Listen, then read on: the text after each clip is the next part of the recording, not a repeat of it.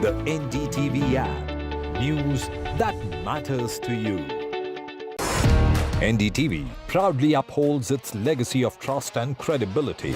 According to the prestigious Reuters Institute's Digital News Report 2024, NDTV is the top-most news platform in the country. Number one in both online and offline reach in India. Beating all its competition, NDTV stands for trust. Get ready for the ride of your life. NDTV brings you the NDTV Auto Show with me, Mugdha Mishra. From the fastest supercars to the sleekest new energy vehicles to your trusted daily ride, we cover it all. Every Saturday at 10:30 a.m. and Sunday at 8:30 p.m. only on NDTV 24/7. Your next great escape starts here. MSMEs are the backbone for the country's economy. They account for 45% of exports. Frequent changes in GST tariffs and norms has proven to become a very tough issue for the small micro units. The budget should be in a growth-oriented budget. So we should bring more manufacturers into the fold of GST. Particularly for micro and small-scale industries, kindly give us a export benefit incentive to us. But for a micro or small-scale industry to go up, there should be a hand-holding mechanism which is definitely required.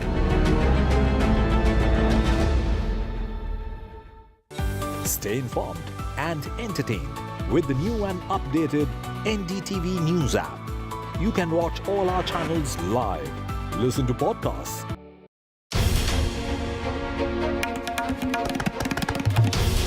This is NDTV, and you're watching NDTV 24/7. Hello, Moto.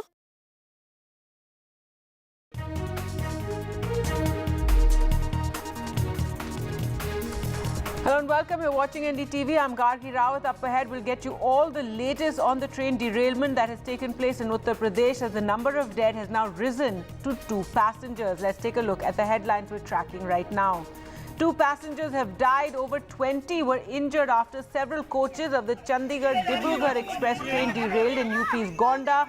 Rescue and relief teams are now at the spot. Several other trains have been affected. The Supreme Court has asked the National Testing Agency to publish the city and centre-wise results of the NEET UG by 5 p.m. on Friday, keeping the identity of the students masked. The next hearing in this case will take place now on Monday, as there are several pleas before the Supreme Court asking for a re-NEET to take place. Prime Minister Modi chaired a special meeting of the Cabinet Committee on Security today. This after a series of terror attacks in Jammu which left several army men dead. The opposition had hit out at the series of deadly attacks. And Uttar Pradesh Police's latest directive asking eateries on the Kanwar Yatra route in Muzaffarnagar to display owners' names stirs a massive row. The opposition has called it a social crime and likened it to Nazi Germany. Akhilesh Yadav says the courts must take up the matter.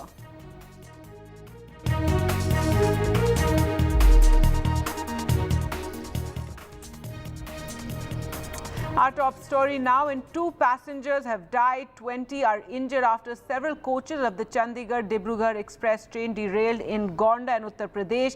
This took place in Pikaura, which is located between Gonda and Jhilahi in UP. Now, rescue team was rushed to the relief site. To give relief operations. People are reportedly injured. As we said, visuals showing passengers sitting on the side of the train with their luggage as well. This is train number 15904, which is heading to Dibrugarh in Assam from Chandigarh, and several helpline numbers have also been provided there on your screens. This has impacted several other trains. In fact, 2 trains have been cancelled because of this accident, and 11 other trains have also been affected. A 40-member medical team with 15 ambulances are at the spot and more ambulances are on their way to the accident site. So 4 SDRF teams, the DM and SP Gonda, are currently at the spot. 15 ambulances have been rushed there. As we said, several other trains have also been affected and a rescue. And there you can see helpline numbers on your screens. Now we're joined by Akhil Agrawal, ex-director of the General Railway Board. Thank you for speaking to us. And yet another train accident taking place. A huge worry now for the railway. So far, what we do know is 2 passengers have died in this derailment. Thank you for calling me, and it's a worrisome thing, and I am sure that the Railway Board will take note of it, and as an internal this thing, they must be examining and they must be analyzing why all these accidents are taking place. It's definitely a cause of concern. There is no doubt about that. But let me also tell you that after each train accident, there is a statutory inquiry by a Commissioner of Railway Safety, and on his recommendation, 100% recommendations are accepted by the Ministry of Railway, and if it is not accepted, they give reasons why they can't accept. So, but unfortunately, these accidents, I am sure that they will take, they must be examining and they must be finding out reasons. Right, so no, definitely a big worry. And you know, recently we saw the Kanchenjunga Express accident. That was a train collision in which 10 people died, and initially it was blamed on one of the loco driver that he was going too fast. But now the preliminary report has said this was an accident waiting to happen. It's pointed out lapses at several levels. So clearly there's an urgent need for, you know, all these trains and tracks to be taken, you know, a careful look at, and not just some of those high-profile trains being promoted, but across the board, clearly the need for modernization, better safety measures. Yes, what Commissioner of Railway, Chief Commissioner of Railway Safety has said in the report that there is a multiple level failure. Normally in railway system, we take care that not a single failure should not cause an accident. In this case, the Chief Commissioner of Railway Safety has said that multiple level failure, which is quite bad. And I am sure that railways will take care of this, and railway will try to see that CCRS has given many recommendations, and some of them are very distinct, that like general rules. They have been framed sometimes in 1976, and after that subsidiary rules have been made on the general rules. So he has said that the general rules should be revised. So all these things, I am sure that with the modern technology, the general rules requires revision, and this railway will take care of all these things. Right, it certainly hope so. For the moment, very, you know, worrying to see a number of these accidents taking place. Thank you so much, Akhil Agrawal, for speaking to us. The number of dead has risen to 2 passengers that have died in this train derailment. We're also joined now by NDTV's Ranveer. For more, Ranveer, what is the latest you can share with us? The rescue relief teams are now at the spot? Yes, 4 teams of SDRF are there, 40 medical teams are there, and reports are saying that 2 passengers are dead and around 30 are injured. Out of them, 3 are critically injured and been shifted to district hospital.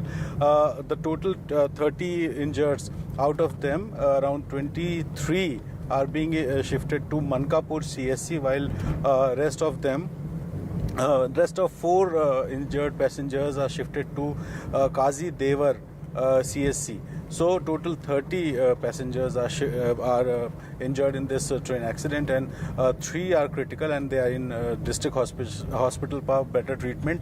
As far as the rescue and relief operation is concerned, CM Yogi Adityanath is taking stock of each and everything, and he has told ACS Home to look after the rescue operations, and 4 SDRF team are there to check whether someone is inside the derailed coaches or not, and 40 medical teams are there, 15 ambulances are there, and some more ambulances are being shifted to the spot for better relief work. So DM, police chief of Gonda. They are on the spot. Some more officials are being shifted to accident site, and the rail line between Lucknow and Gorakhpur has been affected due to this rail accident. So total around 12 coaches of the Dibrugarh-Chandigarh Express are derailed, and the injured are being shifted to hospitals for better treatment.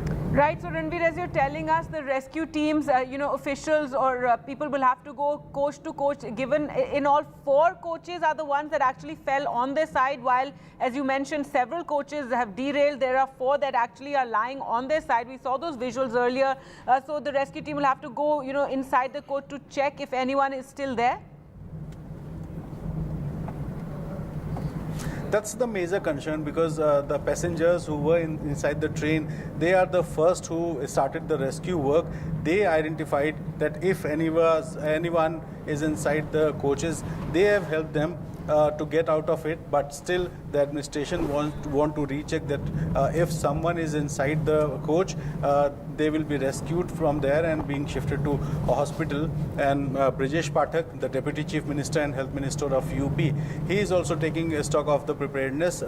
CM Yogi Adityanath told the district administrations to be on alert, and the CSC, PSC and district hospital are on alert because of this accident to give better treatment to the injured. So total around 30 passengers are injured, and 2 confirmed deaths are reported till now.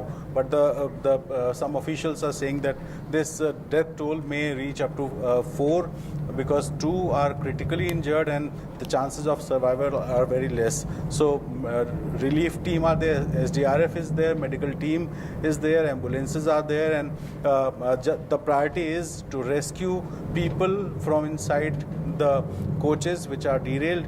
If there is someone, the local administration is trying to rescue them, and also the second most important thing is to send the injured to hospital for better treatment. Some of them are in PSC, CSCs, and some who are critically injured are in district hospital for better treatment. Right, absolutely. And Ranveer, a few trains have been impacted as well. 2 trains had to be cancelled. Several trains have been affected. This is a very frequently used route, and very worrying that this train derailment, of course, it's very early right now to find out exactly what led to the derailment, but worrying that it took place on this line, isn't it? No one knows that why this incident occurred, but it is a matter of inquiry. But as far as the location is concerned, Gonda Junction is the biggest railway station between Lucknow and Gorakhpur, and the accident site is around 30 kilometers away from Gonda Junction. So this is a rural area which where no big hospital is there, and some CSCs and PSCs are there. So the district administration sent some medical teams for immediate relief and medical treatment to the injured. But after reaching the ambulances, the administration ensured that the injured should reach hospitals as soon as possible. So around 23 are in CSC Mankapur, 3 in district hospital, and rest of the 4 injured are in Devar CSC in Gonda for treatment. All right. Thanks so much, Ranveer. We'll return to you for more updates. Let's just listen in to what some passengers who were on the train had to say. बाल बच गया।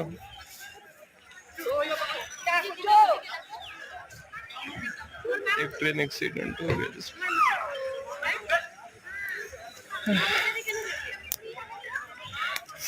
घबराइएगा नहीं, मैं सही सलामत हूँ। आप यहाँ ये 2:30 बजे के करीब में हादसा हुआ है। हाँ, चंडीगढ़ डिब्रूगढ़ एक्सप्रेस में गोंडा से करीब 20 किलोमीटर आगे है ये जी। तो बता रहे मनकापुर अभी यहाँ से 5 किलोमीटर है। हाँ, और 2 बोगियाँ तो एकदम से ऐसे पलट गई हैं। हाँ, एक बोगी ऐसे लगी है, बाकी तो आप देख ही सकते हैं पटरियों की क्या हाल है। पटरियाँ खिसक चुकी हैं यहाँ पे। कैजुअलिटी भी हो सकती है, अभी उसको मालूम नहीं है। लोग अपनी जान बचा करके कैसे कैसे निकल रहे हैं। All right, so those were two passenger accounts earlier. One of them talking about how it was such a close shave for him. Another talking about how, the bogies overturned. And now we do know that 2 people have died. 2 of the passengers died. The rescue relief operations are taking place. Medical and rescue teams are at the spot of the accident where this train derailment took place. Now, joining us for more on this story is Ramakrishnan, TS, railway expert. Thank you so much for being with us. And your first comments on this train derailment today. 2 passengers are dead, and this comes at the back of several incidents like this taking place of train collisions and train derailments. Yeah, I mean, the Indian Railway maintenance track record has been becoming bad to us for various reasons. Although the number of accidents have reduced over a period of time, in the recent past, in the last 2 years, things have become pretty bad. And it is not just one type of accidents. It was collision, then it was signal failure or signal overlook, and now it is derailment. So there are various reasons, for these accidents. So we can't club all of them in under one, banner of, the systemic fault in the system. It is much deeper. The systemic fault in the system is railway system is much deeper, and certainly the railway has to wake up and then do a lot of safety audits across the sectors, across the engineering domains. It is not just enough if they do audits on signal and illumination or on rolling stock or on railway tracks. They have to do things on an integrated basis. So unless otherwise they do such a close audit and for the next 6 months, it's very difficult for them to improve upon the track record of Indian Railway with reference to safety. Right, sir. And recently we had that unfortunate accident, the Kanchenjunga Express, in which there was a train collision, which 10 people died. And just yesterday, the preliminary report by the Commissioner of Railway Safety came out on that, in which they were quite, they spoke about how it was a series of systemic failures that had taken place, and how there's an urgent need to overhaul train operations, and how this was an accident waiting to happen. So given, that kind of report that just came out, and now this train derailment, we of course at this point don't know the cause. What was there, something on the track, what led to this, speeding, etc. But a worry, and this is something that requires urgent attention from the government. Certainly, because the Commissioner of Railway Safety has given a report stating that the standard operating procedure was not followed by the respective station masters while giving a memo to the loco pilot that you should go at a specific speed. So the loco pilot has assumed that he can go at a normal speed that is permitted in that particular section, and that's how he has gone. So there is a standard format for everything, and I don't know why the standard format has not been followed by the station master, because whenever there is a signal failure and when the trains are allowed to travel without the signal, so normally the standard operating procedure is that you give a permission letter stating that you should go at a speed of say 10 km/h. Looking at what about the train that are going before him and all. So unfortunately, these procedures were not only followed, but it was also not instructed. So such kind of things have resulted in the accident where the loco driver of the freight train was able to locate the train only a few hundred or a few 100 meters before that, and then he applied the brakes, but it didn't help enough him, and he has gone and rammed it into the system. So a lot of safety audits have to be done. So that should be the first priority of this the railway ministry now. All other things can wait. So right, a safety audit is the need of the hour. Thank you so much. And moreover, and one more thing I want to add. Yes. There are many near-miss accidents. So the government has, the railway ministry has a lot of data on near-miss accidents. So today's near-miss accident is tomorrow's accident. So Absolutely. They should take all the data about near-miss accidents and then collate it, and then they should try to find out reasons for that and then try to sort it out. There is so much data available with the Ministry of Railways, Only thing is they need to act upon that.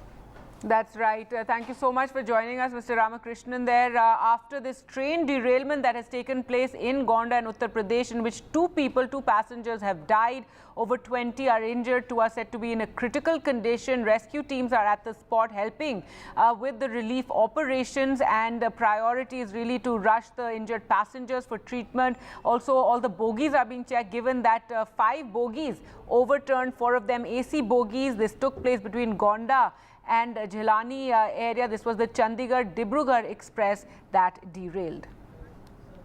Moving on now to the other big story we've been tracking today. The Supreme Court has asked the National Testing Agency to publish the city and center-wise results of the NEET UG by 5 p.m. on Friday, keeping the identity of the students masked. And the hearing in this matter will now take place on Monday. The Supreme Court has been hearing a series of petitions demanding, some demanding that the NEET exam be should take place again. Now, the Chief Justice did say that the paper leak in Patna and Hazaribagh is an acknowledged fact, as the paper was available before the exam. The court was also told that the undergraduate medical counselling in the country will begin on the 24th of July. That is a part of the admissions process. Ahead of today's hearing, the National Testing Agency, which conducts the test, submitted that there was no systemic failure in the conduct of the exam. And the Supreme Court has maintained that any order for conducting the exam afresh has to be on the concrete footing that the sanctity of the entire exam was affected. For more on this story, let's just first listen in to what one of the petitioners had to say. हम तो यही बोल रहे हैं कि ये सही कार्रवाई की तरफ चल रही है, क्योंकि हजारीबाग पाटना से पेपर कैसा ट्रांसफ़र हुआ है सब सीजीए ने माइन्यूट डिटेल्स पूछे थे और एनडीए का रिप्लाई भी मांगा था, और कितने स्टूडेंट्स, और ये भी कहा गया था कि जितने स्टूडेंट्स के मार्क्स है सारों को आप पब्लिश करो। ऐसा नहीं कि सिर्फ 1 से 100 रैंक के जो भी रैंक है इस पे ही आप बहस मत करो, सारे स्टूडेंट्स का डेटा भी आप क्लियर करो। ये एनडीए को वर्डिक्ट दिया गया था। हम उम्मीद करते हैं कि इसमें से हमको अच्छे चीज़ें निकलेंगे, और इसमें से बहुत कॉन्स्पिरेसी जो भी सेंटर्स के है, सेंटर वाइज डेटा पूछा था, तो सेंटर वाइज हमको ये भी पता चलेगा कि कौन से सेंटर में ज़्यादा मार्क आए थे। मैं यही कहूँगी, मतलब मेरी सुप्रीम कोर्ट से यही गुजारिश है कि फैसला जो है जितना जल्दी आए उतना अच्छा है, क्योंकि हम लोग भी सफ़र कर रहे हैं कि 4 जून को रिजल्ट आया था और अभी 18 जुलाई है और अब 22 जुलाई को हो गया है, तो फिर ये जितना डिले होगा उतना हम लोगों के लिए भी प्रॉब्लम हो रही है और ज़्यादा। देखिए, वैसे तो यहाँ पर 620 से लेकर के 720 तक भले ही जो भी बच्चा हो जिसको कि रैंक जिसकी आई हो उसको भले ही कॉलेज में एडमिशन मिल रहा हो चाहे ना मिल रहा हो, वो एक बात तो ज़रूर समझ गया कि ये जो सिस्टम है ना, ये सिर्फ और सिर्फ एक फेलियर है।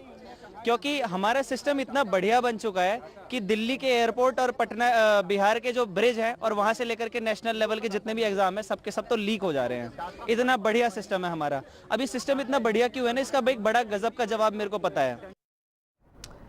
All right, let's go across to Ishika now for more. And Ishika, give us more details regarding this, order that the Supreme Court has given today, asking for the city and centre-wise results to be put on the website by the NTA, and this to establish, what the marks were across, and if there's any, issue geographically. If you could just explain this to us.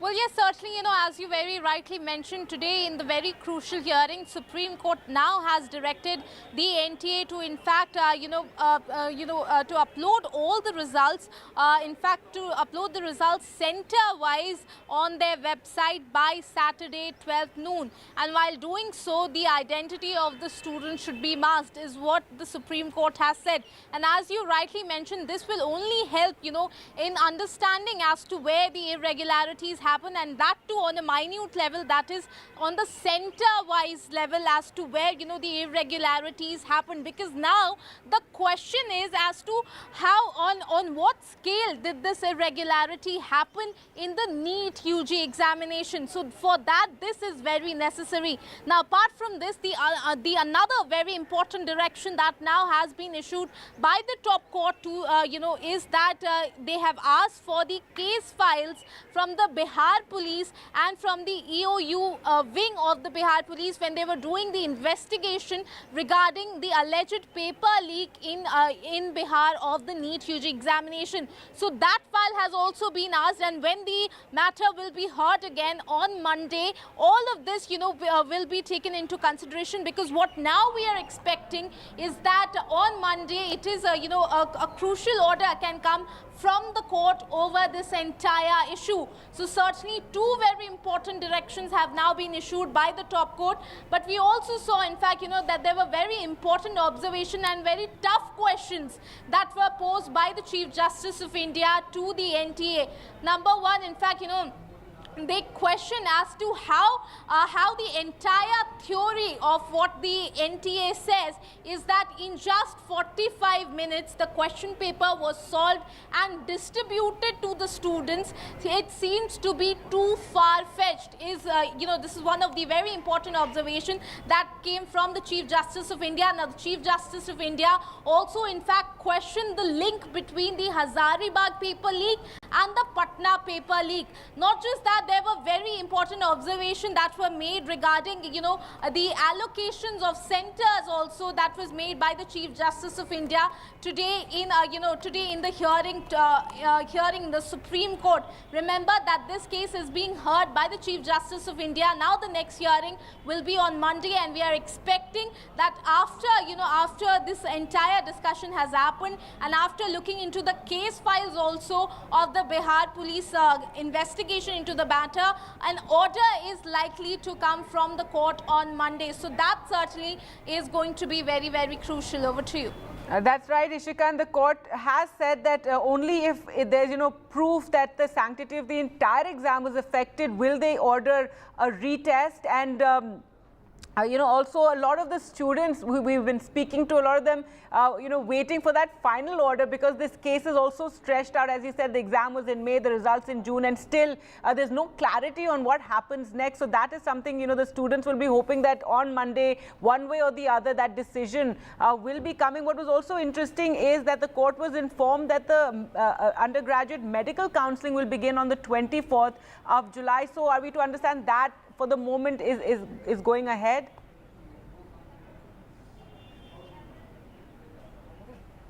Well, certainly, Gargi, as you mentioned, the important points here, we did hear how the petitioners, in fact, asked to stay the counselling of the NEET UG examination, over which the Solicitor General, has said that for that there is a lot of time as of now. So certainly that will be clear once the hearing is, is in fact resumed on Monday. But, it's a very important question that certainly is in fact looming here, is that will there be a re-NEET? Because what the Chief Justice of India today has said in this particular hearing is that he has said that there needs to be a concrete footing that this, in fact, irregularity has been done on a large scale. Only then there could be, in fact, a re-NEET. So certainly all of these points, all of the affidavit, the case files of the investigation, all of that is going to be examined in the Monday hearing, and after that it is likely that the answer whether or not there will be a re-NEET or not will be given by the court. So certainly, the Monday hearing remains to be very, very important. And as you said, we have been speaking to the students there, and students, continue who in fact have been holding protest and have been demanding a re-examination. All of them say that, they are eagerly waiting for, for the order to come from the top court, since, their career is currently in question. Over to you. All right, Ishika, thanks so much for joining us with all those details. So the next hearing in this matter will take place on Monday. With that, we'll slip into a short break. More news coming up on the other side. Do stay with us.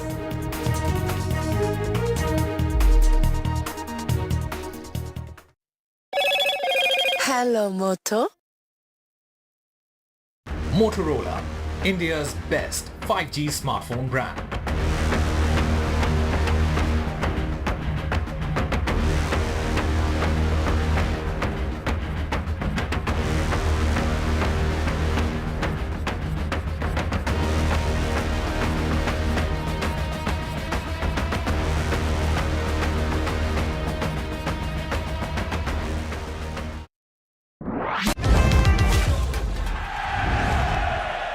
Get the magic of the best working for you now. Link your payment cards once, collect rewards forever.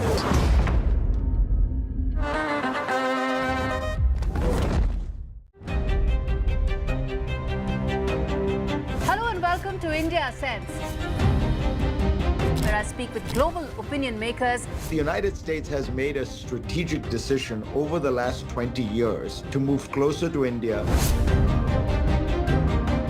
So a $7 trillion economy seems a perfectly conceivable number. If you want to be a national party, it's that you sort of accept the way the world is rather than want to endlessly hark back to how it was. Modi is promoting the digitization of the economy, which is accelerating growth in the country.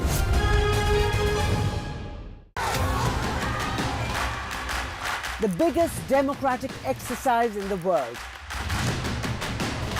Team NDTV covers it from ground zero. BJP really had to fight a tough election this time. Unprecedented exercise.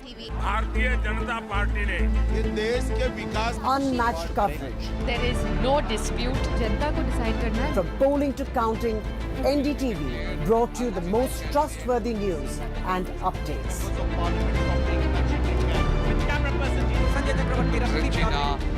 Elections mean NDTV.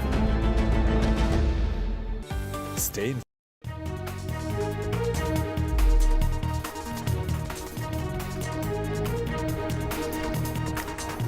Welcome back. The latest on the train derailment that's taken place in Uttar Pradesh. 2 passengers have died, over 20 are injured after several coaches of the Chandigarh-Dibrugarh express train derailed in Gonda. This took place near Pikaura, which is located between Gonda and Jhilahi.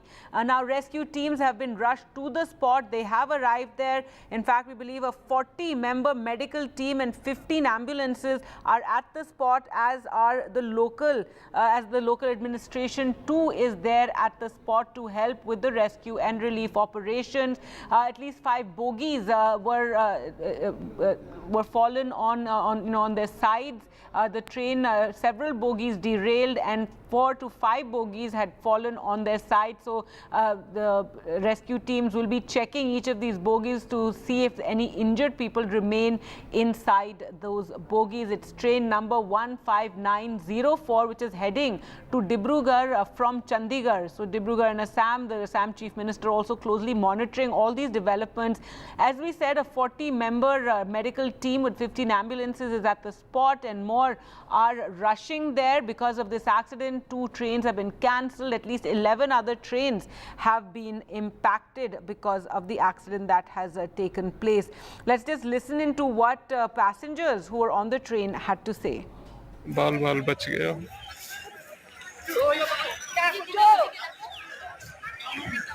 एक train accident हो गया जिसमें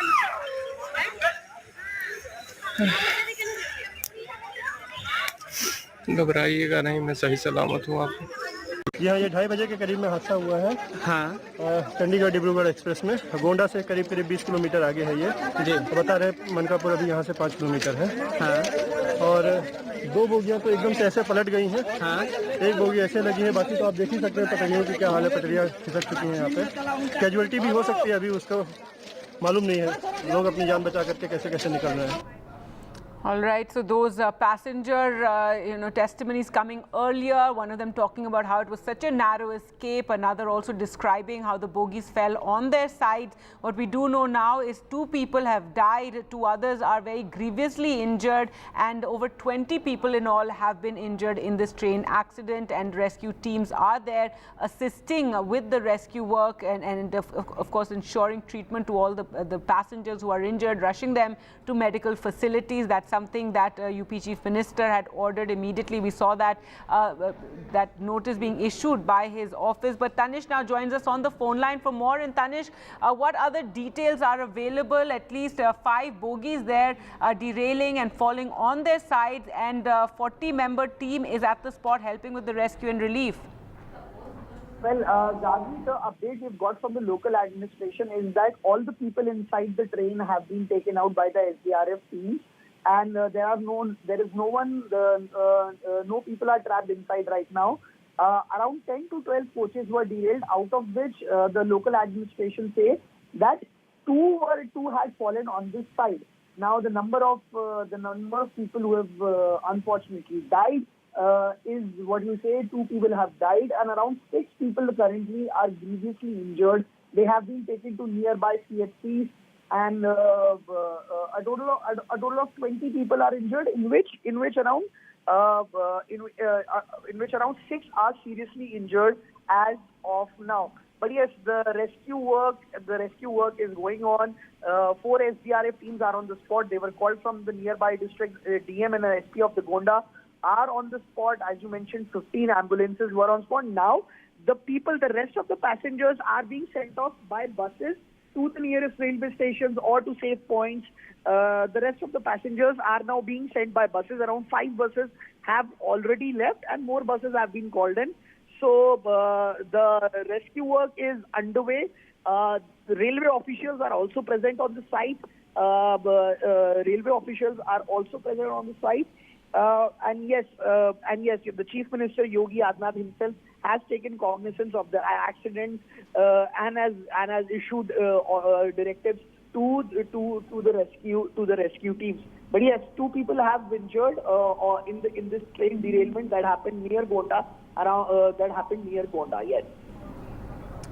All right. Thanks so much, Tanish, for joining us with those details. Let's just listen in to what Vineet Jaiswal, SP Gonda, had to say on the accident. Express train है वो Daryl हुई है, क्या हादसा हुआ है, किस तरह से लोगों को रेस्क्यू किया जा रहा है? देखिए, जनपद गोंडा का ये थाना मोतीगंज क्षेत्र है। इसमें ये सूचना प्राप्त हुई थी कि ये चंडीगढ़ डिब्रूगढ़ ट्रेन है, ये डिरेल हो गई है। इसके करीब 10-12 डब्बे पटरी से अलग हो गए हैं और 2 डिब्बे इसमें पलट गए हैं। इस सूचना पे तत्काल जो हमारी पुलिस की फोर्स है वो मौके पे पहुंची, और हमारे जो फायर ब्रिगेड की टीम है और जो प्रशासन के अधिकारी हैं और डीएम साहब, मैं, कमिश्नर साहब और डीआई साहब यही मौके पे मौजूद है। तत्काल पुलिस द्वारा रेस्क्यू अभियान चलाया गया और घायलों को तत्काल ट्रेन से निकाला गया, डब्बों से जो उसमें फंसे हुए थे। यहाँ के जो ग्रामीण हैं उनके द्वारा भी काफ़ी सहायता की गई। अभी तक जो पुष्ट सूचना है उसके अनुसार 2 लोग की इस दुर्भाग्यपूर्ण घटना में मृत्यु हुई है, जिन्हें एम्बुलेंस से भिजवाया गया है, और करीब 6 लोग हैं जो थोड़े गंभीर घायल हैं। उन्हें भी तत्काल यहाँ पर, क्योंकि सीएमओ भी यहीं पर आ गए थे और एम्बुलेंस की हमारी सारी टीमें थी, स्ट्रेचर में लाद के तत्काल उन्हें अस्पताल उपचार हेतु भिजवाया गया है, जहाँ उनका उपचार चल रहा है। इसके अतिरिक्त कुछ लोग हल्के रूप से चुटहिल हुए हैं, तो उनको फर्स्ट एड आदि की सुविधा जो है पास के सीएससी में उपलब्ध कराई जा रही है। इन डब्बों को 2 बार हमारे पुलिस की टीमों द्वारा और जो रेस्क्यू टीम रेलवे की अपनी है उसके द्वारा पूरा चेक कर लिया गया है। इसमें अभी वर्तमान में कोई नहीं फंसा है और सभी उच्चाधिकारी यहाँ मौके पे मौजूद है। रेलवे के भी अधिकारी यहाँ पर आ गए हैं, जीआरपी की भी टीम है, और जो भी अग्रिम इसमें आवश्यक कार्रवाई है वो यहाँ पर की जा रही है। चूँकि ट्रेन में और भी लोग सवार थे, उनको उनके गंतव्य तक पहुँचाने के लिए देखिए, प्रशासन की पूरी टीम यहाँ मौजूद है, आरटीओ यहाँ मौजूद है, जिलाधिकारी और मंडलायुक्त महोदय खुद मौजूद हैं। लगातार यहाँ पर पास में बसें मंगाई गई हैं, 3-4 बसें यहाँ पे पब्लिक को भर के रवाना भी हो चुकी हैं, और अन्य बसें भी लगातार यहाँ पे मंगाई जा रही हैं, ताकि जल्द से जल्द इन्हें जो सुरक्षित स्थान है या स्टेशन है वहाँ तक इनको पहुँचाया जा सके, किसी को कोई समस्या न आए। जनपद के जितने भी वरिष्ठ अधिकारीगण हैं सभी यहाँ मौजूद हैं। सर, प्रथम दृष्टया क्या कुछ निकल कर आया जिससे ट्रेन? देखिए, रेलवे के अधिकारी यहाँ पर सभी मौजूद हैं, उनकी टेक्निकल टीम भी मौजूद है, वो अपनी जांच कर रही है। इसके संबंध में वही लोग स्पष्ट कुछ इस पर टिप्पणी कर पाएंगे। ठीक। All right, moving on now to other news, and today Prime Minister Narendra Modi chaired a special key meeting of the Cabinet Committee on Security, which also included Home Minister Amit Shah and Defence Minister Rajnath Singh, among others. Now, the meeting came amid a rush of terror attacks in Jammu and Kashmir. Hours before the meet, 2 soldiers were injured in an encounter in Jammu and Kashmir's Doda district, where forces were engaged in a prolonged operation to flush out terrorists linked to the killing of 4 army personnel this week. Remember, the opposition too has raised this issue of these continuous terror attacks that are taking place in Jammu. In fact, since that meeting, 2 terrorists were also killed in an encounter that took place in the Keran sector. Earlier we spoke to Nazir for more. There was another attack on army in Doda. Army had set up a temporary camp at Zadan High School, Kastigar, and during the night there was heavy firing on this temporary camp, and 2 army soldiers were injured. Condition of 1 soldier is stated to be critical. Injured have been evacuated and airlifted to Udhampur Army's base hostel at Northern Command. So this clearly shows how there's attack after attack, and army is the specific target of these highly trained militants who are using state-of-art weapons, including M4 rifles. And a senior police official has said that the weapons which may have been left by the Americans after they withdrew from Afghanistan may have made their way to Jammu and Kashmir as well. So in 3 days, 2 major attacks. In between, there were also exchange of firing in Doda. So overall, in 3 days, 4 incidents. And last week, there was an attack on army ambush on army 2 trucks of army, in which 5 soldiers were killed and 5 others were injured. On Monday, there was an encounter in Desa area of Doda. 4 soldiers, including a captain, were killed. And in last 32 months in Jammu region, which has become really a huge target of militants, 48 soldiers have been killed. And this attack on army camp in Doda last night has happened when security forces have launched an all-out operation to track down militants. According to senior police officer DIG Doda, he said coordinated operations have been launched by all the security agencies in Doda to track down the attackers, and there has been contact with militants yesterday and today as well. That means the exchange of fire. But so far there is no information if any of the militant has been cornered during these ongoing operations. And as the security forces are engaged in this long anti-militancy operation in Doda, where they are facing attack after attack, at the line of control, 2 militants, according to army, have been killed while trying to infiltrate. This is the second infiltration attempt that has been foiled by the army in last 4 days in Keren sector along the line of control in Kupwara district. There is no official word as far as the Cabinet Committee on Security is concerned, though officials have confirmed that there was a meeting of the CCS this morning chaired by Prime Minister Narendra Modi, and other senior ministers and members of the CCS were also present in this meeting. There is no official word, as I mentioned, but it is believed that the recent spike in the terrorist activities and attacks, especially in the region of Jammu, has been discussed in detail. The Prime Minister was briefed by the security staff and also senior officials about the current situation as far as Jammu is concerned. If you recall, since January this year, there has been a spike in the terrorist activities in Jammu region, and only on this Monday we have seen that 4 Indian Army soldiers made a supreme sacrifice, and also since January 1st we have seen that 12 Indian Army personnel have lost their lives in Jammu, and apart from them 10 civilians also killed in the terrorist attacks, and 55 have been injured. So it's a serious situation, and now the security establishment has been dealing with this with a firm hand, and also the grid has been enhanced, and that is why all the security arrangements and the preparations were reviewed in the CCS meeting. This is what sources are indicating, but as I have mentioned, there is no official word about the Cabinet Committee on Security deliberations.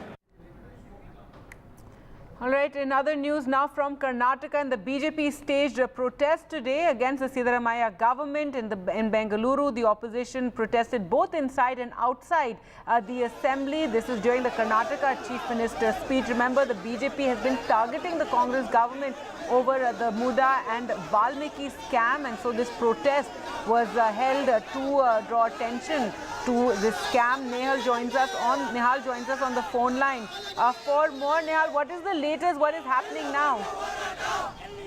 The united opposition led by the BJP entered the well of the house, and they were protesting against CM's reply. Today CM had replied on Valmiki Corporation scam, and the BJP and the JDS, the opposition parties, they were demanding Chief Minister's resignation, saying that on moral ground as head of the state he should step down, because prima facie it is clear that Minister Nagendra, who has been arrested by the ED, he was straight away responsible for the scam, and as the head of the state he must resign, not only inside the well but also outside the premises of Vidhan Saudha. The BJP had staged a protest.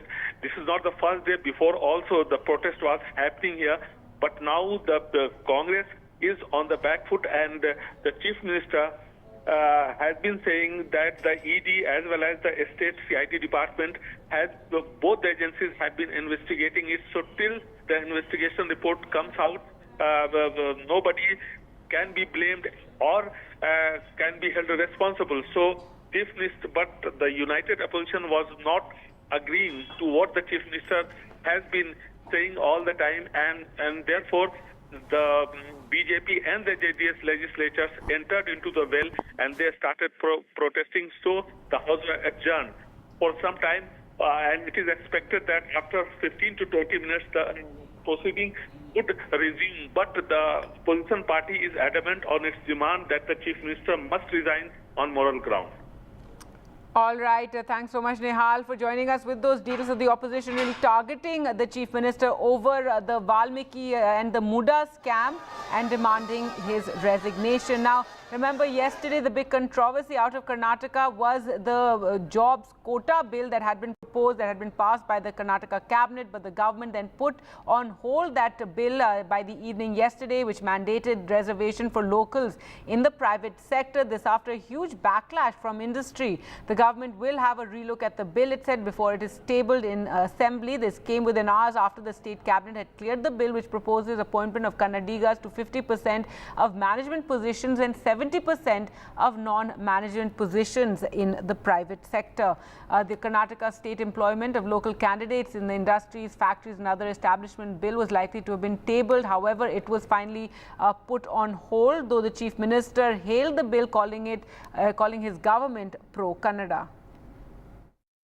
So when it comes to the different scams, the BJP has been protesting even today, talking about how this is a diversion tactic that is being played out by the Congress and that they need to provide definitive answers with respect to both the scams, Valmiki and Muda. Look, this is a scam on which our government has taken a very clear stand. We will not tolerate this. On suspicions, we have ensured that the minister is resigned. There is an allegation, but there is no proof against him as yet. But investigation will establish the facts. He should not interfere with the investigations being a minister, so we have ensured that he is not part of the cabinet. Investigation is going on at a fast pace. We have put one of the most credible police officers to investigate the matter. So the intent of government is very clear through the pace of investigation and also through the type of officers we have deputed for the investigation. And we have given them all the powers necessary to carry out the investigation. So our intent is very clear that whoever has done wrong should be brought to justice.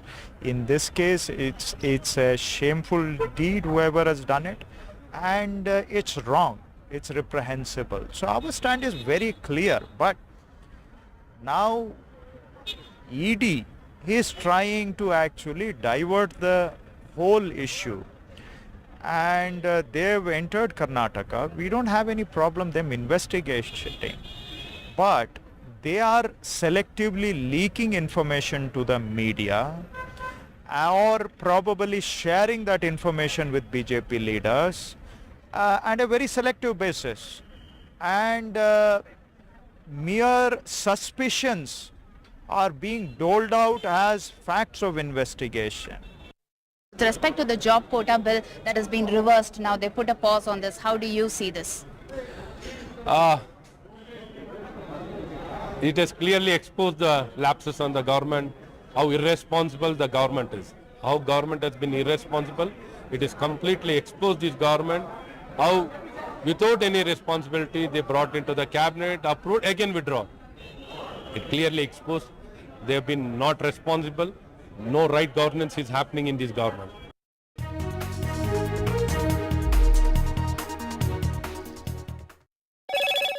Hello, Moto. Motorola, India's best 5G smartphone brand.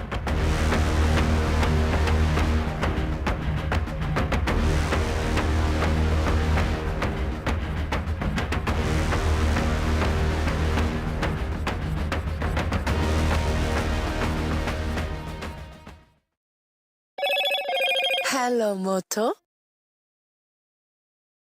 Loan मिलेगा या नहीं ये आपके credit score पे depend करता है। तो आज ही पैसाबाजार.com पर जाइए और अपना क्रेडिट स्कोर चेक कीजिए फ्री में, क्योंकि लोन की जरूरत कभी भी किसी को भी पड़ सकती है। बस एक्टिंग करा लो इनसे। पैसाबाजार.com, क्रेडिट स्कोर चेक, आदत अच्छी है। Get ready for the ride of your life. NDTV brings you the NDTV Auto Show with me, Mugdha Mishra. From the fastest supercars to the sleekest new energy vehicles to your trusted daily ride, we cover it all. Every Saturday at 10:30 a.m. and Sunday at 8:30 p.m. only on NDTV 24/7. Your next great escape starts here. MSMEs are the backbone for the country's economy.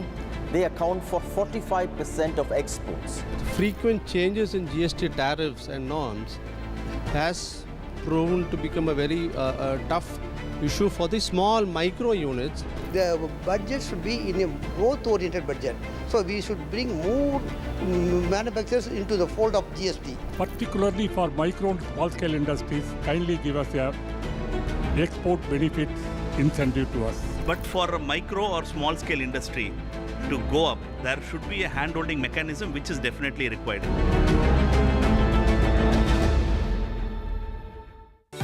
Stay informed and entertained with the new and updated NDTV News app. You can watch all our channels live, listen to podcasts, read breaking and exclusive news from around the world and more. Download the NDTV app today and get access to the best journalism and storytelling on your smartphone or tablet. The NDTV app. News that matters to you. Some people say the metaverse will only be virtual. One day this lecture hall will be made of code, and driverless cars would be trapped in intersections. But even in this maze of the future, you can't wish away health. It's time to become more resilient.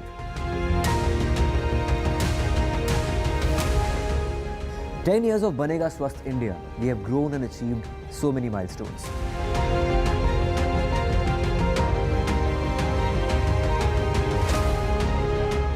And now I have a plan to beat the urgency, to stop breathing with difficulty, to relieve getting choked with inactivity.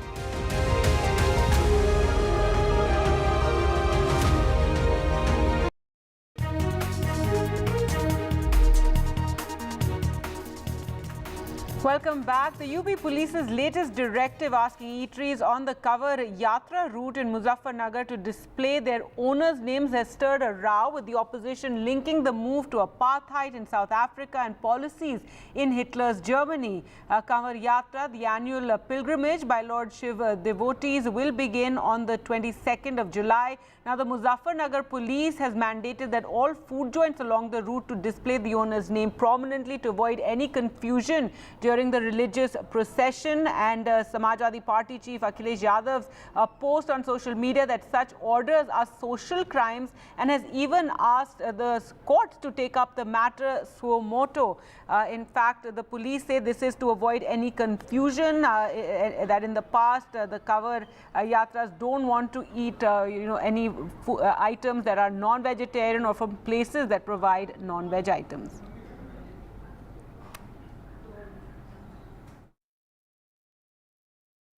जो हमारे रास्ते में पड़ने वाले hotels है, ये हैं ढाबे पे, उन सब पे रेट लिस्ट चस्पा किए जाए, और ताकि बोर्ड पे नाम स्पष्ट हो, ताकि कोई समस्या नहीं होना चाहिए।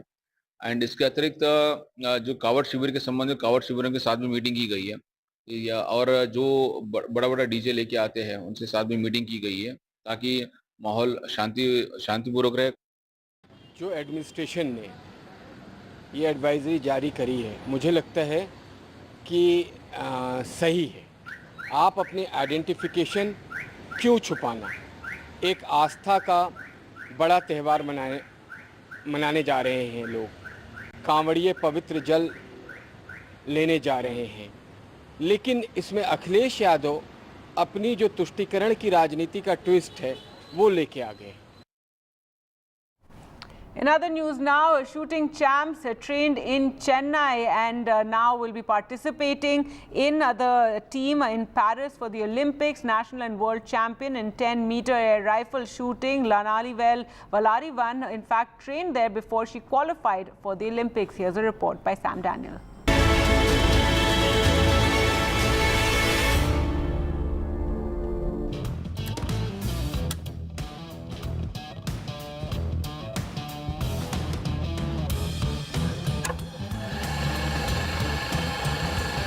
It was at this state-of-art Gun for Glory Academy's shooting range in Chennai. National and world champion in 10-meter air rifle shooting, Ilavenil Valarivan, got trained before she qualified for Paris Olympics.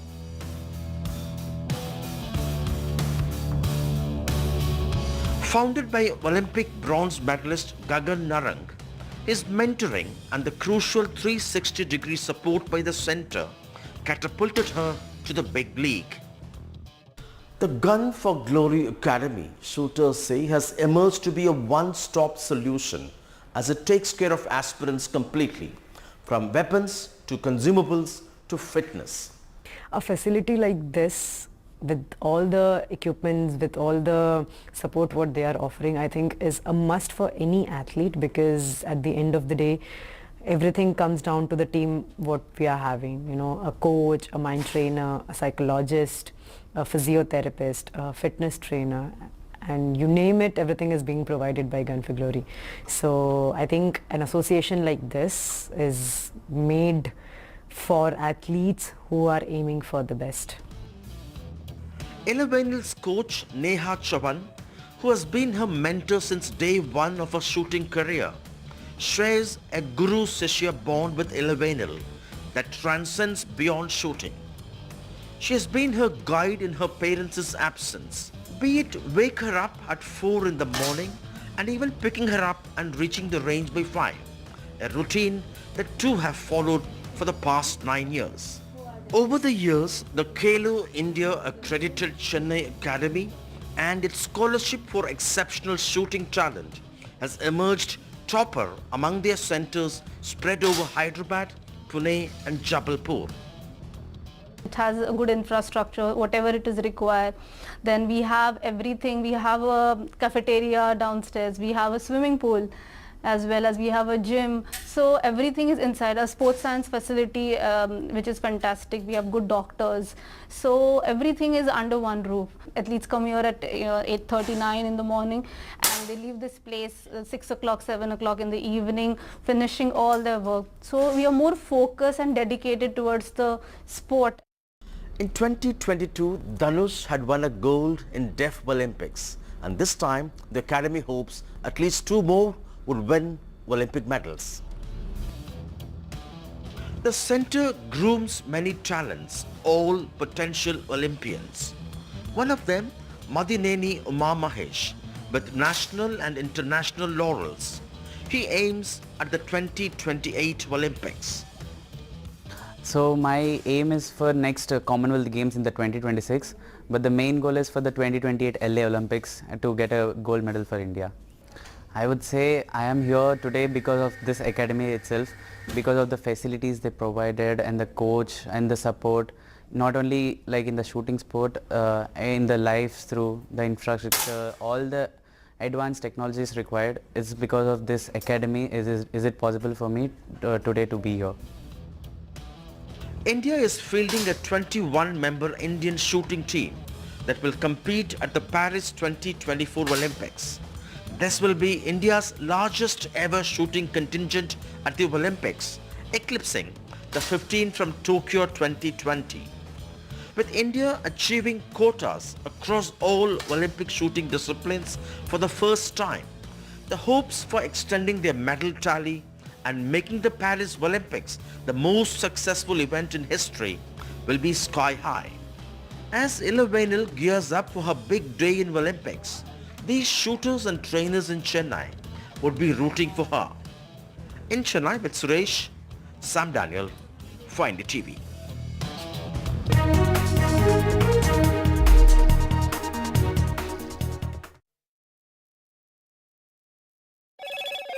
Hello, Moto. Motorola, India's best 5G smartphone brand.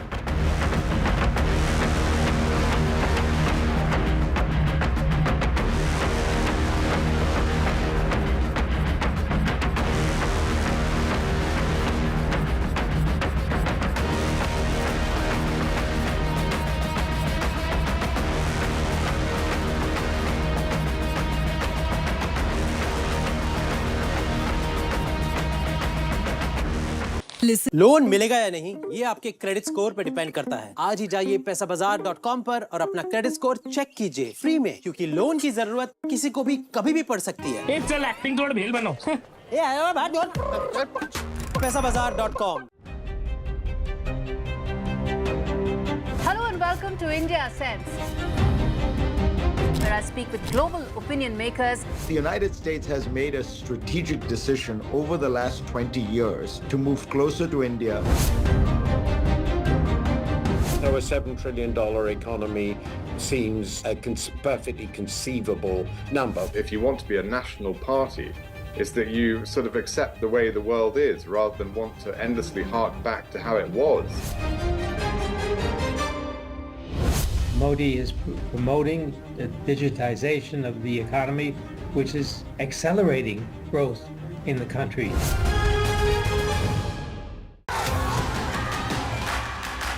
The biggest democratic exercise in the world.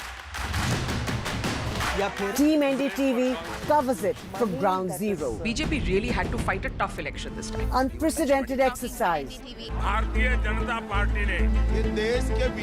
Unmatched coverage. There is no dispute. जनता को decide करना है. From polling to counting, NDTV brought you the most trustworthy news and updates.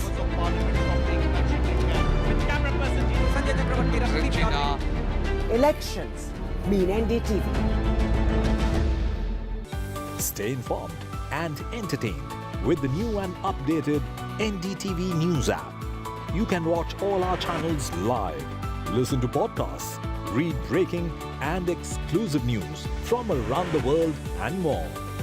Download the NDTV app today and get access to the best journalism and storytelling on your smartphone or tablet. The NDTV app. News that matters to you. NDTV proudly upholds its legacy of trust and credibility. According to the prestigious Reuters Institute's Digital News Report 2024, NDTV is the topmost news platform in the country. Number one in both online and offline reach in India. Beating all its competition, NDTV stands for trust. Get ready for the ride of your life. NDTV brings you the NDTV Auto Show with me, Mugdha Mishra. From the fastest supercars to the sleekest new energy vehicles to your trusted daily ride.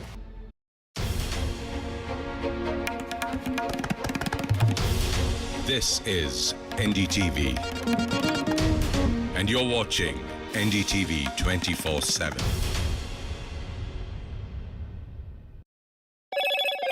Hello, Moto.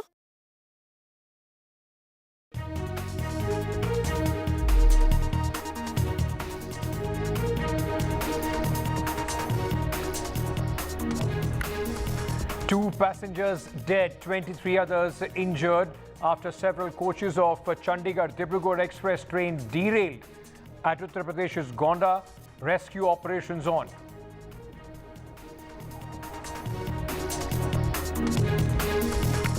The Supreme Court has asked the National Testing Agency to publish the city and the centre-wise results of NEET undergraduate by 5 p.m. Friday, keeping the identity of their students masked. The next hearing will be on Monday.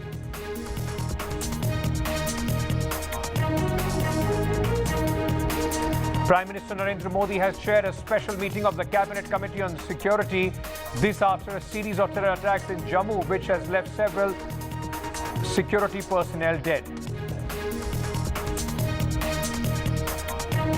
Uttar Pradesh Police latest directive asking eateries on the Kawar Yatra route in Muzaffarnagar to display their owner's name has stirred a controversy. Opposition called it social crime and likened it to Nazi Germany.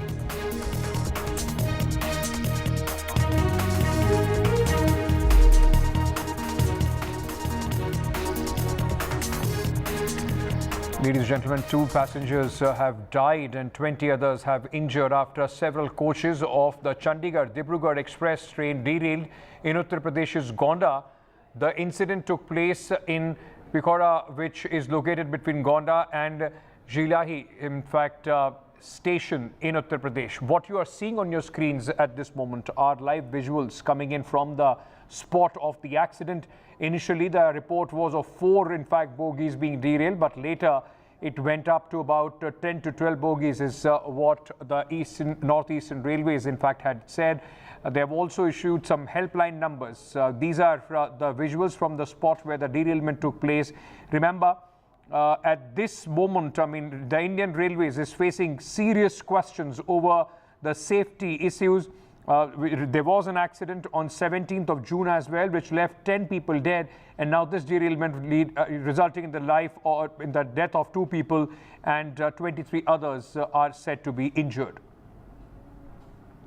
Rescue teams are on the spot for relief operations. Some people have, in fact, been reportedly injured. What we are showing you are some pictures of inside the bogies which have overturned. What you are seeing at this moment are SDRF teams inside these bogies, and you can understand the horror that the passengers must have gone through. The SDRF teams, in fact, trying to rescue and locate passengers and take the people, those who are injured, out of the bogies. A few people are said to be trapped.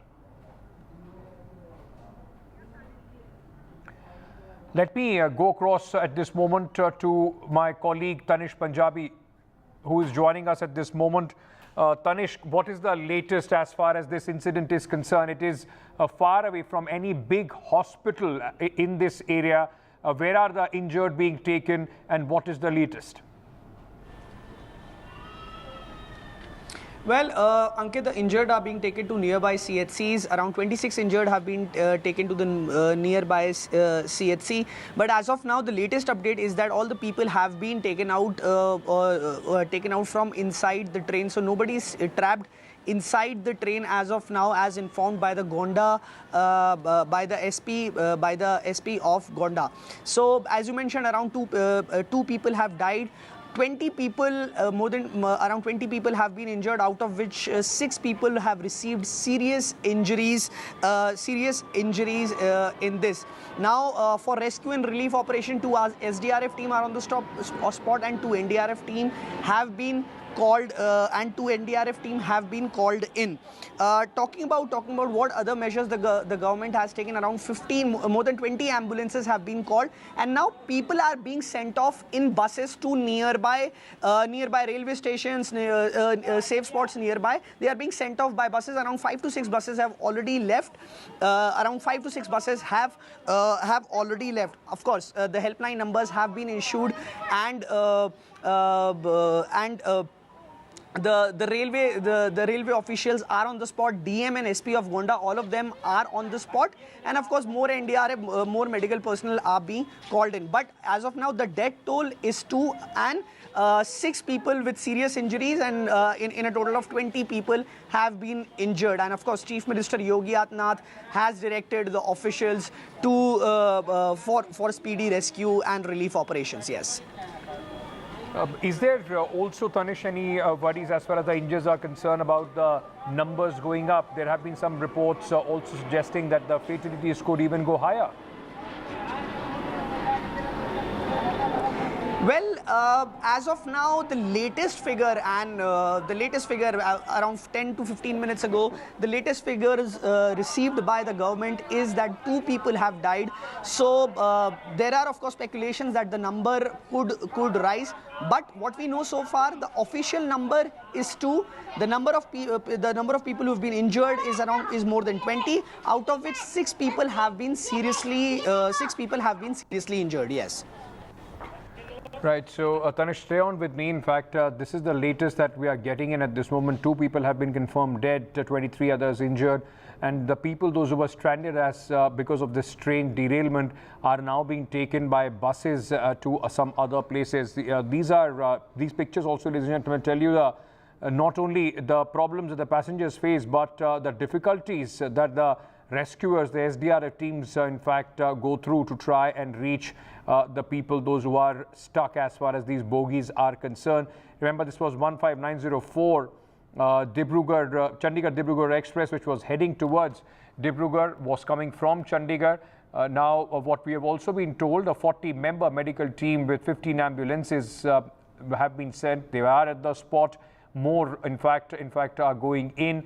Some more shots, in fact, coming in at this moment of the SDRF going from bogie to bogie. All of these train bogies have, in fact, derailed and have overturned. So they are going from bogie to bogie in search of people, those who might be stuck, injured, or in fact, been in these bogies. So they are trying to, in fact, find out and make sure that there is nobody who is stuck as far as these bogies are concerned.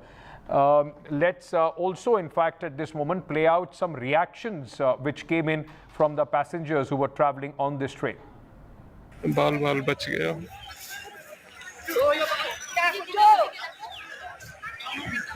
एक train accident हो गया जिसमें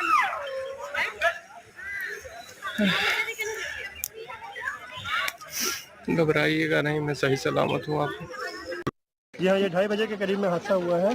हाँ, Chandigarh Dibrugarh express में गोंडा से करीब 20 kilometre आगे है ये जी। तो बता रहे मनकापुर अभी यहाँ से 5 किलोमीटर है। हाँ, और 2 बोगियाँ तो एकदम से ऐसे पलट गई हैं। हाँ, एक बोगी ऐसे लगी है, बाकी तो आप देख ही सकते हैं पटरियों की क्या हाल है। पटरियाँ खिसक चुकी हैं यहाँ पे। कैजुअलिटी भी हो सकती है, अभी उसको मालूम नहीं है लोग अपनी जान बचा करके कैसे कैसे निकल रहे हैं। Right. Let's also, in fact, get you some reactions which came in from the authorities on this railway accident. जो आपके सामने जो डब्बे डिरेल हैं आपको दिख ही रहे हैं। कैजुअलिटी इसमें अभी तक कोई पक्की खबर नहीं है, इसलिए हम उसमें कोई जिक्र नहीं करना चाहते हैं। हमारे सारे अधिकारियों से भेंट हो गई है। यहाँ पे जितने घायल अवस्था में लोग हैं उनको मनकापुर CHC और गोंडा भेजा जा चुका है। बाकी जो यात्री हैं उनको सड़क तक, मेन रोड तक ले आने का हम लोग भी प्रबंध कर रहे हैं और प्रशासन भी प्रबंध कर रहा है। वहाँ मेन रोड से उनको बस लगवा दी गई है जिससे वो मनकापुर रेलवे स्टेशन पहुँच सकें। कैजुअलिटी अभी तो संख्या है और बाकी जो चोटिल हैं उन लोगों को प्राथमिक उपचार दिया जा रहा है। यहाँ से जो हम लोगों का मेन व्यवस्था देखी जा रही है कि लोग जो थे इधर यात्री काफी लंबे के उन लोगों को गंतव्य पहुँचाने के लिए जो प्रबंधन होना है उसके लिए हम लोगों ने लाइन अप किया है। लोकल लेवल पर बसेस और एम्बुलेंसेज, यहाँ तक कि हमारे अपने वाहनों से हम लोगों ने तुरंत भेज दिया और लोग जो हैं काफी लोग पहुँच भी चुके हैं मनकापुर स्टेशन और बाकी रेलवे के साथ समन्वय के साथ में रेस्क्यू स्पेशल से उन लोगों को उनके गंतव्य तक पहुंचाया। इस सूचना पे तत्काल जो हमारी पुलिस की फोर्स है वो मौके पे पहुंची और हमारी जो फायर ब्रिगेड की टीम है और जो प्रशासन के अधिकारी हैं और डीएम साहब, मैं, कमिश्नर साहब और डीआई साहब यही मौके पे मौजूद है। तत्काल पुलिस द्वारा रेस्क्यू अभियान चलाया गया और घायलों को तत्काल ट्रेन से निकाला गया, डब्बों से जो उसमें फंसे हुए थे। यहाँ के जो ग्रामीण हैं उनके द्वारा भी काफ़ी सहायता की गई। अभी तक जो पुष्ट सूचना है उसके अनुसार 2 लोग की इस दुर्भाग्यपूर्ण घटना में मृत्यु हुई है जिन्हें एम्बुलेंस से भिजवाया गया है और करीब 6 लोग हैं जो थोड़े गंभीर घायल हैं। Right, now this is in a series of accidents which have taken place in the Indian Railways on 17th of June. The Kanchenjunga Express train collision with a goods train resulted in the death of 10 people in West Bengal. Now the opposition has also raised the questions about the government's sincerity on the safety issues plaguing the Indian Railways. Moving on now, the Supreme Court in fact has asked the National Testing Agency to publish the city and centre-wise results of the NEET undergraduate by 5 p.m. on Friday, keeping the identity of the students masked. The next hearing will take place on Monday. The court's order followed a day of intense arguments over clutch of petitions seeking repeat or cancellation of the qualifying examination for the undergraduate medical examination across the country. The original exam, attended by nearly 24 lakh aspiring medical professionals, was held on May 5th. The CJI said the paper leak in Patna and Hazaribagh is an acknowledgement as the paper was available before the examination. The court was also told the undergraduate medical counselling in the country will begin on July 24th, which is in fact a part of the admission process. Ahead of today's hearing, the National Testing Agency, which conducts the examination and has come under severe scrutiny, submitted there was no systemic failure in the conduct of the examination. The Supreme Court has said any order for conducting the exam afresh has to be on concrete footing, that the sanctity of the entire examination was affected. हम तो यही बोल रहे हैं कि ये सही कार्रवाई की तरफ चल रही है, क्योंकि हजारीबाग पाटना से पेपर कैसे ट्रांसफ़र हुआ है सब सीजीए ने माइन्यूट डिटेल्स पूछे थे और एनडीए का रिप्लाई भी मांगा था और कितने स्टूडेंट्स, और ये भी कहा गया था कि जितने स्टूडेंट्स के मार्क्स है सारों को आप पब्लिश करो, ऐसा नहीं कि सिर्फ 1 से 100 रैंक के जो भी रैंक है इस पे ही आप बहस मत करो, सारे स्टूडेंट्स का डेटा भी आप क्लियर करो। ये एनडीए को वर्डिक्ट दिया गया था। हम उम्मीद करते हैं कि इसमें से हमको अच्छे चीज़ें निकलेंगे और इसमें से बहुत कॉन्स्पिरेसी जो भी सेंटर्स के है, सेंटर वाइज डेटा पूछा था तो सेंटर वाइज हमको ये भी पता चलेगा कि कौन से सेंटर में ज़्यादा मार्क आए थे। मैं यही कहूँगी, मतलब मेरी सुप्रीम कोर्ट से यही गुजारिश है कि फैसला जो है जितना जल्दी आए उतना अच्छा है, क्योंकि हम लोग भी सफ़र कर रहे हैं कि 4 जून को रिजल्ट आया था और अभी 18 जुलाई है और अब 22 जुलाई को हो गया है, तो फिर ये जितना डिले होगा उतना हम लोगों के लिए भी प्रॉब्लम हो रही है और ज़्यादा। देखिए वैसे तो यहाँ पर 620 से लेकर के 720 तक भले ही जो भी बच्चा हो जिसको कि रैंक जिसकी आई हो उसको भले ही कॉलेज में एडमिशन मिल रहा हो चाहे ना मिल रहा हो, वो एक बात तो ज़रूर समझ गया कि ये जो सिस्टम है ना ये सिर्फ और सिर्फ एक फेलियर है, क्योंकि हमारा सिस्टम इतना बढ़िया बन चुका है कि दिल्ली के एयरपोर्ट और पटना बिहार के जो ब्रिज है और वहां से लेकर के नेशनल लेवल के जितने भी एग्जाम है सबके सब तो लीक हो जा रहे हैं। इतना बढ़िया सिस्टम है हमारा।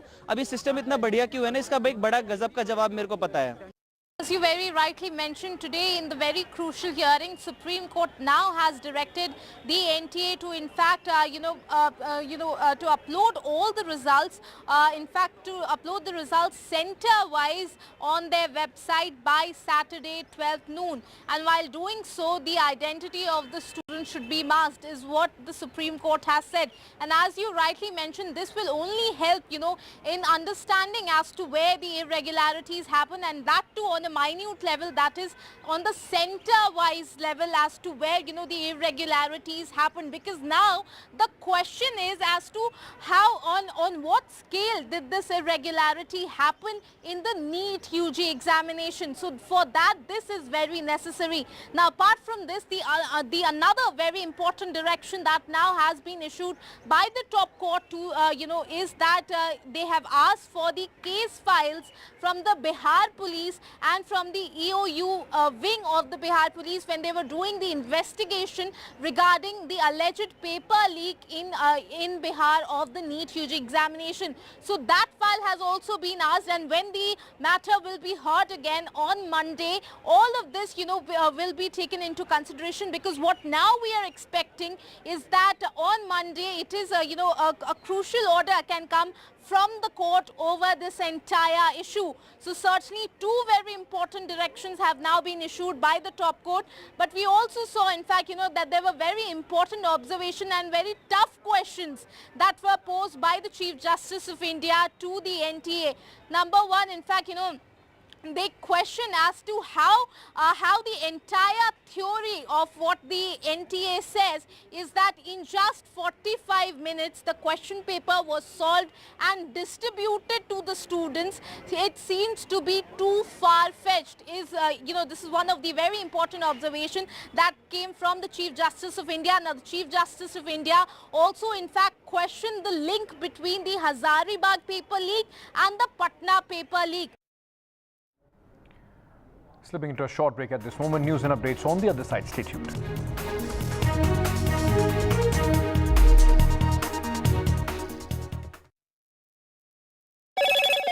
Hello, Moto. Motorola, India's best 5G smartphone brand.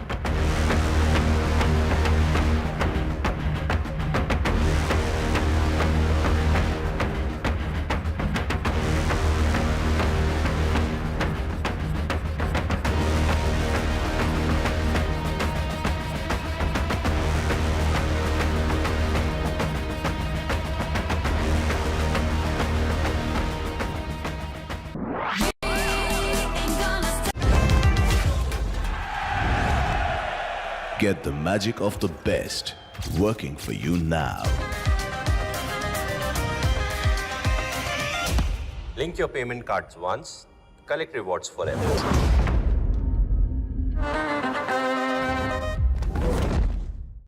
Stay informed and entertained with the new and updated NDTV News app. You can watch all our channels live, listen to podcasts, read breaking and exclusive news from around the world and more. Download the NDTV app today and get access to the best journalism and storytelling on your smartphone or tablet. The NDTV app. News that matters to you. Some people say the metaverse will only be virtual. One day this lecture hall will be made of code, and driverless cars would be trapped in intersections. But even in this maze of the future, you can't wish away health. It's time to become more resilient.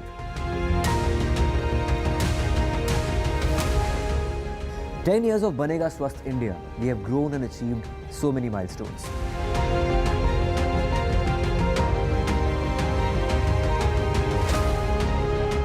And now I have a plan to beat the urgency, to stop breathing with difficulty, to relieve getting choked with inactivity.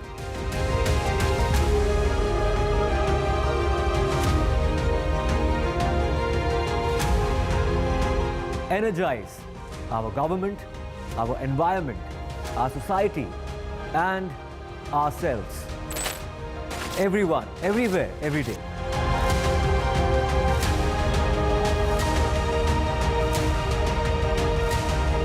Banega Swasth India.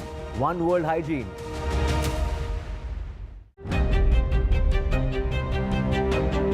Hello and welcome to India Sense, where I speak with global opinion makers. The United States has made a strategic decision over the last 20 years to move closer to India. So a $7 trillion economy seems a perfectly conceivable number. If you want to be a national party, it's that you sort of accept the way the world is rather than want to endlessly hark back to how it was. Meanwhile, 2 terrorists have been killed in an encounter in Keren sector. This after they were trying to infiltrate from Pakistani side towards India. Remember, this is the second, in fact, victory of the Indian forces on the line of control in the Keren sector. On Sunday, also 3 terrorists were killed. But this has there have been spate of terror attacks in Jammu and Kashmir, resulting in the death of at least 9 Indian Army personnel. And this has prompted a very important meeting of the Cabinet Committee on Security, which was chaired by Prime Minister Narendra Modi. Home Minister Amit Shah, Defence Minister Rajnath Singh were present, among others. The meeting comes amid a rush of terror attacks in Jammu and Kashmir. Hours before the meeting, 2 soldiers, remember, were injured in the encounter in Jammu Kashmir's Doda district, where forces have been engaged in a prolonged operation to flush out terrorists linked to the killing of 4 army personnel, including an Indian Army captain, this week itself. Going across to my colleague Akhilesh for more details. There is no official word as far as the Cabinet Committee on Security is concerned, though officials have confirmed that there was a meeting of the CCS this morning chaired by Prime Minister Narendra Modi, and other senior ministers and members of the CCS were also present in this meeting. There is no official word, as I have mentioned, but it is believed that the recent spike in the terrorist activities and attacks, especially in the region of Jammu, has been discussed in detail. The Prime Minister was briefed by the security security staff and also senior officials about the current situation as far as Jammu is concerned. If you recall, since January this year, there has been a spike in the terrorist activities in Jammu region, and only on this Monday we have seen that 4 Indian Army soldiers made a supreme sacrifice, and also since January 1st we have seen that 12 Indian Army personnel have lost their lives in Jammu, and apart from them 10 civilians also killed in the terrorist attacks, and 55 have been injured. So it's a serious situation, and now the security establishment has been dealing with this with a firm hand, and also the grid has been enhanced, and that is why all the security arrangements and the preparations were reviewed in the CCS meeting. This is what sources are indicating, but as I have mentioned, there is no official word about the Cabinet Committee on Security deliberations.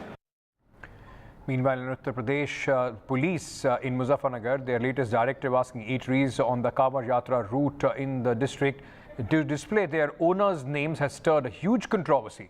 Opposition has called it discriminatory. They have linked this move to the apartheid regime in South Africa and policies of Hitler in Germany. Now, Kavar Yatra, an annual pilgrimage by Lord Shiva devotees, will begin on July 22nd. Muzaffarnagar police had mandated all food joints along the route to display their owner's name prominently to avoid confusion during the religious procession. Now, SP Chief Akhilesh Yadav, taking to X, has said such orders are social crimes and asked the courts to take up this matter. जो हमारे रास्ते में पड़ने वाले hotels है, ये हैं ढाबे पे, उन सब पे रेट लिस्ट चस्पा की जाए और ताकि बोर्ड पे नाम स्पष्ट हो, ताकि कोई समस्या नहीं होना चाहिए। एंड इसके अतिरिक्त जो कावड़ शिविर के संबंध में कावड़ शिविरों के साथ में मीटिंग की गई है, और जो बड़ा डीजे लेके आते हैं उनसे साथ में मीटिंग की गई है ताकि माहौल शांतिपूर्वक रहे। जो एडमिनिस्ट्रेशन ने ये एडवाइजरी जारी करी है, मुझे लगता है कि सही है। आप अपनी आइडेंटिफिकेशन क्यों छुपाना? एक आस्था का बड़ा त्यौहार मनाने जा रहे हैं लोग, कांवड़िए पवित्र जल लेने जा रहे हैं, लेकिन इसमें अखिलेश यादव अपनी जो तुष्टीकरण की राजनीति का ट्विस्ट है वो लेके आ गए। The Karnataka government has put on hold a bill mandating reservation for locals in private sector after a huge backlash from the industry. The government will have a relook at the bill before it is being tabled in the parliament. This came within hours after the state cabinet cleared the bill, which proposed appointment of Kannadigas to 50% of management posts and 70% of non-management positions in private sector. The Karnataka State Employment of Local Candidates in Industries, Factories and Other Establishments Bill 2024 was likely to be tabled on Thursday in the Assembly. Chief Minister Siddaramaiah led his ministers in hailing this bill and called his government pro-Kannada. He stated their priority was to look after the welfare of Kannadigas. Meanwhile, on the back of this and the backlash that this proposal had received from NASSCOM and other industry bodies, Andhra Pradesh Minister and Telugu Desam Party leader Nara Lokesh has offered best-in-class facilities to NASSCOM members if they decide to relocate to Visakhapatnam. The offer follows software bodies raising serious concern over Karnataka cabinet approving this bill mandating quota for locals in select private jobs. So when it comes to the different scams, the BJP has been protesting even today, talking about how this is a diversion tactic that is being played out by the Congress and that they need to provide definitive answers with respect to both the scams, Valmiki and Muda. Look, this is a scam on which our government has taken a very clear stand. We will not tolerate this. On suspicions, we have ensured that the minister is resigned. There is an allegation, but there is no proof against him as yet. But investigation will establish the facts. He should not interfere with the investigations being a minister, so we have ensured that he is not part of the cabinet. Investigation is going on at a fast pace. We have put one of the most credible police officers to investigate the matter. So the intent of government is very clear through the pace of investigation and also through the type of officers we have deputed for the investigation. And we have given them all the powers necessary to carry out the investigation. So our intent is very clear that whoever has done wrong should be brought to justice. In this case, it's a shameful deed, whoever has done it, and it's wrong, it's reprehensible. So our stand is very clear, but now ED is trying to actually divert the whole issue, and they've entered Karnataka. We don't have any problem them investigating, but they are selectively leaking information to the media or probably sharing that information with BJP leaders on a very selective basis. And mere suspicions are being doled out as facts of investigation. With respect to the job quota bill that has been reversed, now they put a pause on this. How do you see this? It has clearly exposed the lapses on the government, how irresponsible the government is. How government has been irresponsible. It has completely exposed this government, how without any responsibility they brought into the cabinet, approved, again withdrawn. It clearly exposed they have been not responsible. No right governance is happening in this government. All right, that's all the time that we have in this edition. News and Update will continue on the other side. Stay tuned.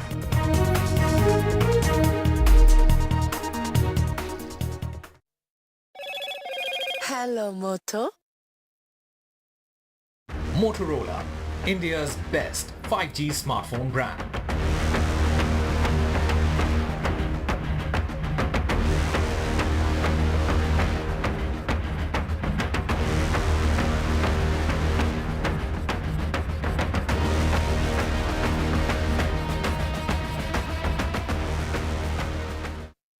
Loan मिलेगा या नहीं ये आपके credit score पे depend करता है। तो आज ही अपना क्रेडिट स्कोर चेक करें फ्री में पैसाबाजार.com पर। लोन की जरूरत कभी भी किसी को भी पड़ सकती है। ठीक से एक्टिंग नहीं। पैसाबाजार.com। Stay informed and entertained with the new and updated NDTV news app. You can watch all our channels live, listen to podcasts, read breaking and exclusive news from around the world and more. Download the NDTV app today and get access to the best journalism and storytelling on your smartphone or tablet. The NDTV app. News that matters to you. NDTV proudly upholds its legacy of trust and credibility. According to the prestigious Reuters Institute's Digital News Report 2024, NDTV is the top-most news platform in the country. Number one in both online and offline reach in India. Beating all its competition, NDTV stands for trust. Get ready for the ride of your life. NDTV brings you the NDTV Auto Show with me, Mugdha Mishra. From the fastest supercars to the sleekest new energy vehicles to your trusted daily ride, we cover it all. Every Saturday at 10:30 a.m. and Sunday at 8:30 p.m. only on NDTV 24/7. Your next great escape starts here. MSMEs are the backbone for the country's economy. They account for 45% of exports. Frequent changes in GST tariffs and norms has proven to become a very tough issue for the small micro units. The budget should be in a growth-oriented budget. So we should bring more manufacturers into the fold of GST. Particularly for micro and small-scale industries, kindly give us a export benefit incentive to us. But for a micro or small-scale industry to go up, there should be a hand-holding mechanism which is definitely required.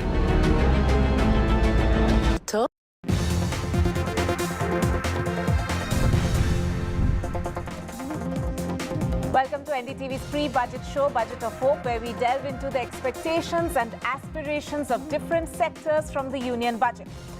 Now, in today's show, we focus on the corporate world ahead of the upcoming budget. Corporates are eagerly anticipating reforms that can boost economic growth, enhance ease of doing business, and provide tax relief.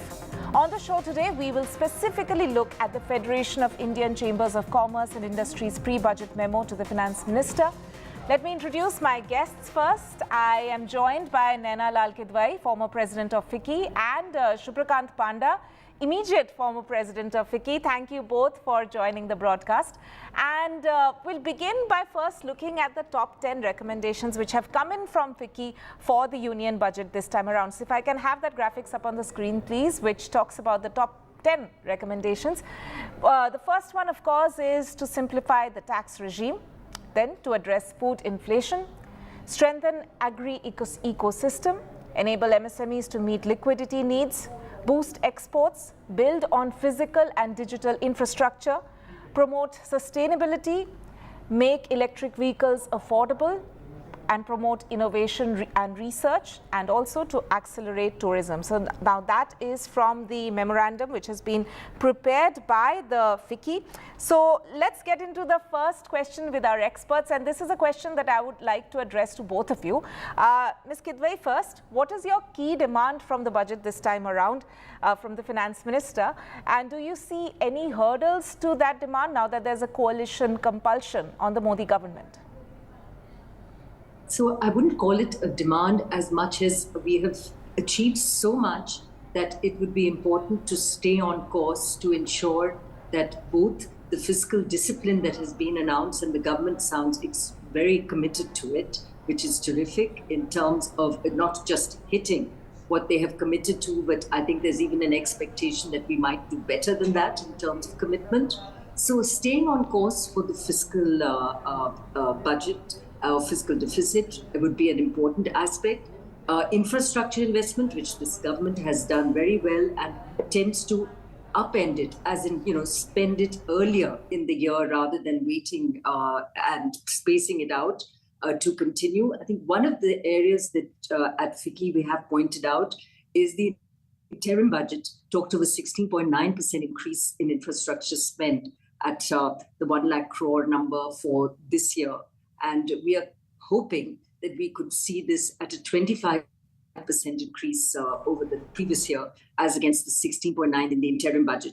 So for infrastructure expenditure to continue. And in all our suggestions, what is really underwritten there is the focus on jobs and skilling. And if you look at some of the sectors that we have suggested a push in, whether agri or tourism, it is with a view to ensuring that as we grow, that no one gets left behind. And in that inclusion, the whole issue of jobs, job creation, incentives in the direction of industries that are job intensive become very important. Right. Mr. Panda, your thoughts on this first question? First of all, thank you for having us on the show. And, I just want to build on the point which Naina made. So first and foremost, I think as an Apex Industry Chamber, what we focused on was what is in the best interests of the nation. And therefore, we have consciously stayed away from a slew of concessions and exemptions and, focused on specific suggestions which can add value and unleash the capabilities of the private sector. So again, to endorse what Naina said, the first and foremost point is continue the push on CapEx. That is something that the government has done extremely well, nearly 5-fold increase in the last 10 years or so. And that is something that stood us in very good time, very good stead during the pandemic and its immediate aftermath. And as you know that, spending on infrastructure is something that has a multiplier effect as well. So that apart, a commitment to fiscal discipline, which is what I think, again, the government has done very well.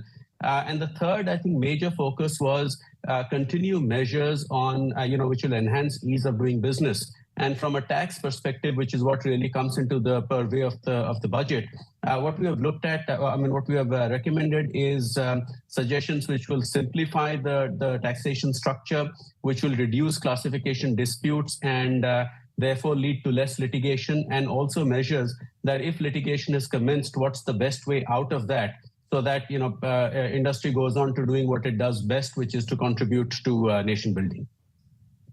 Mr. Panda, staying on that point, since you mentioned about the tax, so if we can bring up the recommendations which have been made by FICCI as far as tax is concerned this time around, I have two questions actually, a twofold question. Firstly, there's a stress on the importance to rationalize TDS rate structure that has come through in your memorandum. But also another corollary question that I would want to ask you is that would you or would the industry recommend phasing out of the old tax regime completely? Do you think it's even possible this time around? Because we've seen incremental changes taking place in the past couple of budgets.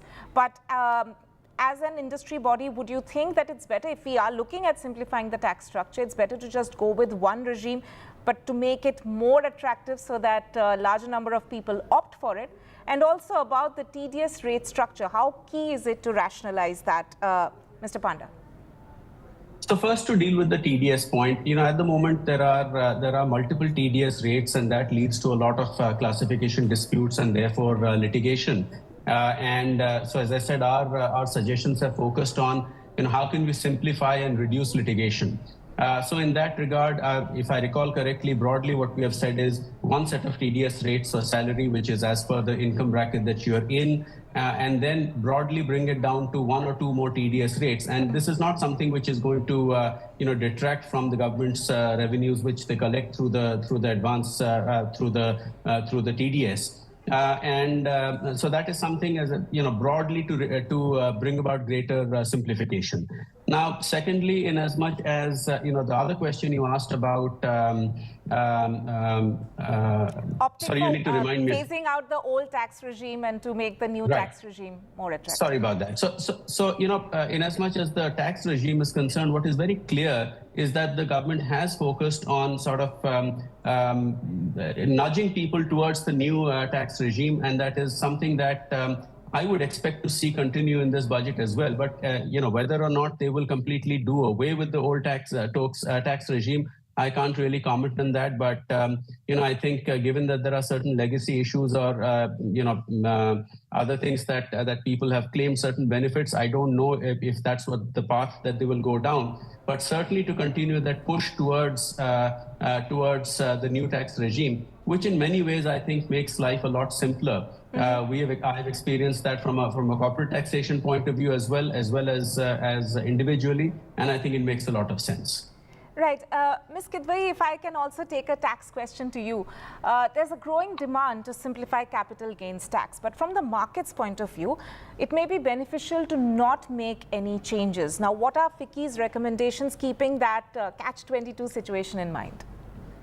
Yeah, so ours has really been more to simplify capital gains tax so that it's easier understood. So it's really back to not having too many brackets and too much there. And I think the underlying expectation is that if it is to evolve, it should evolve to the most favorable regime. So it shouldn't get worse, it should get better.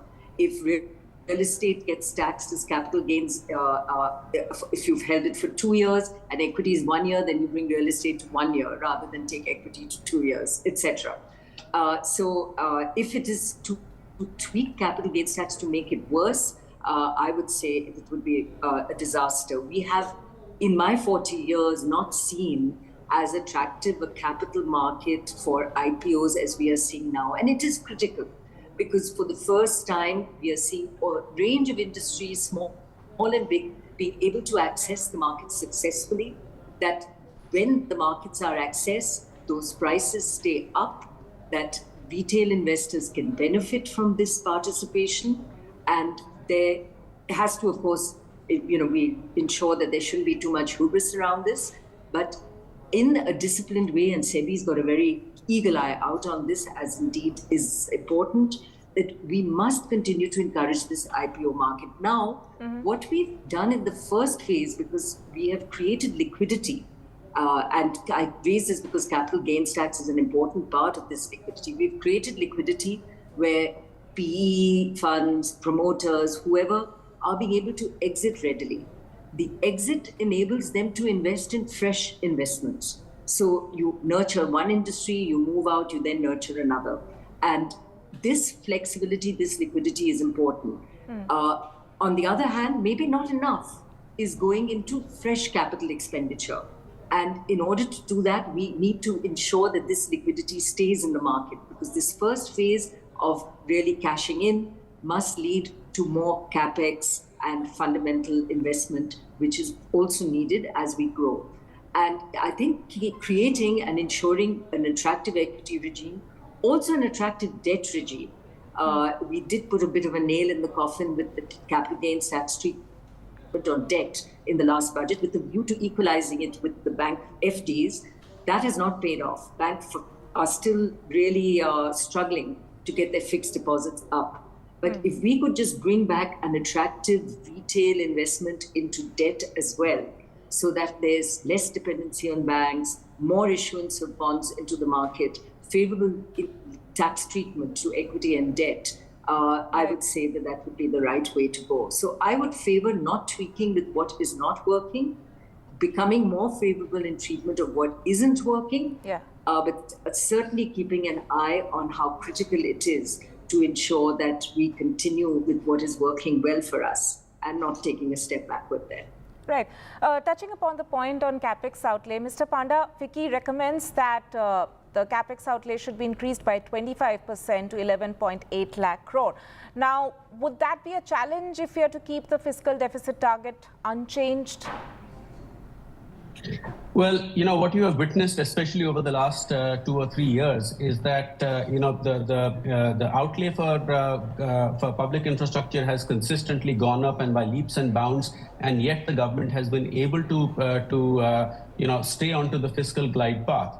And that has been helped by a couple of things, which is, of course, the tax buoyancy, the revenue buoyancy, the fact that GST is now really paying rich dividends, where you once saw about 1.4 lakh crores monthly collections. Now you are touching 2 lakh crores, and the average seems to have gone up to about 1.8 or even a little bit higher. You have had the dividend declared by the central bank. So all of that has certainly given sufficient headroom to the government to do what it needs to do, whether in terms of continuing its capex push or making allocations to certain other key sectors without having to compromise on the fiscal discipline. And I think going ahead, that is important to continue, because it is not one or the other. We have to keep both going. So I don't think increasing the capex outlay further to 11.8 or lakh crores will mean having to compromise in any manner on fiscal discipline. Right. Mr. Panda, an additional question related to that. Now, there's a chance, considering Maharashtra and Haryana elections are around the corner, especially Maharashtra, because it's an important industrial state.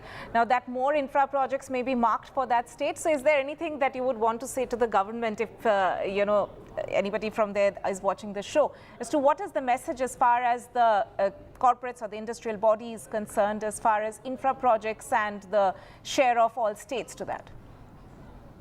So, again, I think the government has done very well in looking at the nation as a whole and allocating infra projects where they are needed. So whether they are port proximate industrial clusters, whether they are freight corridors, whether they are ports themselves being developed, roads, highways, etc.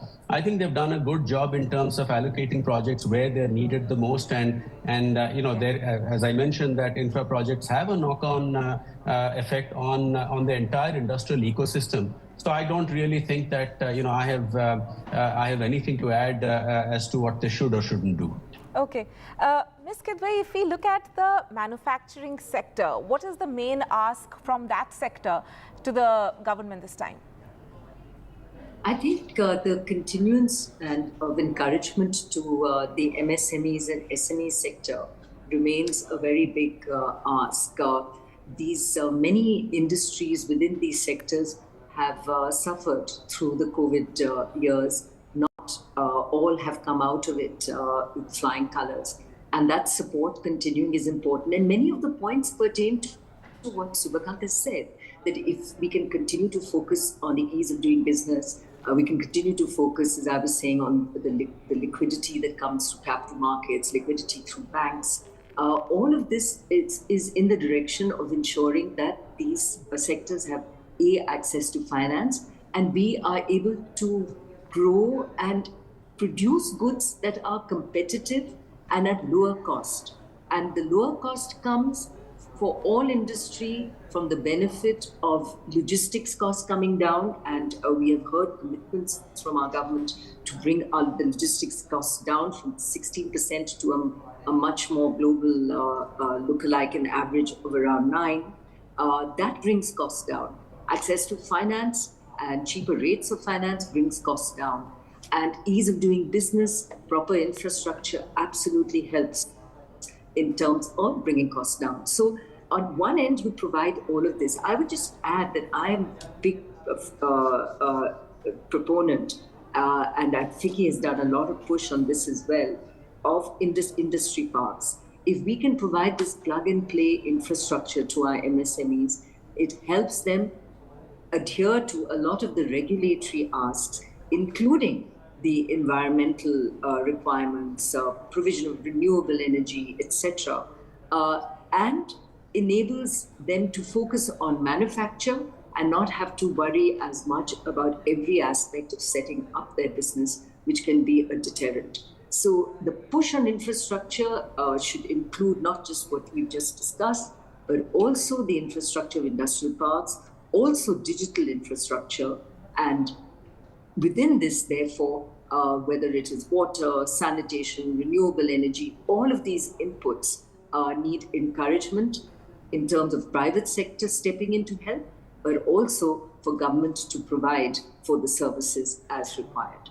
Right. In fact, we'll talk more about renewable energy in a bit, but first, let's shift focus to food inflation. Now, that is, of course, something which affects the common man, but it also has a direct connect to economy because inflation and consumption patterns are, of course, related. Now, food inflation is at 9.3% in June, largely an impact of climate change because a lot of crops had been affected by the kind of weather, inclement weather that we've seen.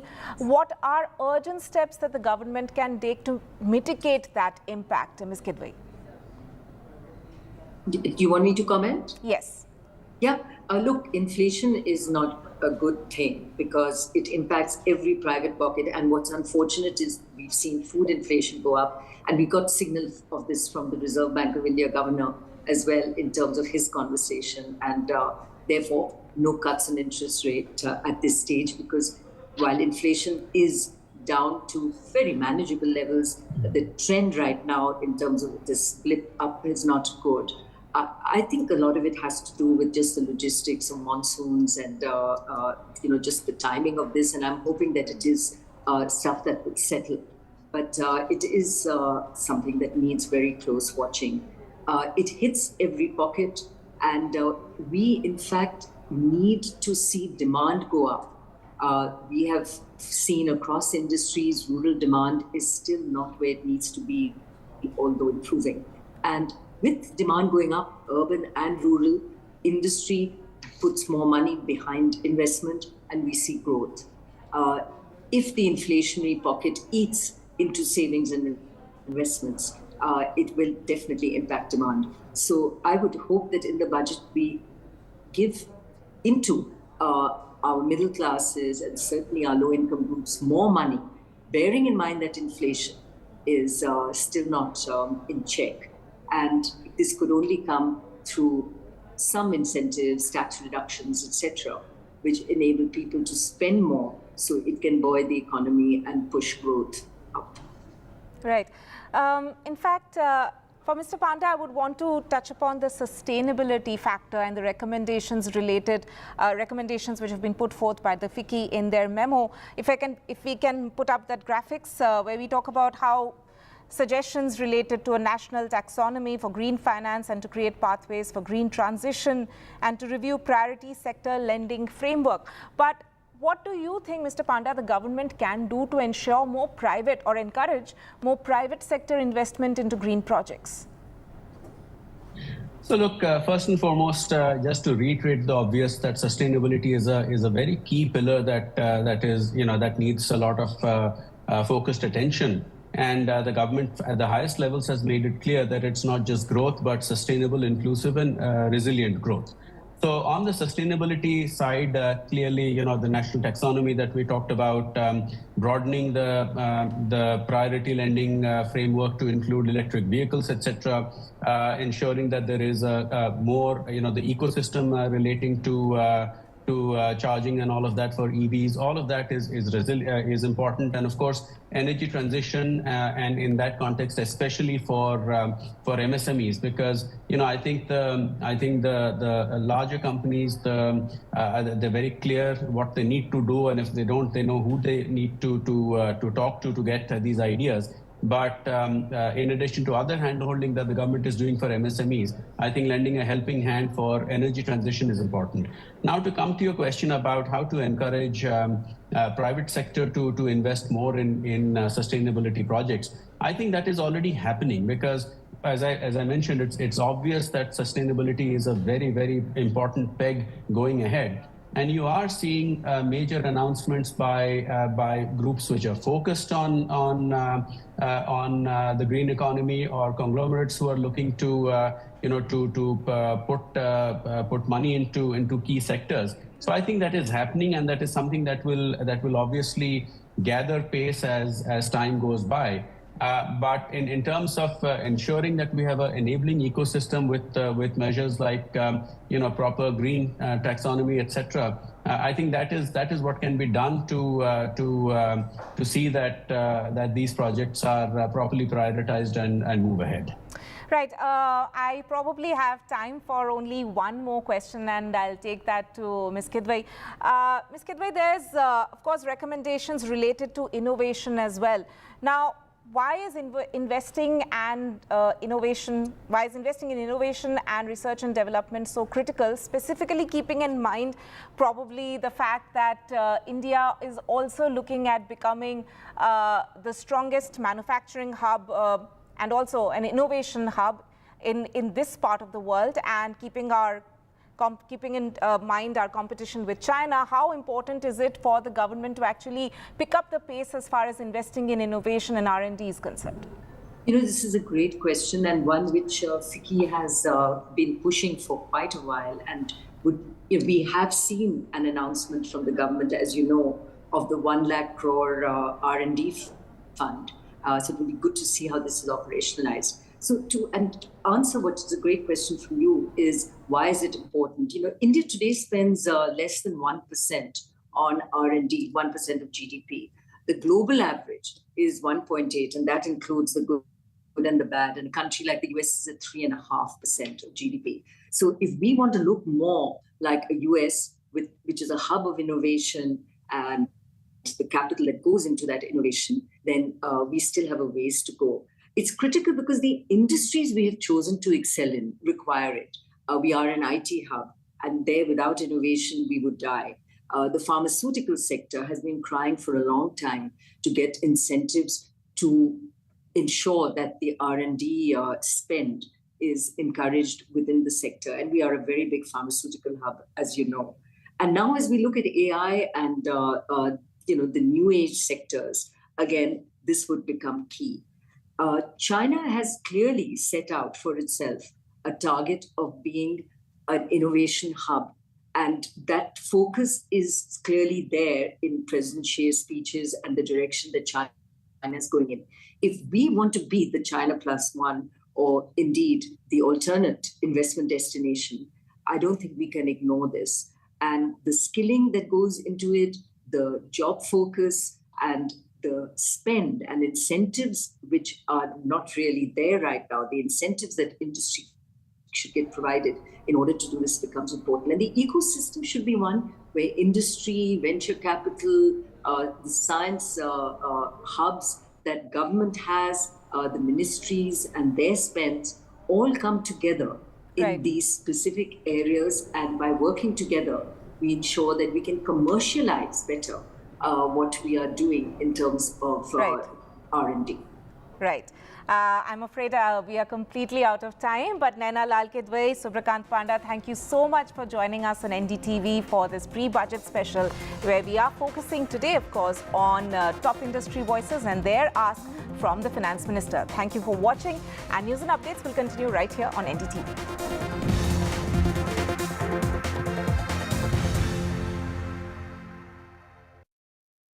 Loan मिलेगा या नहीं, ये आपके credit score पे depend करता है। तो आज ही पैसाबाजार.com पर जाइए और अपना क्रेडिट स्कोर चेक कीजिए फ्री में, क्योंकि लोन की जरूरत कभी भी किसी को भी पड़ सकती है। बस एक्टिंग करा लो इनसे। पैसाबाजार.com, क्रेडिट स्कोर चेक, आदत अच्छी है। Some people say the metaverse will only be virtual.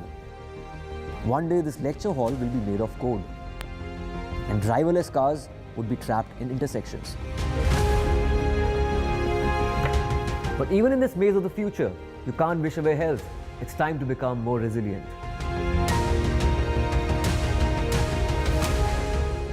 "10 years of Banega Swasth India, we have grown and achieved so many milestones.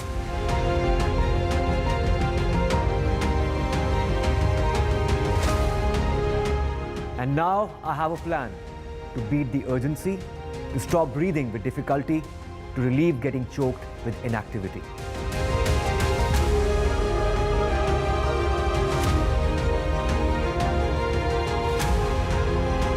Energize our government, our environment, our society, and ourselves. Everyone, everywhere, every day.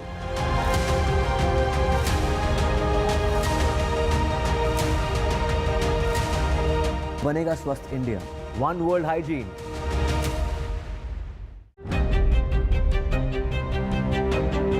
Hello and welcome to India Sense, where I speak with global opinion makers. The United States has made a strategic decision over the last 20 years to move closer to India.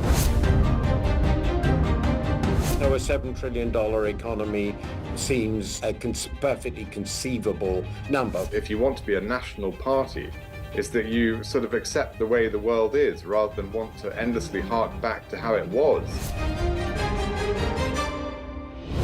Modi is promoting the digitization of the economy, which is accelerating growth in the country.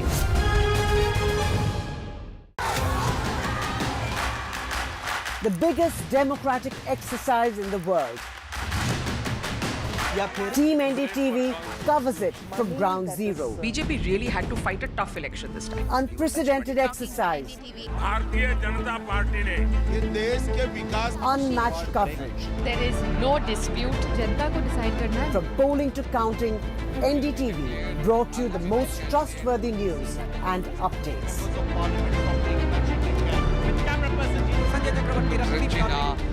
Elections mean NDTV. Stay informed and entertained with the new and updated NDTV News app. You can watch all our channels live, listen to podcasts, read breaking and exclusive news from around the world and more. Download the NDTV app today and get access to the best journalism and storytelling on your smartphone or tablet. The NDTV app. News that matters to you. NDTV proudly upholds its legacy of trust and credibility. According to the prestigious Reuters Institute's Digital News Report 2024, NDTV is the topmost news platform in the country. Number one in both online and offline reach in India. Beating all its competition, NDTV stands for trust. Get ready for the ride of your life. NDTV brings you the NDTV Auto Show with me, Mugdha Mishra.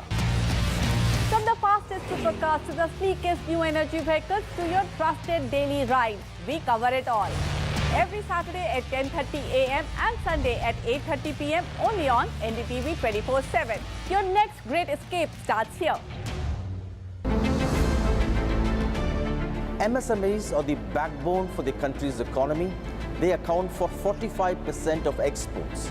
Frequent changes in GST tariffs and norms has proven to become a very tough issue for the small micro units. The budget.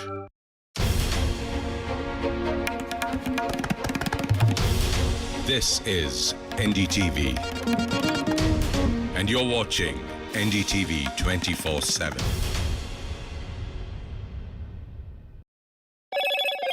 Hello, Moto.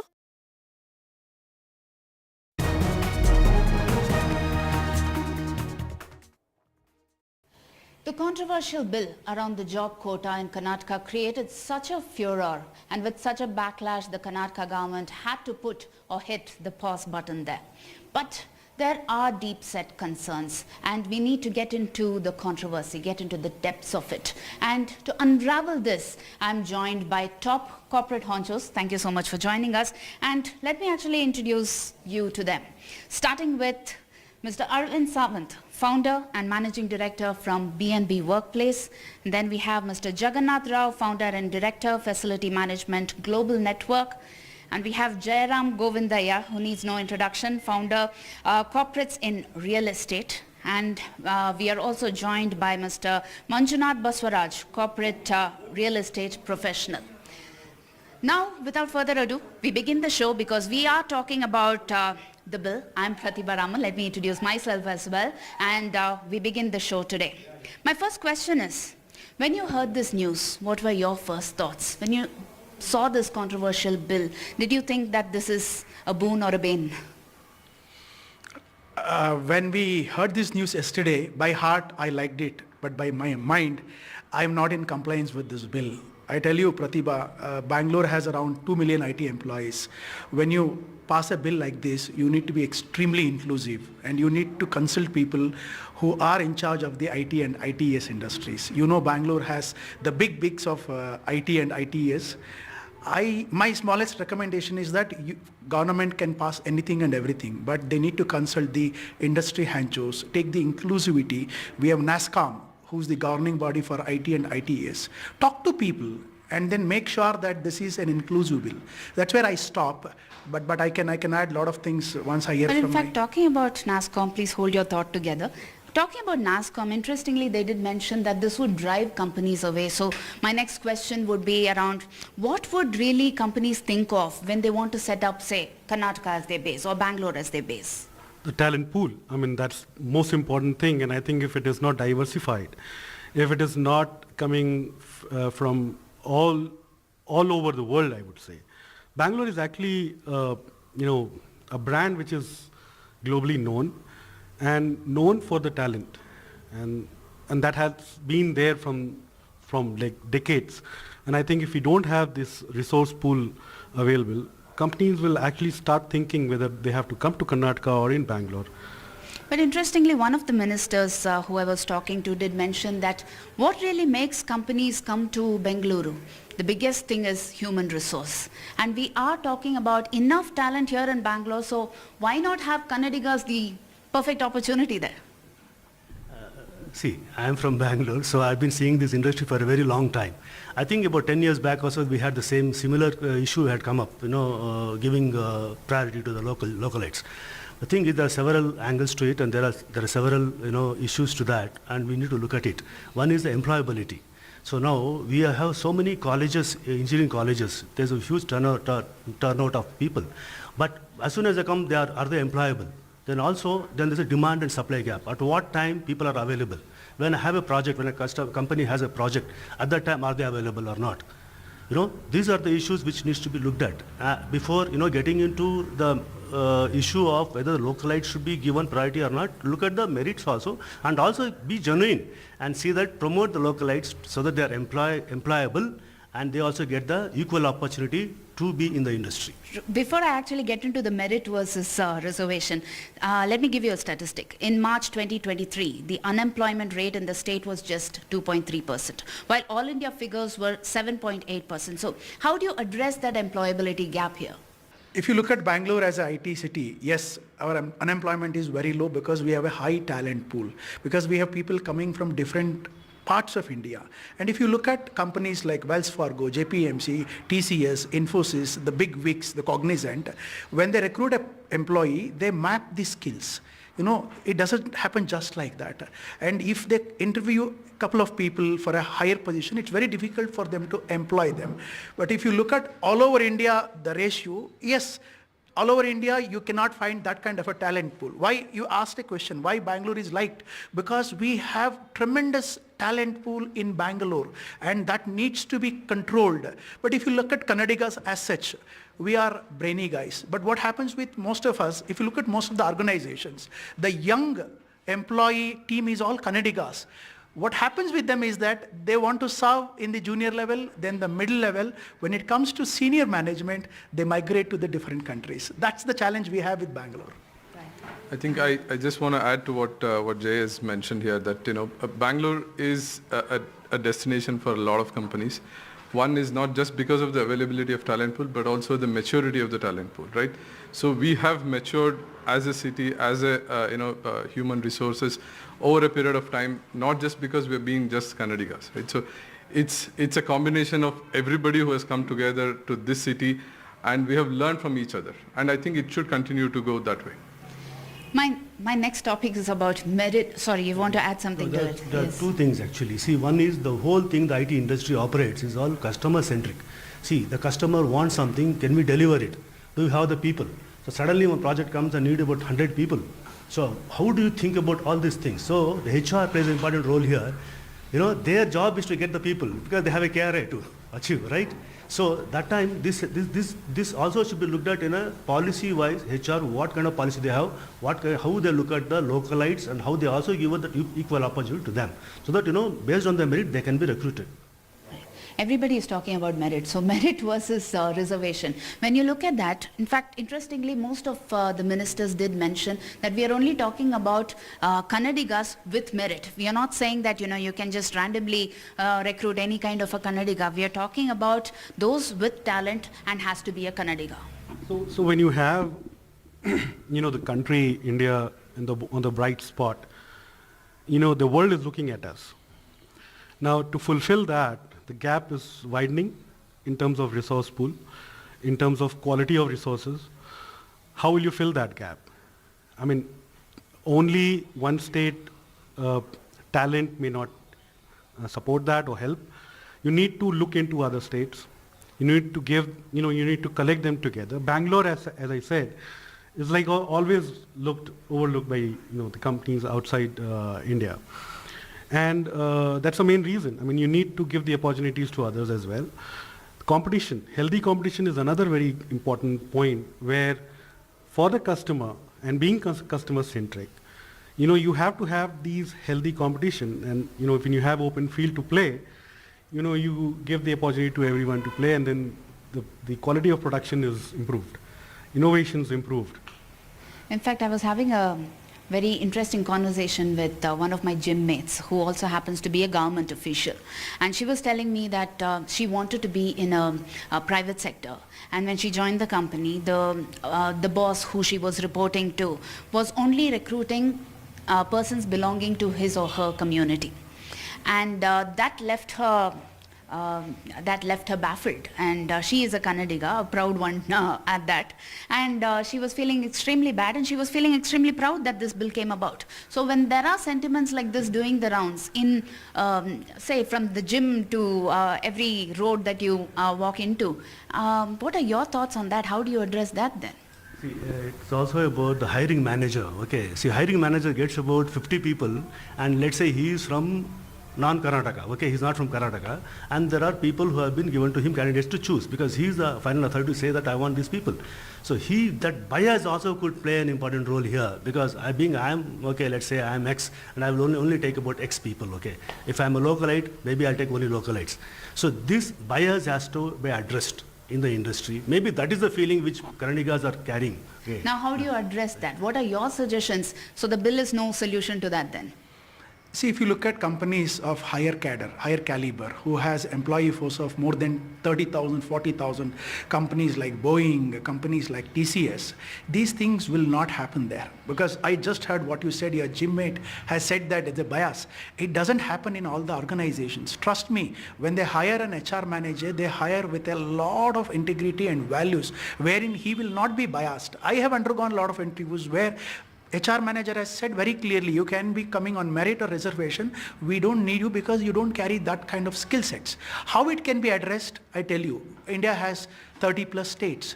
We need to bring in a uniform policy making people who are a cross-functional committee, wherein a state can be independent when it comes to taking decisions on a lot of other things. But on employment, something like this, Bangalore is looked upon immediately when something happens in Bangalore, because everybody is connected to Bangalore. Talk about US, talk about Singapore, Europe, even a small flood happened in the smallest of the small stretch in Bangalore. People said Bangalore is losing its brand name. That's the kind of value Bangalore carries. Let government create an inclusive committee wherein everybody has a say. Like he heads FMG, I head SIRE, and we have a lot of industry heads who can give a lot of inputs where this bill can still be implemented with some kind of corrections. But trust me, we are Indians first when it comes to the employability. Then we can look at the state-wise. That's what I was meant to say. That's interesting. If there are any corrections, what would those be? I think see, any employability starts from education. So I remember 90s when the engineering colleges were mostly in South India or Maharashtra. I come from North India. I remember those days where a lot of people from North India used to come, or from other states by that matter. They used to come and get educated. So the correction could be that you give maybe free education or subsidized education in terms of engineering or the technical courses to the people of Karnataka, where there are opportunities, and make them more employable and come on a platform, get the opportunities as easy as they can. I mean, interesting. You come from North India and you are a proud Kannadiga. So what do you look at when you recruit a person, and what do you when you recruit a person? Well, I see the talent. I mean, I see the productivity of a person. And that's very important for any business. First thing first, we have learned this from the ages. Government has no business in the business. And right now it's doing, they are being, enforcing something. So when we do business, we only look into our services, our products, which has to be, of top quality. We have to compete with the market, which is growing. The competition is growing as far as it can go, and we have to be there. So we need to see only the talent, and you need to see the productivity. And what about Just to add to what you said, as a Kannadiga and has spent 30 years in the industry, what I would look at as a criteria for an employment is, definitely, yes, one of the parameter, we will see whether localite or not. That's definitely one of the parameter. But it's all about flexibility, it's all about skill sets, it's all about adaptability, and exactly what Jagan said. Does this person cater to the needs of the customer? That is very important. That comes on top of the list. And if you get a combination of everything, we will employ him. Otherwise, you cannot go by line item. I would definitely give an opportunity to a localite, but does he fit into this bill is what I look at it. I will share one of my secrets. Suppose I want to build a rapport with a person, or I want to get something done by that person. I will ensure that if that person hails from my hometown, if that person speaks the same language as I, then it becomes a greater connect to get my things done. Does that happen when it comes to a person coming for any kind of a job and speaks the same language, hails from the same town, says, you're a Kannadiga, I'm also a Kannadiga. Will he be able to get that job? Absolutely. I mean that affinity towards your own people will always be there, right? But at the end of the day, the availability of the skill and availability of the person, right, for the right job at the right time is what definitely matters to us, because it's not my decision.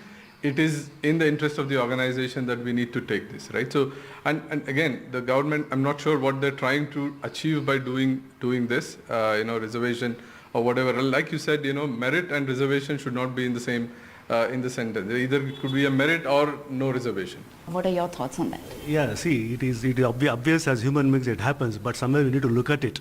And I again come back to the point that it has to be, customer is the king. You have to be customer centric. You have to give what customer wants. So when you're doing that, you need to get the right people for the right job. So that is where. So at that point in time, it doesn't matter where you are from, whether you're from Punjab or Delhi or from Tamil Nadu or Bangalore. So you look at the quality and the skills.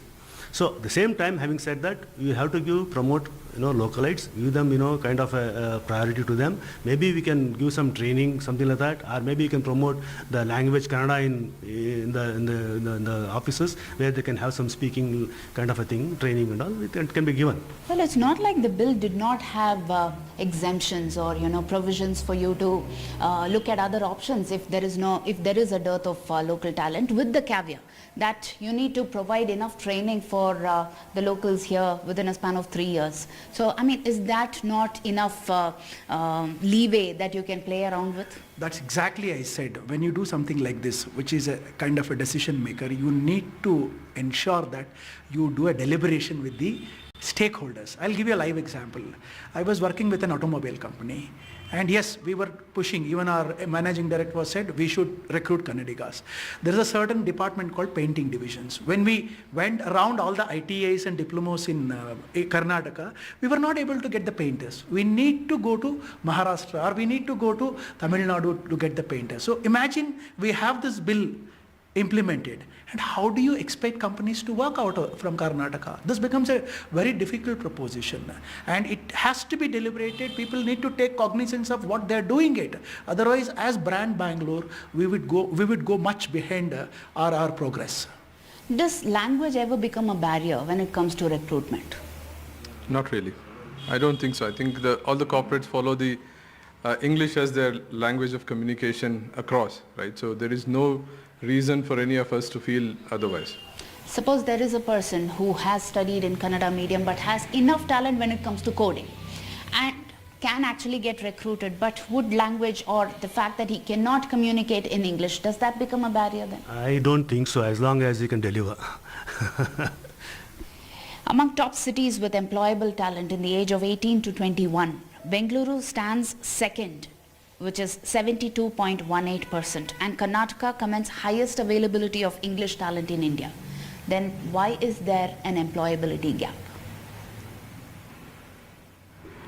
I do feel that, I mean, most of the talent that comes out of the college that do pursue, outside of Karnataka, not just because the availability is less, but the opportunities outside are much better. It may not be within India, it could be most likely outside of India in the other countries. So that could be the reason. Yeah, the quality of education could be is the problem in India. Infosys had to open, to upgrade their own employees' employability in Mysore. So once we finish our graduation in engineering, we join Infosys. We have to go back to the institute in Mysore, get ourselves trained more to be more employable or increase our output for Infosys. So there has been a gap existing for a very long time in the colleges, the quality of education which is being provided. So this is the first point. The other one is actually the language, which definitely comes as a play, because see, India itself has so many languages, and to communicate we need to have one common language, which is English. So most of the states and people coming from the from the villages and all, they face these difficulties, and I think that has to also overcome by you knowing the language or learning the language. I mean, you go and work in Russia, you need to know Russian, right?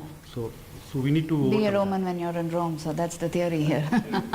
But also when it comes to recruiting people, what do you really look at in case they have this language barrier, they cannot communicate in English? What are the things that you look at? There is so much goes into the selection of a candidate. Trust me, language is not a barrier. We don't even put in an advertisement saying that you need to know Kannada, English. But imagine a BE candidate. You just met our team inside. If you look at, this is a combination of people from all over India. The primary criteria is, as Manju said, the basic language should be English. But there are organizations, look at companies like TCS and Infosys, even people do not know English, they put them on an induction, onboarding for first 3 to 4 weeks. They teach them basic etiquettes of communication, language. So we have all these tools which people can learn and then start getting onto the main job. But the challenge here is that you just mentioned that Bangalore stands number 2 in terms of the young population which are employable. Today if you see Gen Zs who are born after 2000, they have an immense talent pool. I can be very honest, this particular generation has some kind of a limited focus. I think we're running short of time, so I'll have to wrap this, but I have my final question, which is a two-part question. One is, when it comes to investments, there is also an investment summit that is scheduled to happen in February 2025. How do you think that will play a role, especially given the recent developments? And the second part of it is that when it comes to these kind of driving investments, what are the challenges that you face? I'm sure investment is the ease of doing the business itself, right? Ease of doing the investment itself is a challenge, right? So if you can address that, I mean, I know it's a big word or a big sentence, but then it has a lot of intricacies that we need to address instead of, working around the other options that they're taking at this time. Just to answer your first question, it doesn't really affect the investment. These things have happened in the last 30 years. Things will happen, things will die, but Bangalore as a brand will never lose its charm. Only thing is that we need to be extremely cautious when we are communicating. That's my answer to your first question. The challenges, what you mentioned. The challenges is that when government wants to do something like this, it needs to be extremely cautious. And also, as I said, I keep repeating that it needs to consolidate and include the big wigs of the Bangalore IT industry. That's where you as a government will be seen as a neutral body in implementing this kind of policies. I'm glad you ended it on a positive note, because we are talking of brand Bengaluru remaining unaffected, and that's the message that we need to carry as far as this recent development is concerned. Thank you so much. I want to thank the set of guests that we have today. I want to thank the viewers. I want to thank camera persons Kumar and Govind. This is Pratibha Raman signing off for NDTV. Good evening, ladies and gentlemen. We start with some breaking news. Tamil Nadu's Sports and Youth Welfare Minister, Udayanidhi Stalin, is likely to be elevated as the Deputy Chief Minister of Tamil Nadu. He's also the son of the present Chief Minister of Tamil Nadu, M.K. Stalin. Udayanidhi played a key role in Lok Sabha election campaign that the DMK swept. Remember, Udayanidhi Stalin is the Sports Minister of Tamil Nadu, and he is also the MLA from the Chipok constituency of Chennai. He is somebody who is known to have made his career in films. In fact, his Red Giants production house is known to be quite influential in the production and distribution of Tamil movies.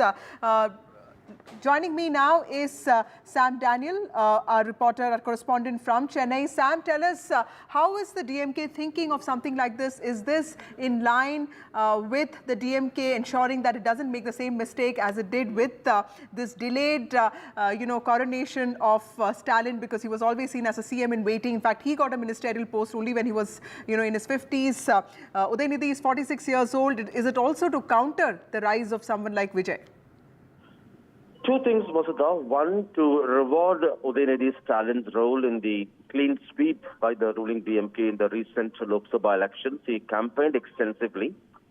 Secondly, this is also to counter actor Vijay's political entry in the 2026 assembly elections. And the party doesn't want to be seen merely rewarding Udayanidhi Stalin just because he is M.K. Stalin's son. But for quite some time, he was showcased contributing to the party's victory in a significant way. Earlier it was the assembly elections, then the by-polls, now the Lok Sabha elections, before that 2019 Lok Sabha elections. So it becomes a kind of from the DMK leadership's point of view, a justified elevation. Right. Sam, and also, what are you hearing from your sources on when is this likely to happen? Is this likely to happen in the next few days or next few weeks? Is there a specific date that the DMK is looking at? It could be in August, but it could be sooner as well. But the word has just been let to spread, so it could happen anytime. One possibility is perhaps ahead of M.K. Stalin's foreign tour in August. That could be a perfect timing in terms of elevating him, and also he would be in charge as second in command when Stalin is away. That's one possibility. But at the moment, senior party sources are not giving any particular timeline in that sense. Okay. Also, Sam, tell us a little bit about Udayanidhi Stalin, because in the last 1 year, he has also emerged as a very powerful counter to Hindutva. He, in some ways, was also projecting himself as this inheritor of Karunanidhi's legacy by taking on Sanatan Dharma, by giving those controversial statements, which have also had allies of India bloc, in fact, criticize the DMK. How is Udayanidhi sort of poised to take up this role, and how do you think the politics of, something like this, a move like this, will play out in the alliance between DMK and also Congress? Within the DMK and with the allies, it's not going to have any kind of impact, because in political circles, this was very much expected. He has been a strong youth wing leader in the party, and in that sense, he has a huge following. And in some way, it was projected that way to drum up support within the party. Yes, he was a reluctant politician to begin with. He was busy acting, producing films, distributing films, and then after the DMK won elections and captured power, less than 2 years ago, he was elevated as sports minister. Right. He's the first-time MLA. In that sense, he has not really gone through the grind his father went through getting elected as an MLA, then becoming the mayor, and then a minister, then the deputy chief minister. He's in that sense been fast-tracked, but no impact within the party or the allies. But certainly the larger question of family politics and dynastic politics, this will actually open up criticism. But the DMK has always countered that, saying that he has worked, earned, and also has been democratically elected. There's no question of dynastic politics in this. Right. Thank you, Sam Daniel, for joining us with those details. Stalin Jr., Udayanidhi Stalin, the sports minister of Tamil Nadu, likely to be elevated as the deputy chief minister of the state in the coming weeks. We'll keep getting you all details and more. On the other side of the break, a discussion on what is happening in Karnataka and what is the significance of what the court said today in the NEET case. Time for a short break. More news and updates on the other side.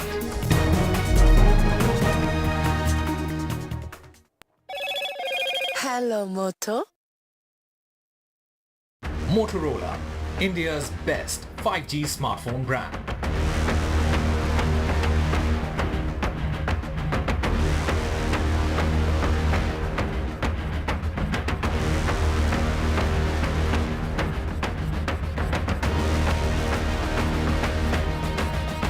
Co-powered. Get the magic of the best working for you now. Link your payment cards once, collect rewards forever.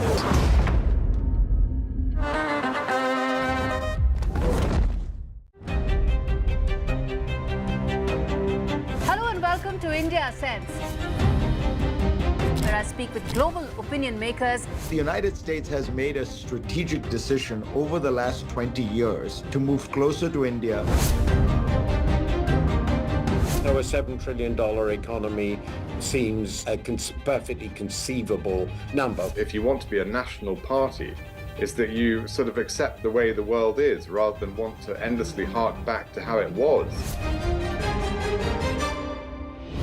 Modi is promoting the digitization of the economy, which is accelerating growth in the country.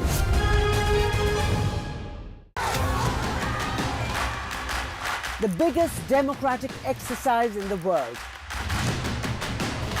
Team NDTV covers it from ground zero. BJP really had to fight a tough election this time. Unprecedented exercise. Unmatched coverage. There is no dispute. जनता को decide करना है. From polling to counting, NDTV brought you the most trustworthy news and updates.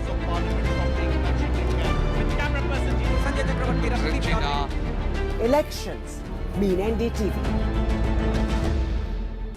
Stay informed and entertained with the new and updated NDTV News app. You can watch all our channels live, listen to podcasts, read breaking and exclusive news from around the world and more. Download the NDTV app today and get access to the best journalism and storytelling on your smartphone or tablet. The NDTV app. News that matters to you. NDTV proudly upholds its legacy of trust and credibility. According to the prestigious Reuters Institute's Digital News Report 2024, NDTV is the top-most news platform in the country. Number one in both online and offline reach in India. Beating all its competition, NDTV stands for trust. Get ready for the ride of your life. NDTV brings you the NDTV.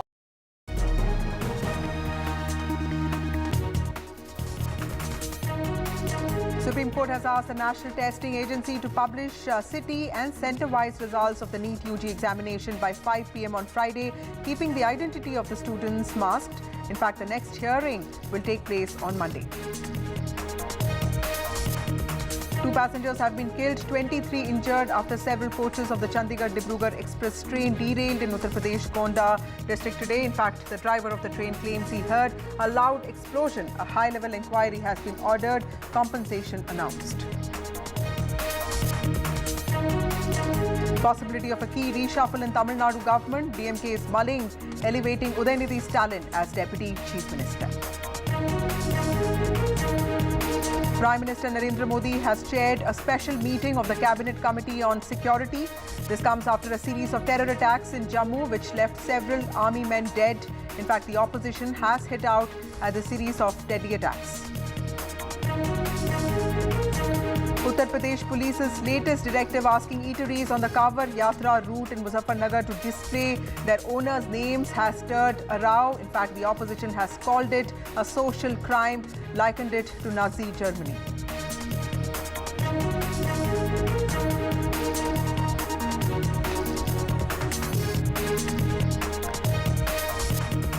Well, Prime Minister Narendra Modi has reached the BJP headquarters in New Delhi. He is meeting senior party workers and also people who work in the BJP office, loyal party cadre, people that he devotes this victory to, people that he is grateful for reinstating him as the Prime Minister of the country for the third time. This is, of course, his second visit to the BJP headquarters. Remember, there was a speech that he delivered immediately after results there, and he is going to, in fact, also spoke to workers a few days ago, and this is his way of saying thank you to the workers and to also supporters of the party, people who have been with the party in all its years of struggle and also resistance, and in the last 10 years of its victory and being in power. That's the Prime Minister there speaking to JP Nada, who's also the Health Minister now, but continues being the BJP National President. That's the Prime Minister entering the BJP headquarters. He's expected to speak to senior party workers, also people who work in different party offices, people who have actually dedicated their lives to the growth of the BJP. This is the Prime Minister's way of thanking all those people who have been associated with the party for a long time. So that's the Prime Minister arriving at the BJP headquarters in New Delhi, and he is going to meet with party workers, people who have been associated with the BJP for a long time. This includes people who work in different offices, also long-time supporters of the party. This is the Prime Minister's way of thanking his party cadre for the victory for the third time that the Prime Minister has today. In fact, this is his way of showing his gratitude for reinstating him as the Prime Minister of the country for the third time. I have my colleague Vedant joining me. He's reporting on this event. Vedant, tell us, what is the mood like in the BJP office? Is there a sense of enthusiasm? And what is the significance of Prime Minister Narendra Modi arriving at the BJP headquarters? Is this his way of saying thank you? That's right, Vasudha. In fact, this is not an unprecedented gesture, because we've seen a similar sort of gesture in the past as well in 2014 and 2019, when the Prime Minister met party workers after that thumping majority that the party received back in 2014 and 2019. And just a short while back, the Prime Minister arrived here at the BJP headquarters. He was, of course, received by JP Nada, who is also now a part of the cabinet, and of course the BJP president. But this time around, it is, of course, a humble BJP in the sense that you have a decrease of 63 seats. So, of course, the focus today, as per BJP sources, is, in the sense to boost the morale of the cadre. Of course, BJP is a worker-based party. It's a cadre-based party, and the importance of the cadre is absolutely sacrosanct and paramount as far as the BJP is concerned. And this is, as you rightly point out, the Prime Minister's way to thank, booth-level workers, karyakartas, who are really, in a sense, the backbone of the BJP. And this time around, of course, all these reports also came from various state units, Vasudha, where there was some sort of complacency, as many have pointed out, that crept in, especially when it comes to booth-level workers, karyakartas, who became, as many have pointed out, complacent. So, of course, this is the Prime Minister's way of, in a sense, thanking them, but also boosting their morale. Because remember, there are crucial state assembly elections coming up as well. Of course, Haryana and Maharashtra, two crucial seats where the performance of the BJP was not as it expected. So, of course, all of those things extremely crucial, and the timing of this particular event also extremely interesting. It comes close on the heels of some sort of an organizational reshuffle that we have been reporting on as far as the UP BJP is concerned. Of course, the UP BJP chief offered to resign. He met the Home Minister, then the Home Minister met the Prime Minister as well. Here, as far as the BJP headquarters are concerned, of course, there's enthusiasm. This is the third time that the Prime Minister will be addressing all those Karyakartas. Of course, we saw a similar event back in 2014 and 2019 as well. So, of course, all of those things on the cards. But right now, the focus very much is on what the BJP's strategy is going to be as far as the state assembly elections are concerned. Thank you, Vedant, for joining us with those crucial details. Important move by the Prime Minister there. And like my colleague Vedant pointed out, that this also comes before important assembly elections in Maharashtra and Haryana. The Prime Minister there talking to different party workers, also his own supporters of the BJP, sending out this clear message that the Karyakarta remains the most important facet of the BJP. Moving on to some news from the south, the most important news from the south, we are going to discuss who is misleading the common man or common woman in Karnataka. That seems to be the crux of the political debate that is playing out in Karnataka. The Congress party that announced reservations for locals only to promptly announce that the decision is on hold yesterday is now being accused by the BJP of using diversionary techniques to mislead people. In fact, the BJP is trying its best to bring back attention to the Valmiki board's alleged multi-crore scam, something that has put the Siddaramaiah government on the back foot. Now, the issue surfaced when P. Chandrasekharan, the account superintendent of the Karnataka Maharishi Valmiki Scheduled Tribe Development Corporation Limited, died by suicide on the 26th of May. In his suicide note, he alleged pressure and involvement of government officials. The Congress government, of course, created a judicial commission to probe the matter, but the limelight in the last 2 days was taken away by the state government's proposal to bring in up to 70% reservation for locals. Today, several BJP leaders, you can see the visuals there, including State Chief B.Y. Vijayendra, were detained by the Bengaluru police after a large group of protesters attempted to lay siege at the Vidhan Sauda. In the last 1 year, since the run-up to the assembly elections in the state, which the Congress of course swept, we have seen and heard it all. 40% Sarkara claims by the Congress, fuel price hike, insistence on only Kannadiga employees and Kannada hoardings, fight over guarantees and water crisis. But who exactly is leading the voter on a garden path, and who is telling the truth? Are they all taking turns to do both? That's what we ask tonight. Joining me now is Bhaskar Rao, spokesperson of the BJP. He's also been the former Commissioner of Police in Bengaluru. We also have Nizam Fauzdar, who's the spokesperson and also General Secretary of the Congress in Karnataka. And we also have Ramakrishna Upadhyay, who is a senior journalist in Karnataka. Thank you all of you for joining me on this show. To you, Mr. Nizam, first, did you expect the BJP to be this aggressive, sir? Clearly, this seems to be a renewed BJP because, you know, last year when your party swept the state, it did seem like the BJP will take some time to sort of get its act together. But it doesn't look like a weakened BJP right now. The 2024 election results were also in some ways a setback to your party. How do you see the move by the BJP to possibly take on every, announcement by the Congress party very aggressively and sort of these protests that are happening? How do you see this? A regressive party will follow regressive policies. BJP and its ideology is a very regressive phenomena. I don't even call ideology now, it's a phenomena. They have looted the Karnataka state for the last 3 years. 3 lakh crores were taken into debt and siphoned off. They have to answer this. We have initiated X number of development work that people are loving to see. It is a 3.71 lakh crores budget, which is giving about 44 crore extra. You know, it's a higher mark to it. We're giving about 1.33 crore people, the women, as the Graha Lakshmi, the benefit. We are giving every woman a chance to be empowered to travel and work and be independent. In the same way, we are doing a lot of infrastructural programs from the road building to a lot of things that is happening. The BJP is like this.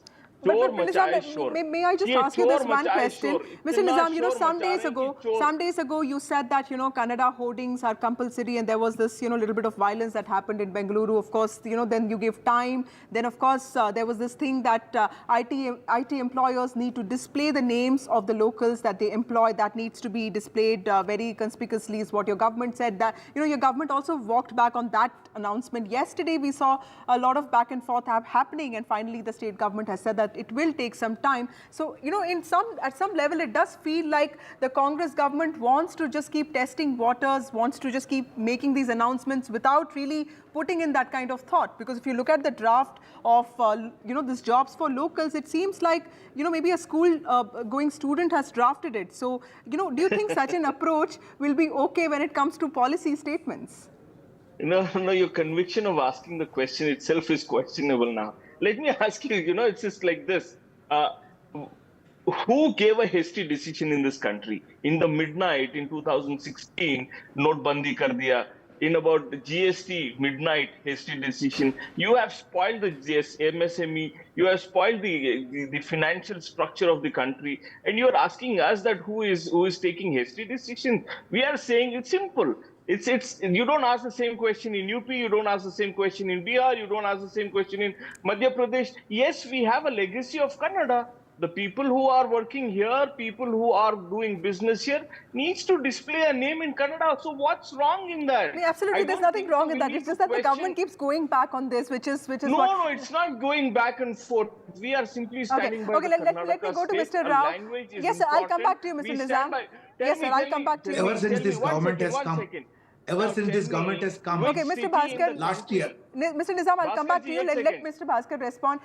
Mr. Rao, ever since this government came to power. Before that, sir, I would also like to ask you. all kinds of false promises to the electorate. No, sir, where are you? Now where it is the not BJP? able to deliver. Where is the BJP when it comes to, comes to this jobs for locals front? Because it's one thing to say that you care for Kannadiga pride, but another to support policies that can also result in the state losing out on opportunities. But I did see, your spokespersons also, dilly-dallying when it comes to either support or, their own opposition. I will give clarity to it. See, at this point of time, Congress is trying to play politics with a very sensitive issue like states' asmita and jobs for the youth. It is taking away the narrative from its own corruption, misgovernance, and messing up and creating turmoil. Jobs cannot be created overnight by the stroke of a pen or by a law. It needs time. And if we are going to make reservations, we need to have given money to such organizations, or it should be state sponsored. You cannot bulldoze anybody to say that you hire so and so, otherwise I'm going to give a penalty. We acknowledge that Kannadigas should be given jobs, they should be supported, but the way a legislation is brought about and a U-turn is made, that itself speaks the kind of unprepared way and no consultation with the industry and they had to cut a hasty retreat to bring some kind of a change. This is absolutely an unplanned thing which they did and they have gone back. Okay, Mr. Nizam, would you like to respond to that? They are only trying to divert attention out of things like Valmiki Development Corporation, Buddha, but Mr. Nizam, let me also ask you. They have no intention of creating employment. There is no intention of creating employment, and it is only to confuse. And they call it a brand. Mr. Nizam, when it comes to suicide notes, we saw what happened in last year. Last time election, there was a suicide note which actually, changed to a lot of political dynamics. In this case, Chandrasekharan's letter cites pressure from senior officials. So clearly, there is some amount of pressure that your government is facing because B. Nagendra has also been sent to custody. But your party leaders are also saying that you're being, these agencies are being misused, right? So how do you respond to that, sir? Very simple. We have constituted a SIT. SIT is doing its work. CED has taken Mr. Nagendra into custody. They have not found any information. आप भी policeman थे साहब, आप भी policeman थे. तो हमें बात करने दीजिए. So what I'm saying is the SIT is in place. ED is doing its work. Let us see how ED will twist arm many of the witnesses to give just the way they did in the liquor scam. My question is simple. Mr. Nagendra submitted his resignation without a protest, unlike Ishwarappa, who was forced to resign. The difference between the morality of the Congress party and the BJP is that when there seems to be something wrong. Okay, Ramakrishna Upadhyay has been waiting for a long time. I'm sorry, gentlemen, I have to go to him. Mr. Upadhyay, how do you see this Congress versus BJP play in Karnataka? Because, one thing that seems constant is allegations of corruption. So let him speak, I'll come back to you, sir. They have miserably... Yes, sir. Hello. Yes, sir. Ramakrishna, sir. Please tell us, how do you see the politics? How do you see the politics of corruption and politics of protest playing out? Because, and also these allegations that one party is creating diversionary tactics to actually mislead common people, and the other party saying the same thing about the other one. See, Karnataka is right now going through a multiple crisis. One is there is a tug of war between the Chief Minister and the Deputy Chief Minister over the CM's post. Now, Shiv Kumar wants to occupy that post, hell come here, and then Siddaramaiah says, I will not allow him.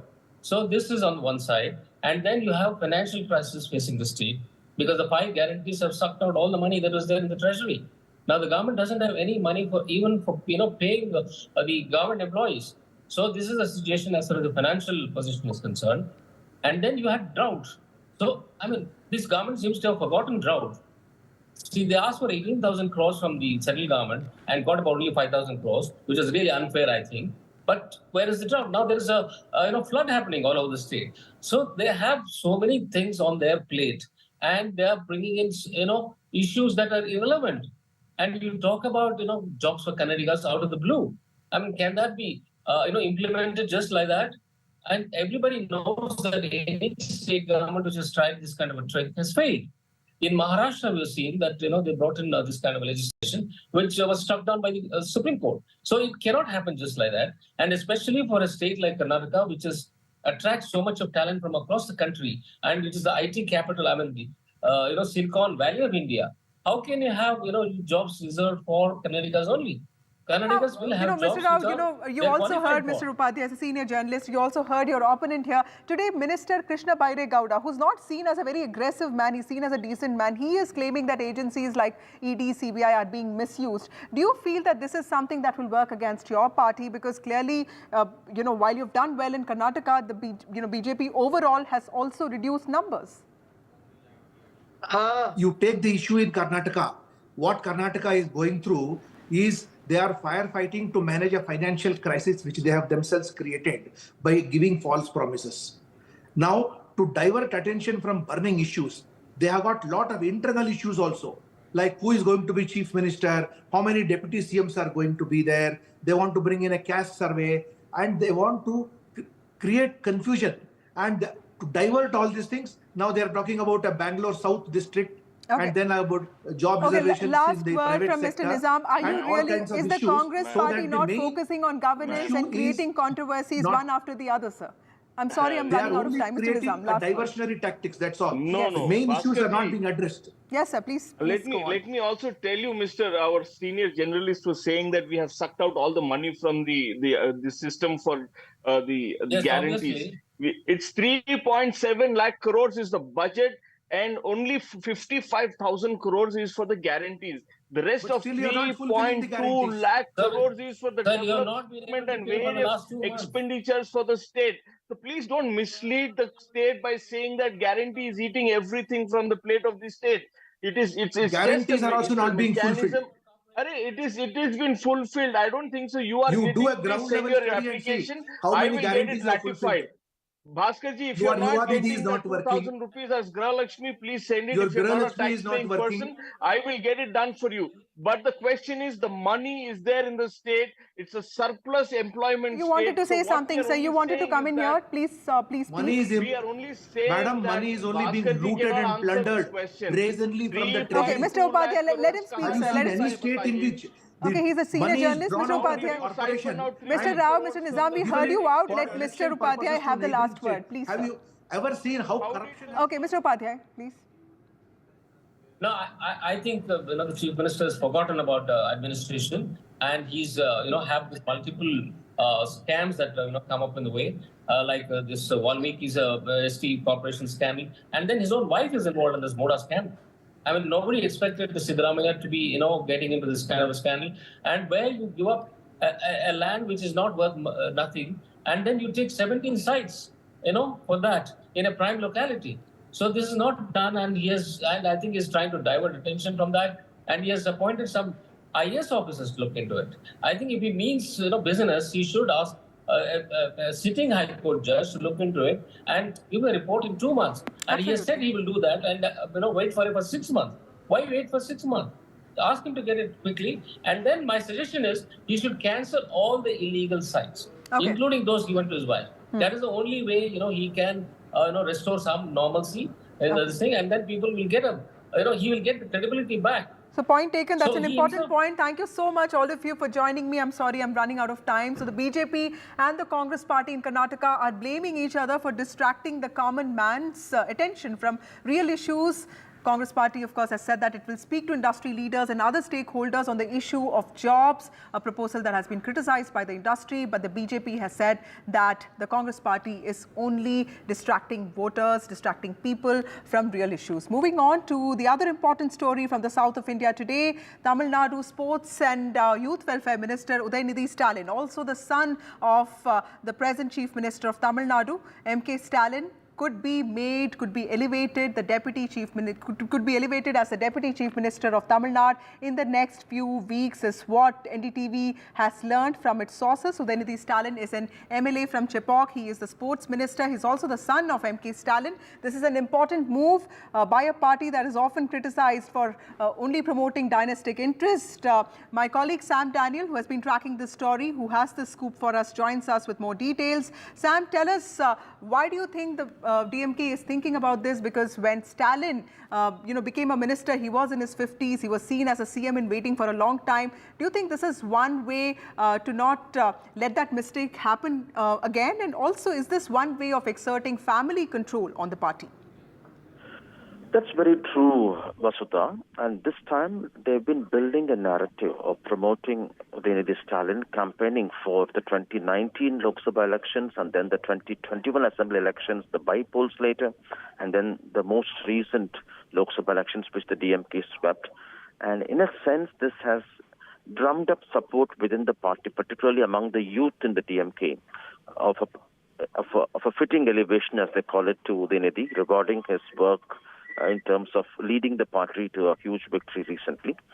Politically speaking, this also is in preparation to the possible entry of Active Vijay ahead of the 2026 Assembly elections. He has already announced that he would make electoral politics foray in 2026 before the Assembly elections. And to counter that, this is also, in a way, the party preparing.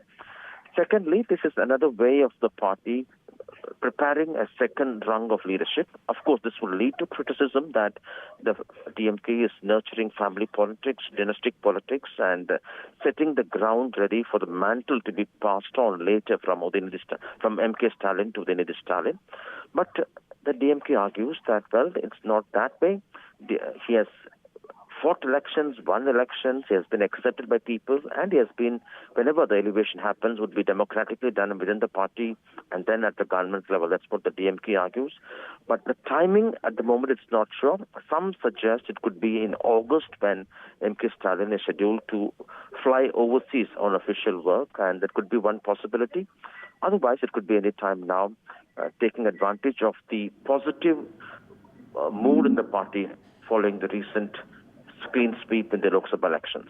Thank you, Sam Daniel, for reporting all those important details. Udayanidhi Stalin, the sports minister of Tamil Nadu, also the son of M.K. Stalin, the chief minister of Tamil Nadu, could be elevated as the deputy chief minister of Tamil Nadu in the coming weeks. That's the scoop we have for you. That's all we have for you in this bulletin. Keep watching NDTV for more news and updates.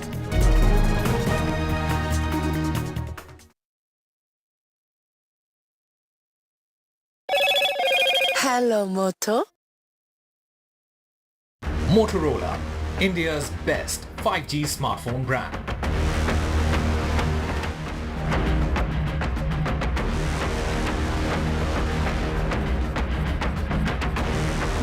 UP train derailment. 2 people have been dead, and this happened in Gonda district of Uttar Pradesh. Rescue teams have been rushed to the spot. DMK leadership months elevating Udayanidhi Stalin. He could become the Deputy Chief Minister of Tamil Nadu in the next few weeks. He will be the second in command in Tamil Nadu. Prime Minister Narendra Modi presided over a key security meet in the midst of attacks in Jammu today. Home Minister Amit Shah and Defence Minister Rajnath Singh were also part of the meeting.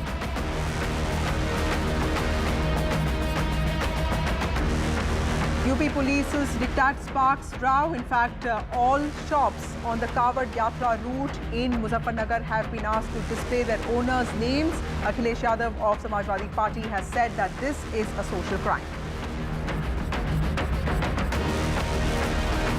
Loan मिलेगा या नहीं ये आपके credit score पर depend करता है। आज ही जाइए पैसाबाजार.com पर और अपना क्रेडिट स्कोर चेक कीजिए फ्री में, क्योंकि लोन की जरूरत किसी को भी कभी भी पड़ सकती है। चल एक्टिंग थोड़ा भेल बनो। पैसाबाजार.com। Stay informed and entertained with the new and updated NDTV news app. You can watch all our channels live, listen to podcasts, read breaking and exclusive news from around the world and more. Download the NDTV app today and get access to the best journalism and storytelling on your smartphone or tablet. The NDTV app. News that matters to you. Some people say the metaverse will only be virtual. One day this lecture hall will be made of code, and driverless cars would be trapped in intersections. But even in this maze of the future, you can't wish away health. It's time to become more resilient.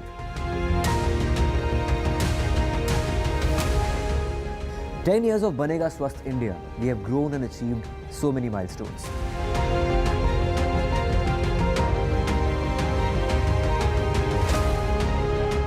And now I have a plan to beat the urgency, to stop breathing with difficulty, to relieve getting choked with inactivity.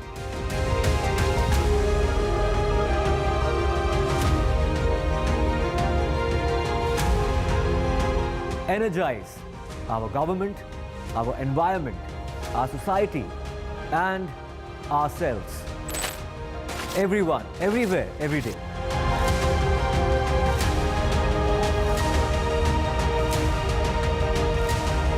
Banega Swasth India.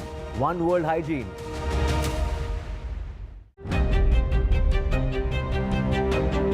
Hello and welcome to India Sense, where I speak with global opinion makers. The United States has made a strategic decision over the last 20 years to move closer to India. So a $7 trillion economy seems a perfectly conceivable number. If you want to be a national party, it's that you sort of accept the way the world is rather than want to endlessly hark back to how it was. Modi is promoting the digitization of the economy, which is accelerating growth in the country.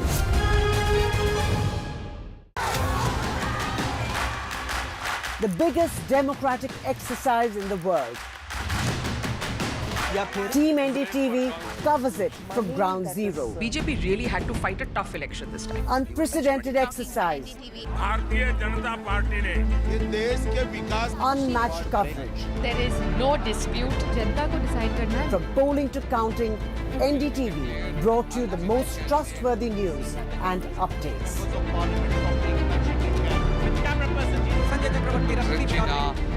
Elections mean NDTV. Stay informed and entertained with the new and updated NDTV news app. You can watch all our channels live, listen to podcasts, read breaking and exclusive news from around the world and more. Download the NDTV app today and get access to the best journalism and storytelling on your smartphone or tablet. The NDTV app. News that matters to you. NDTV proudly upholds its legacy of trust and credibility. According to the prestigious Reuters Institute's Digital News Report 2024, NDTV is the top-most news platform in the country. Number one in both online and offline reach in India.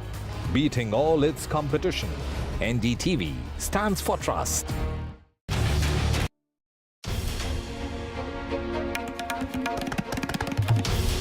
This is NDTV, and you're watching NDTV 24/7.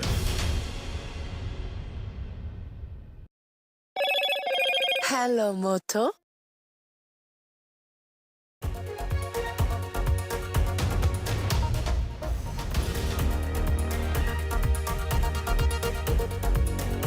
and welcome. You're watching the news. I'm Gargi Rawat. Coming up, another train accident, this time in Uttar Pradesh. 2 passengers have died. Also, the Supreme Court has ordered the center-wise, city-wise NEET results to be uploaded. And Surya Kumar Yadav will captain the Indian T20 team. All that and more coming up ahead. Let's take a look at the headlines. 2 deaths, multiple injuries reported after the Chandigarh-Dibrugarh express train derailed in Uttar Pradesh. The driver says he heard a loud explosion before multiple coaches derailed in Gonda. A high-level inquiry has been ordered. The Congress hits out over rail safety under the Modi government. The Supreme Court orders the National Testing Agency to publish the NEET UG exam results in their entirety, city-wise and center-wise, by Saturday noon without revealing the names of the students, as the top court had some tough questions today for the NTA. The next hearing is on Monday.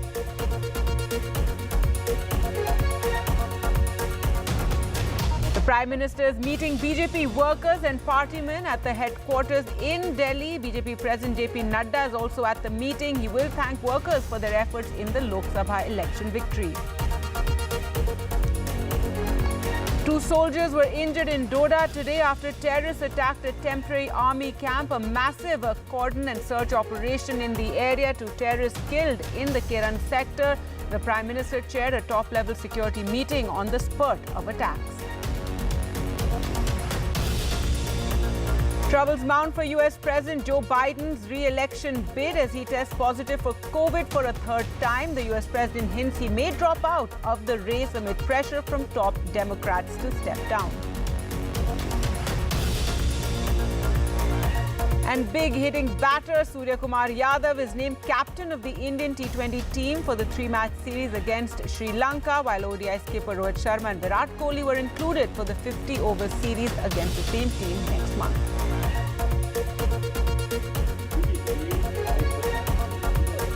And Russian boots on the ground made in Bihar. How a 70% female workforce works overtime in a Patna factory for boots that are used by Russian soldiers.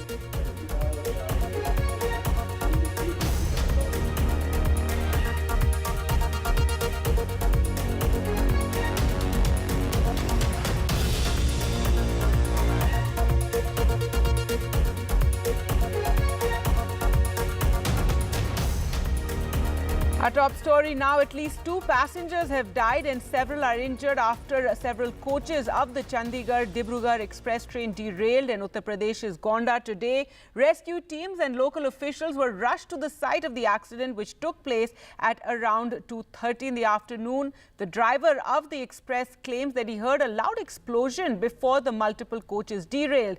Now a high-level inquiry has been ordered. Also enhanced compensation of 10 lakhs for the family of the dead, 2.5 lakhs to those who've been grievously injured, 50,000 to minor or simple injuries. Remember, several teams were rushed to the spot, local officials as well. The Congress has hit out at the Modi government. Congress President Mallikarjun Kharge says yet another instance of how the Modi government has systematically jeopardized rail safety. बाल बच गया।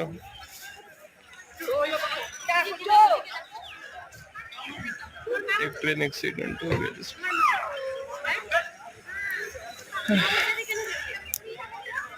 ये 2:30 बजे के करीब में हादसा हुआ है। हाँ। चंडीगढ़ डिब्रूगढ़ एक्सप्रेस में गोंडा से करीब 20 किलोमीटर आगे है ये। जी। तो बता रहे मनकापुर अभी यहाँ से 5 किलोमीटर है। हाँ। और 2 बोगियाँ तो एकदम से ऐसे पलट गई हैं। हाँ। 1 बोगी ऐसे लगी है, बाकी तो आप देख ही सकते हैं पटरियों की क्या हाल है, पटरियाँ खिसक चुकी हैं यहाँ पे। अभी 2 संख्या है और बाकी जो चोटिल हैं उन लोगों को काफी उपचार दिया जा रहा है। यहाँ से जो हम लोगों का मेन व्यवस्था देखी जा रही है कि लोग जो थे इधर यात्री काफी लंबे रूट के थे, उन लोगों को गंतव्य पहुँचाने के लिए जो प्रबंधन होना है उसके लिए हम लोगों ने लाइन अप किया है। लोकल लेवल पर बसेस और एम्बुलेंसेज, यहाँ तक कि हमारे अपने वाहनों से हम लोगों ने तुरंत भेज दिया और लोग जो हैं काफ़ी लोग पहुँच भी चुके हैं मनकापुर स्टेशन और बाकी रेलवे के साथ समन्वय के साथ में रेस्क्यू स्पेशल से उन लोगों को उनके गंतव्य पर पहुँचाया। इस सूचना पे तत्काल जो हमारी पुलिस की फोर्स है वो मौके पे पहुंची और हमारी जो फायर ब्रिगेड की टीम है और जो प्रशासन के अधिकारी हैं और डीएम साहब, मैं, कमिश्नर साहब और डीआई साहब यही मौके पे मौजूद है। तत्काल पुलिस द्वारा रेस्क्यू अभियान चलाया गया और घायलों को तत्काल ट्रेन से निकाला गया, डब्बों से जो उसमें फंसे हुए थे। यहाँ के जो ग्रामीण हैं उनके द्वारा भी काफ़ी सहायता की गई। अभी तक जो पुष्ट सूचना है उसके अनुसार 2 लोग की इस दुर्भाग्यपूर्ण घटना में मृत्यु हुई है, जिन्हें एम्बुलेंस से भिजवाया गया है, और करीब 6 लोग हैं जो थोड़े गंभीर घायल हैं।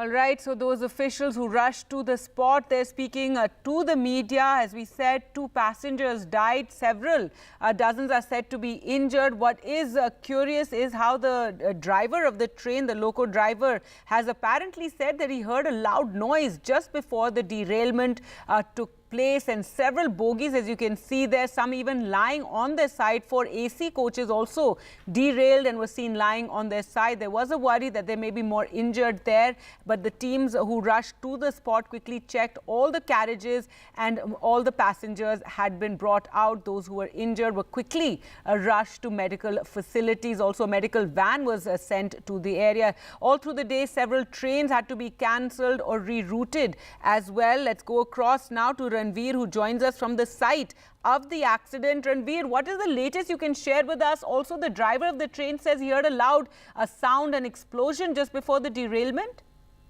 Yes, as per railway officials, the loco pilot told the officials that he heard some explosive voice, but they're not sure whether it's a conspiracy or something else. So the probe is going on. Some top official of the railway department are here, and they are looking after the restoration work on the track number 2, which is safe, but due to this accident, the rail route has been stopped. So 2 trains has been cancelled and 11 has been rerouted from other routes. So the restoration work is going on. The total death toll is 1. Earlier it was told that a total 2 passengers died in this accident, but due to chaos and a situation, in a haphazard situation, the administration told that the death toll is 2. But now the final figures are coming out, and the death toll is 1, while 6 are seriously injured, while 30 others have got minor injuries, and the treatment is going on in district hospital and CSCs too. Right, Ranveer, and also high-level inquiry has been ordered into the entire matter. By when do you think the tracks will be cleared and, you know, the movement of trains can continue on this route? Right, and I spoke to some railway officials. They are claiming that the uplink, which is from Gorakhpur to Lucknow track, will be restored by tomorrow morning. But the downlink, with the tracks are extracted due to accident, that track will take time, and probably tomorrow or day after tomorrow that will be restored, because presently JCBs are being deployed to replace the bogies from that train for restoration and repair work. All right, Ranveer Singh there reporting from the site of the accident, also bringing us that important update that the number has been revised, and now the authorities saying that 1 person has died while 6 are grievously injured, and remember many others are injured as well, but 1 person has died and 6 others are seriously injured in this train derailment. In other news now, Surya Kumar Yadav has been named captain of India's T20 squad for the 3-match series against Sri Lanka, while Rohit Sharma and Virat Kohli will play the ODI series against the same side. Let's go across to Rika for more on this. Rika, was this on expected lines?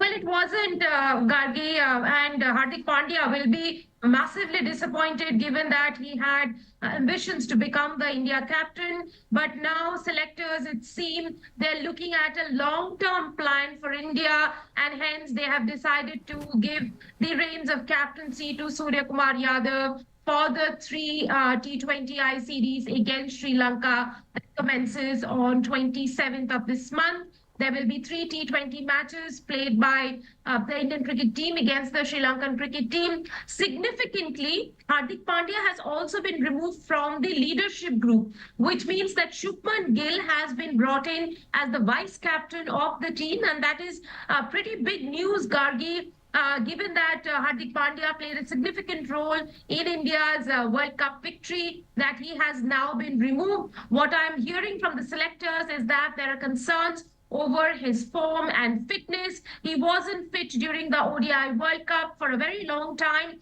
He had an injury layoff. He came back to play in the T20 World Cup, which India eventually won.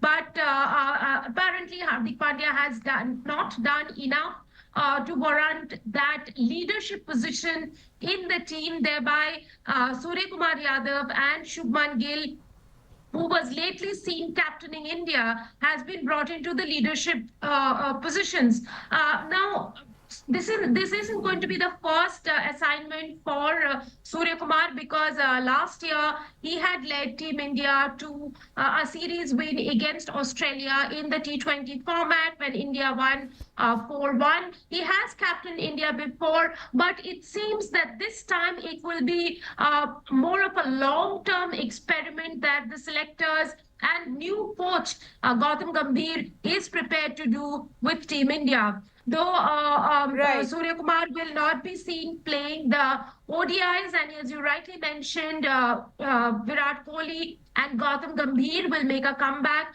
Virat Kohli and Rohit Sharma will make a comeback to the ODI team. Surya Kumar and Hardik Pandya will take a break from the ODIs. All right, so something of a shake-up there in the team. Thanks so much, Rika. And this is Team India's journey now under Gautam Gambhir's leadership. Now, the Supreme Court had some tough questions for the National Testing Agency today. This is as the hearing took place over the NEET controversy, as it heard a clutch of petitions asking for a NEET re-exam with allegations of paper leak and violations plaguing the all-important exam. NEET UG exam results will be published in their entirety, is what the Supreme Court has ordered. Cross-reference by city and centre by noon on Saturday is what the National Testing Agency was told. The identities of the students will remain masked, and this is to provide some transparency to students who can get a sense of the results. Though the move was opposed by the centre in the Supreme Court, now the next hearing in the matter will be on Monday. Now, as the Karnataka government puts a pause on the job quota bill after much uproar, the BJP put the focus back on the Congress with the alleged scams. Did the Congress press the panic button in 24 hours? Pratibha Raman reports on the political face-off that continues to rock the assembly session.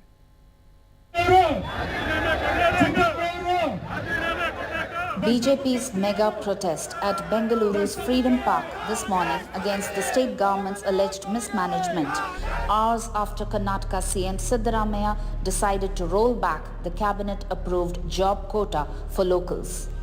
It has clearly exposed the lapses on the government, how irresponsible the government is. How government has been irresponsible. It has completely exposed this government, how without any responsibility they brought into the cabinet, approved, again withdrawn. It clearly exposed they have been not responsible. No right governance is happening in this government. As the BJP claimed that the Congress used this controversial bill to divert attention from the alleged scams, the Congress was quick to justify the move. It is the quota bill that was drafted by the Labour Department. They have to have interministerial consultations, industry body consultations. That has not happened from the Labour Department. So we'll have a wider consultation. We will ensure that we provide the best skill sets for our local people to ensure that they are employed better, not only here but across the globe. Kannada activists staged counter-protests but were taken into preventive custody by the police. The focus is now back on the alleged scams that engulf the Congress government. While the BJP has been busy training its guns on Karnataka Chief Minister Siddaramaiah, the Congress in the meantime has organized a meeting at a Bengaluru hotel to plan its counter-strategy. With camera persons Kumar and Govind, Pratibha Raman in Bengaluru for NDTV. News now from Maharashtra, where political parties are strategizing and several key meetings took place today. One by Ajit Pawar, the beleaguered leader with leader after leader, then quitting the NCP and returning to the Sharad Pawar faction. Also, the Shiv Sena had a meeting which took place in the presence of Chief Minister Eknath Shinde to discuss strategy and the roadmap for elections, as well as the BJP's two in charges for the Maharashtra Assembly polls. Bhupendra Yadav and Ashwini Vaishnav also held a core committee meeting. Let's go across to Radhika now for more. And Radhika, so several meetings there taking place in Maharashtra. Give us more details. That's right, multiple strategy meetings in Maharashtra today. In fact, it started with Ajit Pawar meeting his set of leaders post the setback that he suffered yesterday after 20 corporators, former mayors and many unit heads from Pimpri Chinchwad went to Sharad Pawar camp. This is of course seen as a huge setback. Multiple leaders not really happy with the alliance with BJP. They've been sidelined post their joining with the Mahayuti alliance. Therefore, people quitting. Of course, Lok Sabha election defeat also leading up and adding up to this. So today he held meeting with the remaining leaders, taking them into confidence, assuring them that their issues will be addressed and that they will get appropriate representation during assembly elections. Eknath Shinde also meeting his set of leaders, strategy being discussed ahead of assembly elections. They'd like to negotiate as many seats as possible during assembly elections, simply because they came across as the big brother post Lok Sabha election with a better strike rate than the BJP.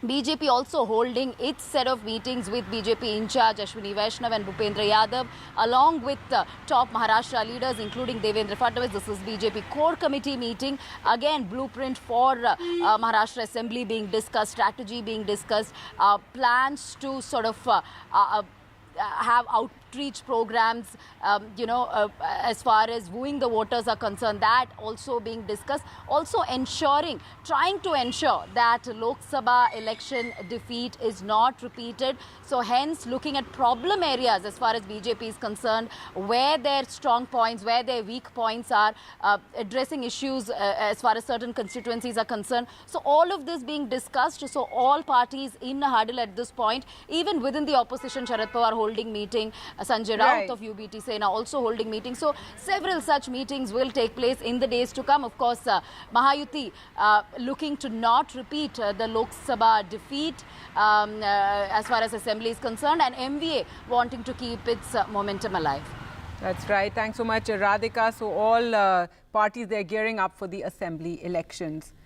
Now, in a shocking incident, a member of ex-Andhra Pradesh Chief Minister Jagan Mohan Reddy's YSR Congress Party's youth wing was hacked to death in the middle of the road. This was in the Nadu district on Wednesday night. Prohibitory orders have been enforced in the area, but the police say that it was personal rivalry that led to the brutal murder, not politics.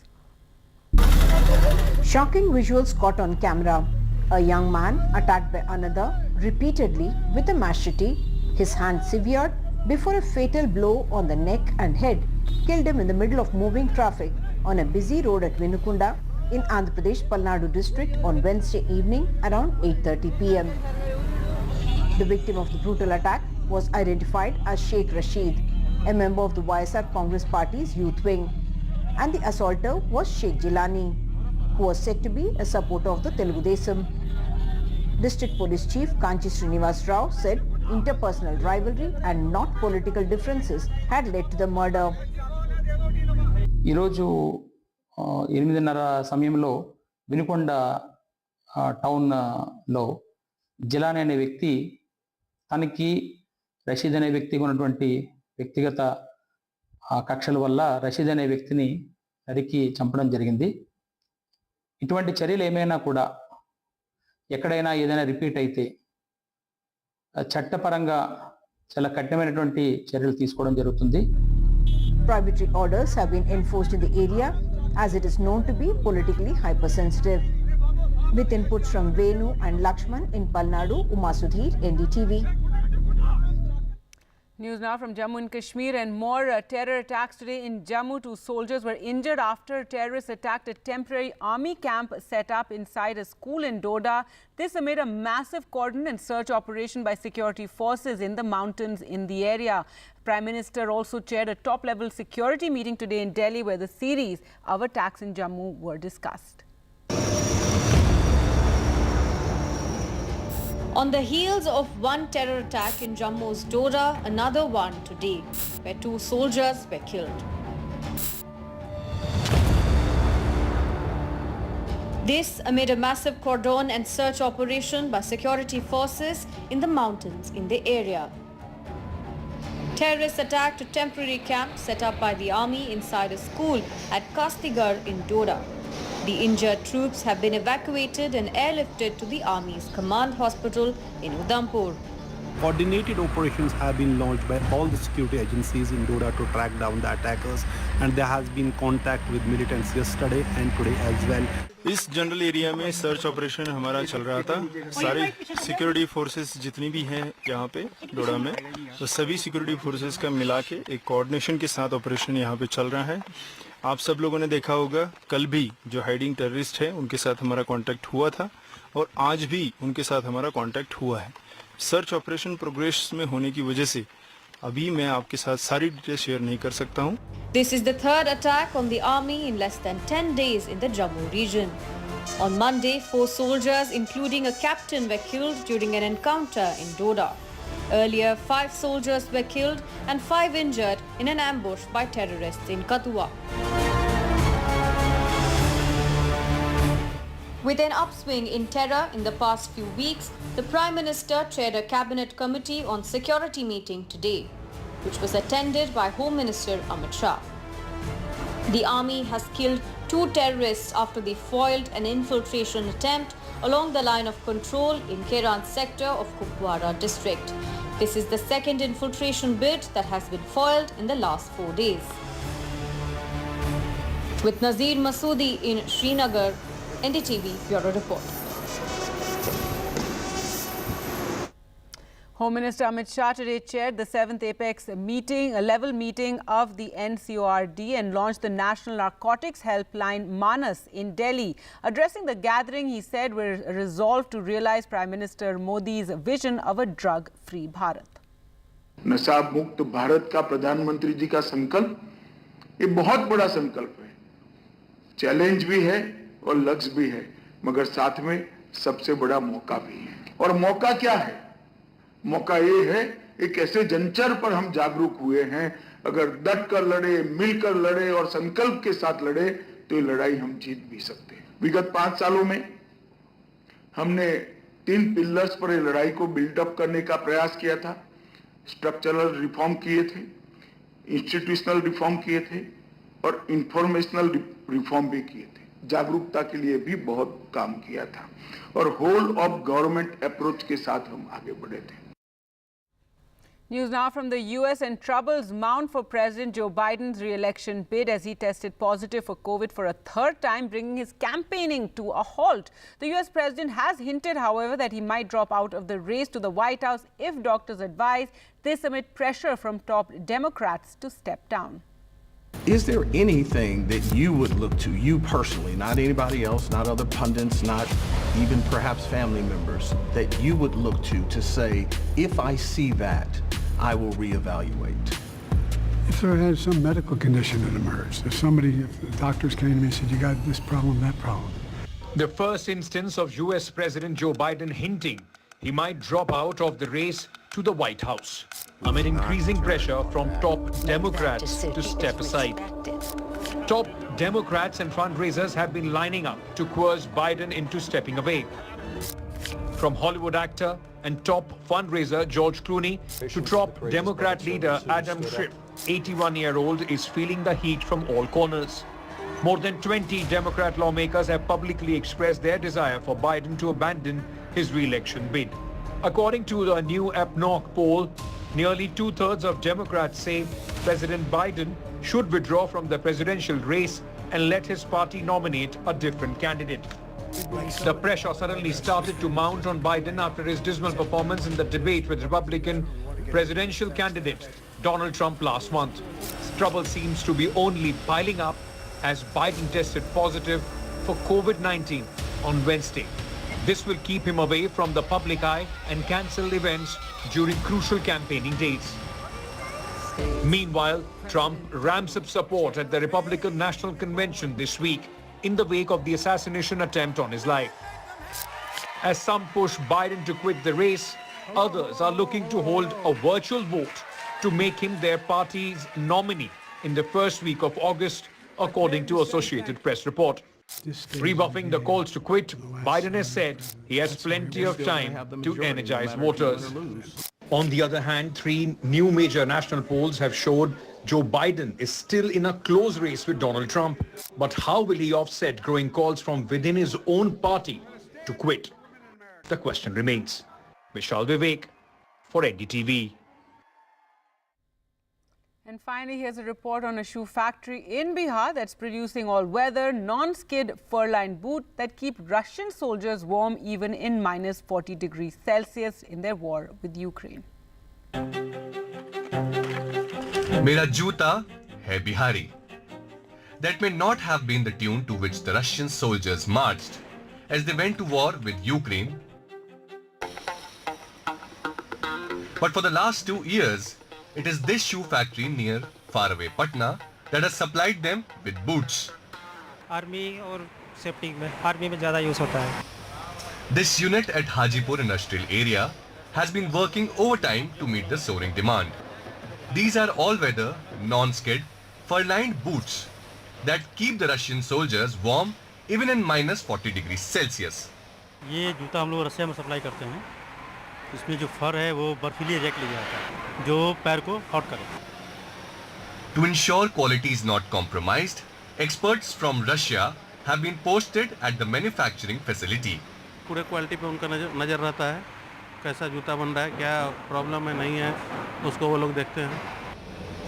Last year, this company exported around 1.5 million pairs of shoes, worth 100 crore rupees. This year, the target is to increase sales by over 50%. Interestingly, 70% of the workforce is female. The company also manufactures products for leading footwear brands of Europe and is now taking baby steps into the luxury shoe segment. Russia, we are exporting the safety shoes. In this floor, we are making for the United Kingdom, Spain, mainly Europe, fashion product, which we can compete with the big brands. Russian जूता बनता है यहाँ पे. Bihar is not a state which can boast of major industrialization, but the silver lining is this factory behind me at Hajipur near Patna, which is supplying shoes to the Russian army. From Hajipur, this is Prabhakar Kumar for NDTV. And with that, it's a wrap from me. Thanks for watching. News continues right here on NDTV.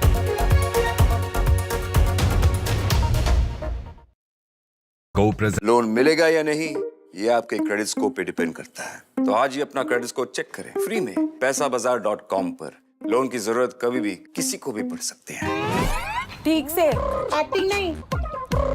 पैसाबाजार.com. Stay informed and entertained with the new and updated NDTV News app. You can watch all our channels live, listen to podcasts, read breaking and exclusive news from around the world and more. Download the NDTV app today and get access to the best journalism and storytelling on your smartphone or tablet. The NDTV app.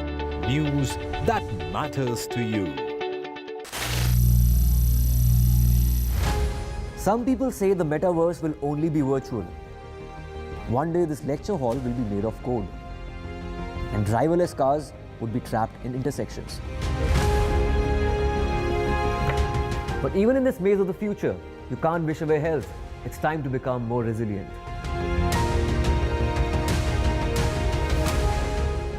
"10 years of Banega Swasth India, we have grown and achieved so many milestones.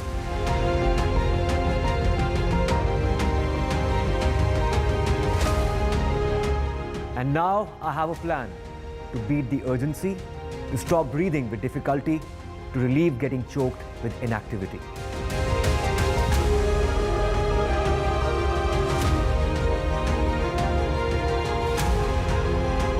energize our government, our environment, our society, and ourselves.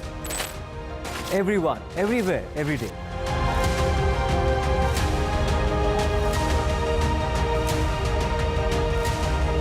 बनेगा स्वस्थ India, One World Hygiene.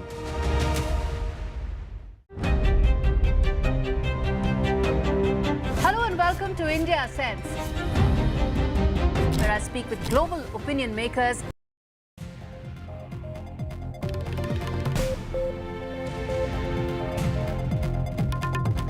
Hello everyone, this is The Last Word with me, Maria Shakil. Another day of hearing at the Supreme Court over the re-NEET question, but no clear answers yet. NEET aspirants will have to wait till Monday.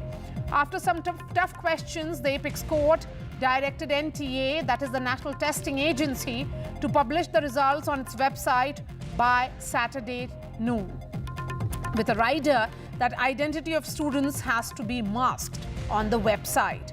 Chief Justice of India said that evidence indicates that the paper leak was nationwide. Then why were toppers only from a few states? Clearly, there are many unanswered questions. But key to the future of 23 lakh NEET aspirants is one basic question. Will re-NEET happen or not? And will NTA pass the test in the Supreme Court? Joining us are NEET aspirants as well as petitioners for the retest and against it. Joining me on the show, C.B. Sharma, Professor of Education at IGNOU. Dheeraj Kumar Singh, he's an advocate for petitioners. Ira Ali is joining us. Keshav Karunakar is parent of a NEET aspirant. And we also have Anandi Singh, who's a NEET aspirant as well. C.B. Sharma, I'm beginning with you. You know, the questions which has been asked by the Supreme Court today is essentially about, is it too far-fetched to think that in those 45 minutes, the paper would have been leaked and the entire paper would have been solved? So I think these are very, very pertinent questions, because those 45 minutes will perhaps decide whether it was indeed a localized paper leak or perhaps something that spreads over states.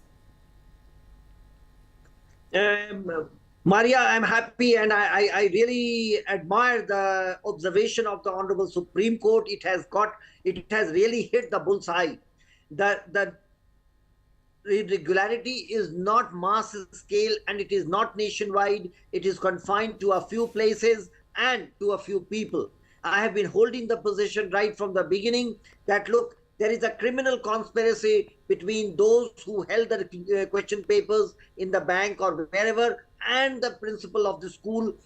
When we are holding a nationwide exam, this can happen. There can be connivance between a few people, and we should not cancel the NEET exam, which is massive and the largest exam of the world, in just one go. I would definitely like to mention that the whole issue has become political right from the beginning, as the results were declared on the day the results for the parliament came. We need to take this into cognizance, Maria, because this has heavily influenced this whole debate and this decision.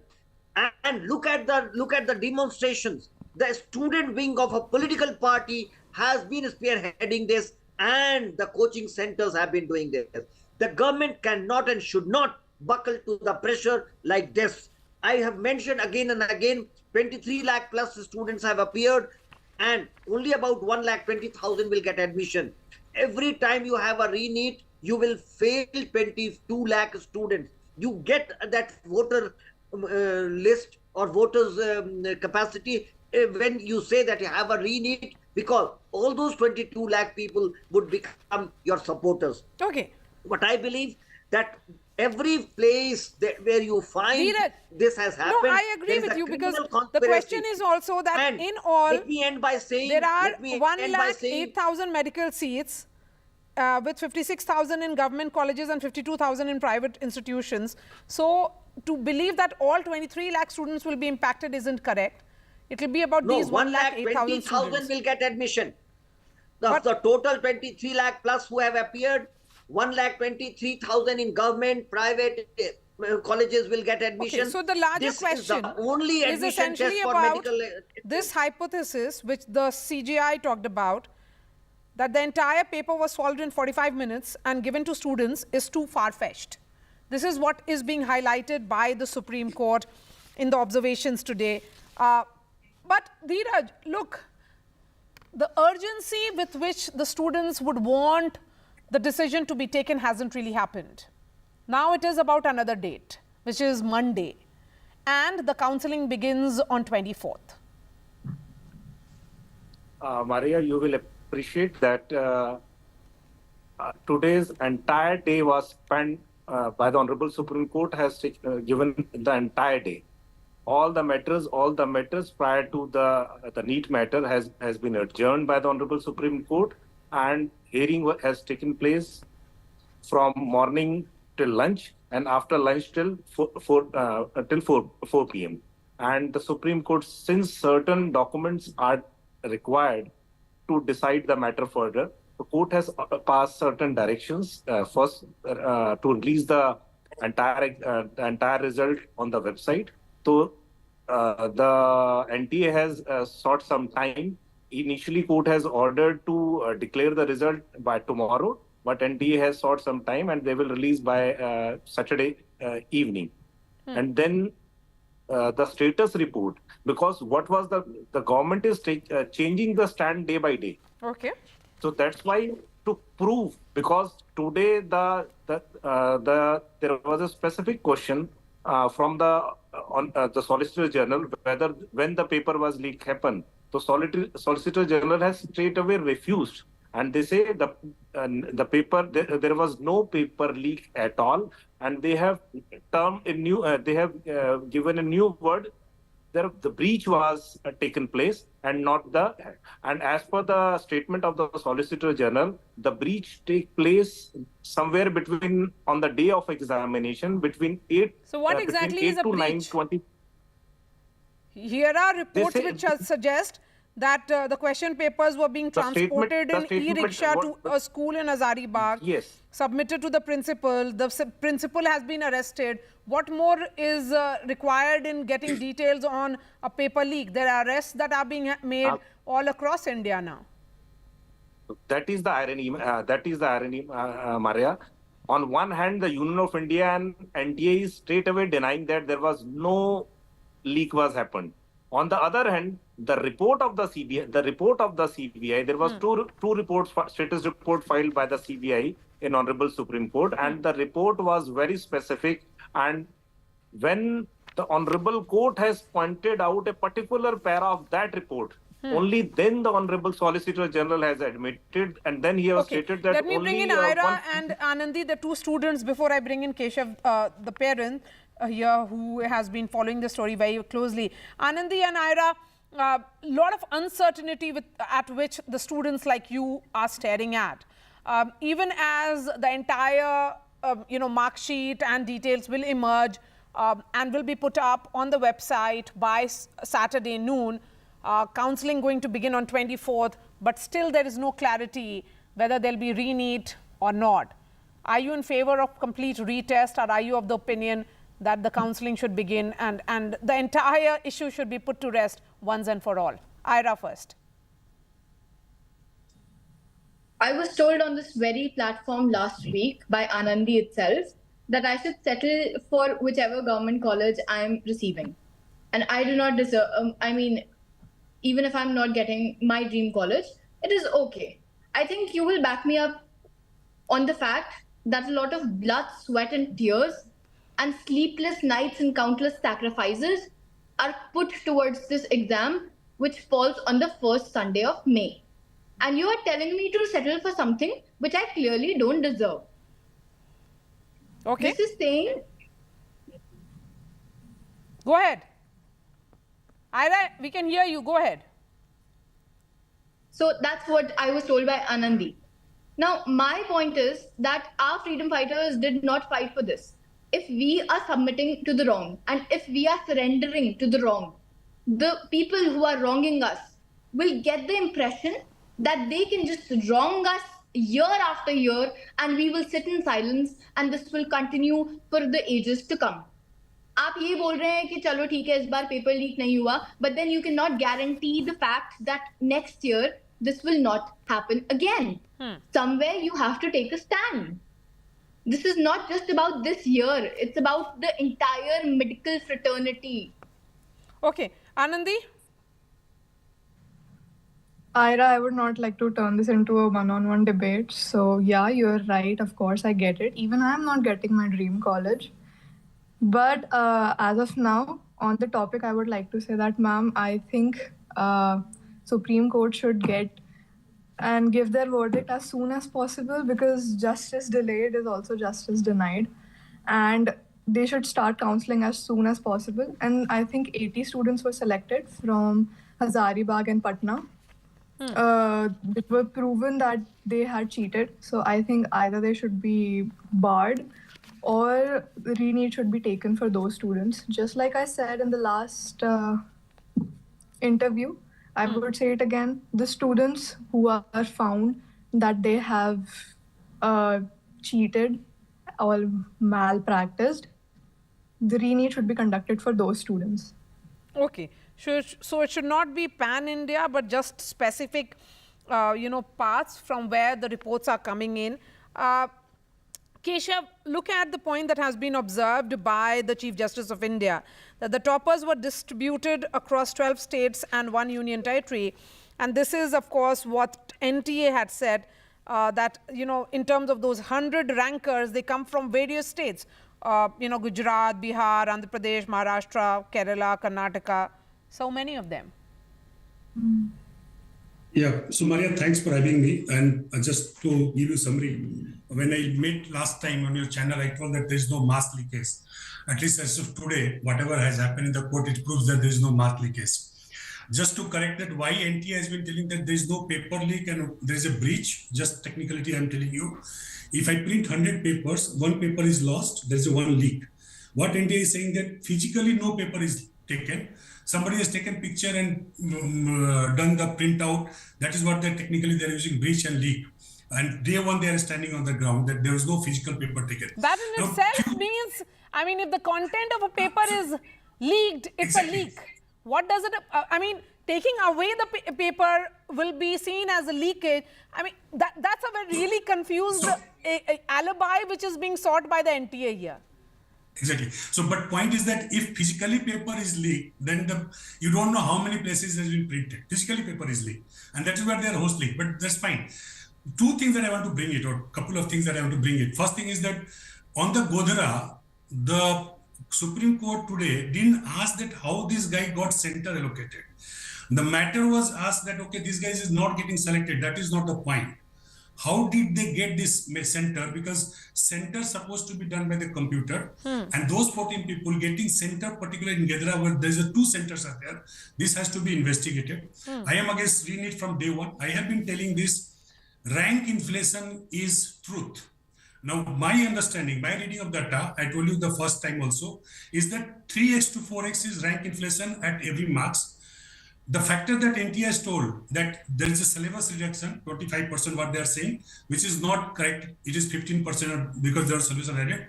But the main point of atom physics question, which they are giving marks, which today CGI has noticed that only 17 people are people who have scored 720 of 720, 44 people have gone and got because of physics 2 question.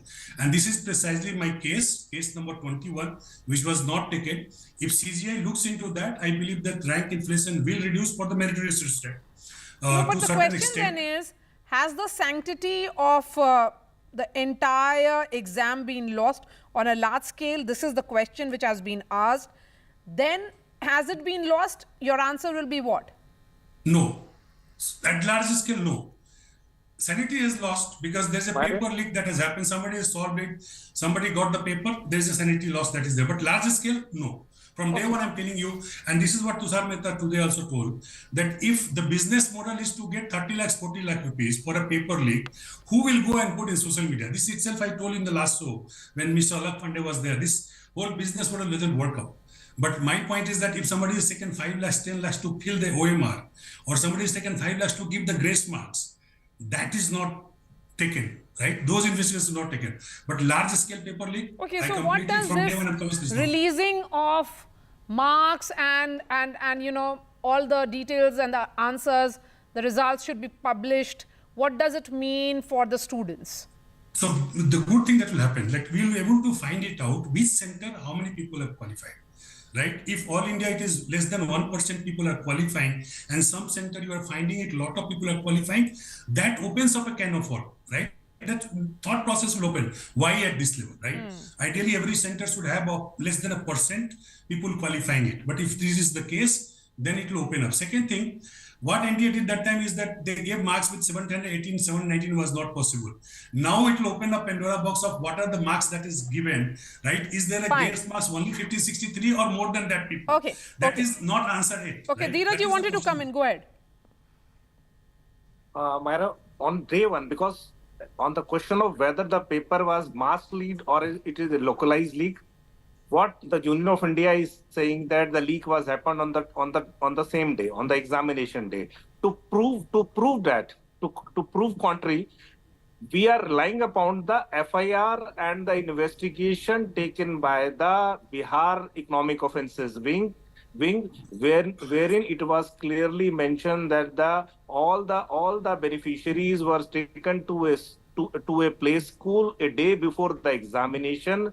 Paper was circulated through a mobile, through WhatsApp and other social media modes. So that's why the Honorable Supreme Court has summoned the case diary of that report, because that report was not before the court. And government and NTA is trying, because government is saying there was no leak, but the CBI reports it contrary. CBI says more than 150. They have identified more than 150 people. So we cannot say that now till now the leak is localized.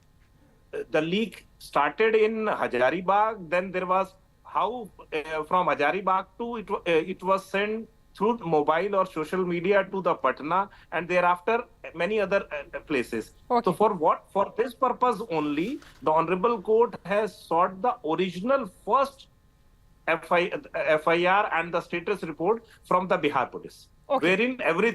Wherein the statement of the beneficiaries, so-called accused, has been recorded by the police.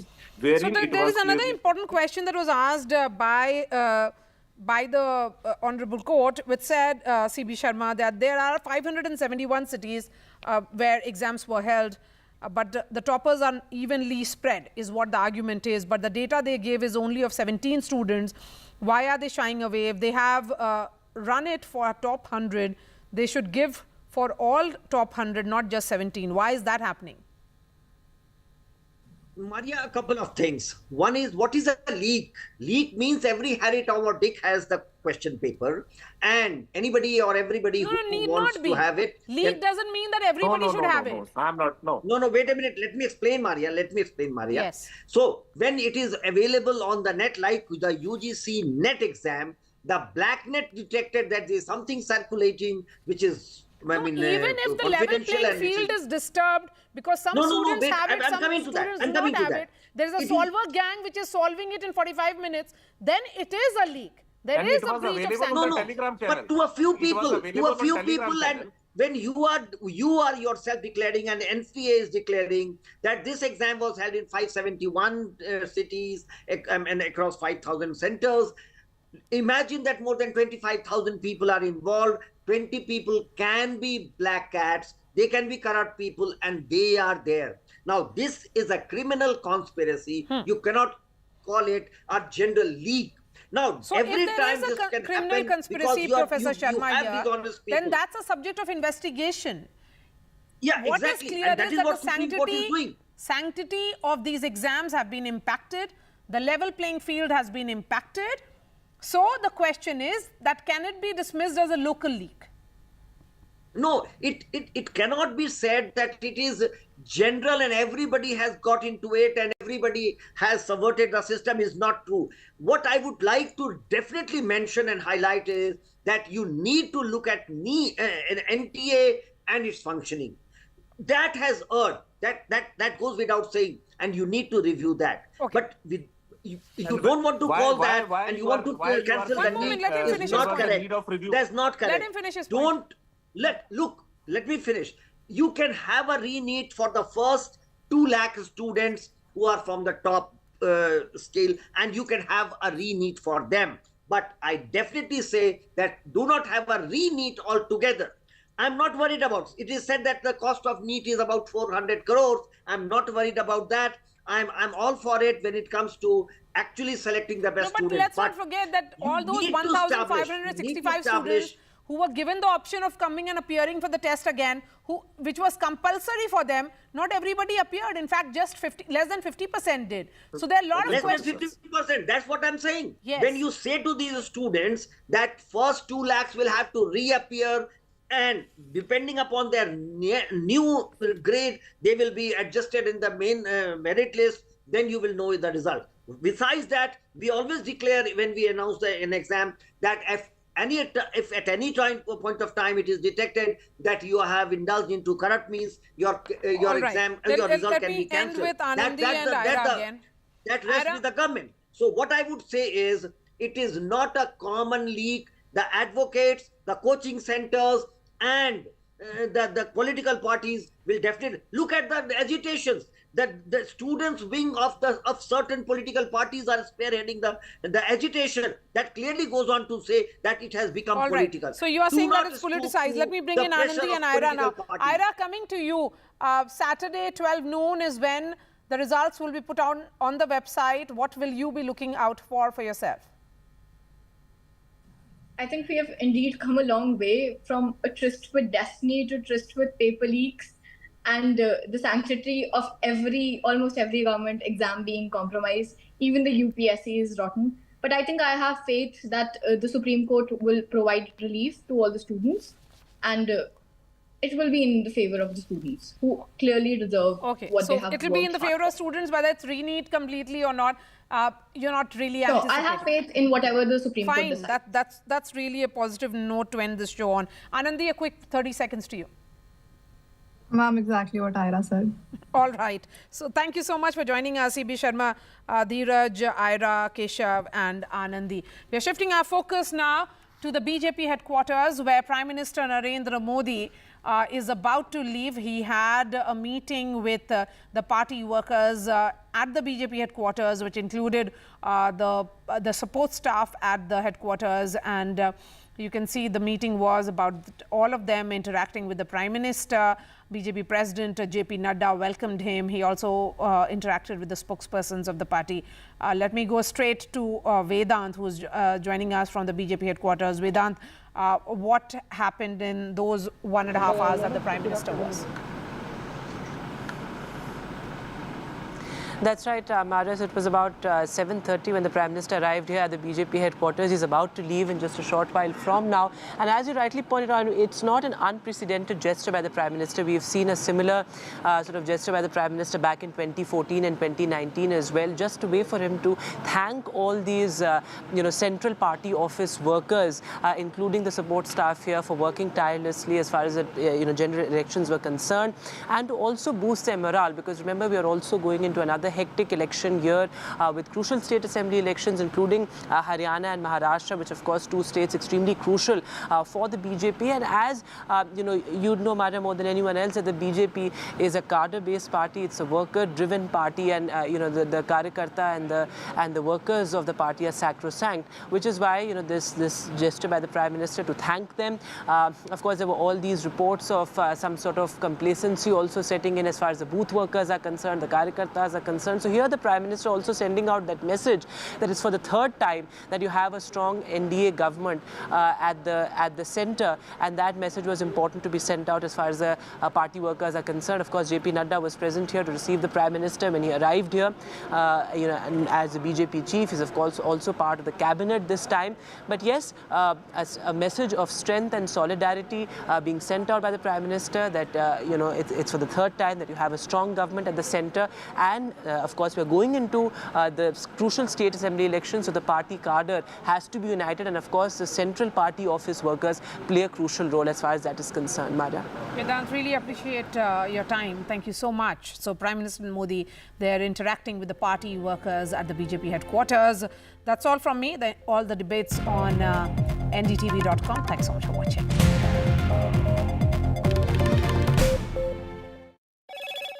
Hello, Moto.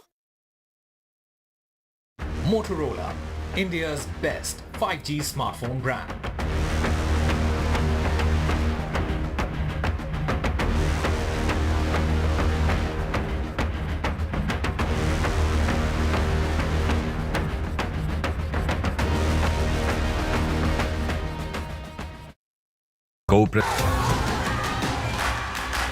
The biggest democratic exercise in the world. Team NDTV covers it from ground zero. BJP really had to fight a tough election this time. Unprecedented exercise. Unmatched coverage. There is no dispute. जनता को decide करना है. From polling to counting, NDTV brought you the most trustworthy news and updates.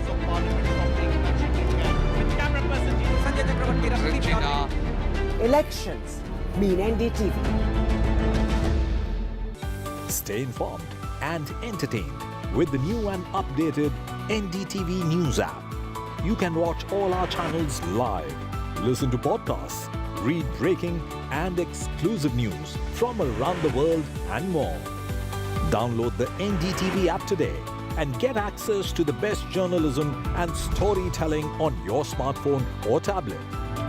The NDTV app. News that matters to you. NDTV proudly upholds its legacy of trust and credibility.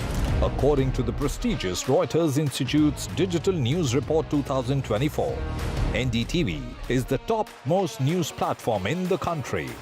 Number one in both online and offline reach in India. Beating all its competition, NDTV stands for trust. Get ready for the ride of your life. NDTV brings you the NDTV Auto Show with me, Mugdha Mishra. From the fastest supercars to the sleekest new energy vehicles to your trusted daily ride, we cover it all. Every Saturday at 10:30 a.m. and Sunday at 8:30 p.m. only on NDTV 24/7. Your next great escape starts here. MSMEs are the backbone for the country's economy. They account for 45% of exports. Frequent changes in GST tariffs and norms has proven to become a very tough issue for the small micro units. The budget should be in a growth-oriented budget.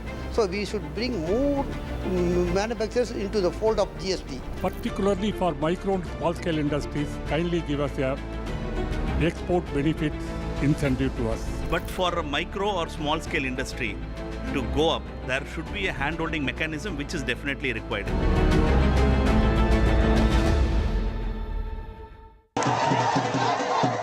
After great victory by Indian team, and today we are reporting from Mohali International Airport where we are showing these visuals. Arshdeep हमारे साथ हैं. The performance सही सारे ने दे बढ़िया results मिले. We are in the city of Kanpur today because they have their champion back home, Kuldeep Yadav. Desperation for each and everyone to go there and win the World Cup, and we did it.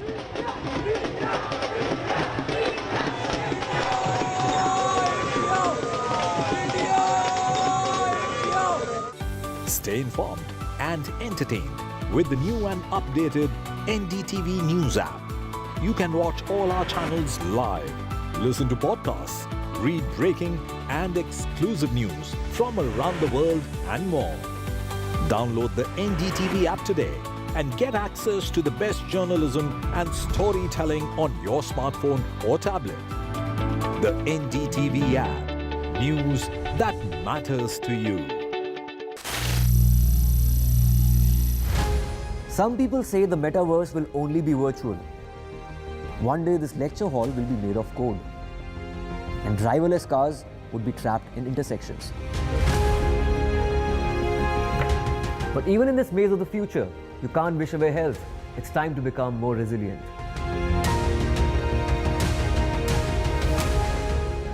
"10 years of Banega Swasth India, we have grown and achieved so many milestones.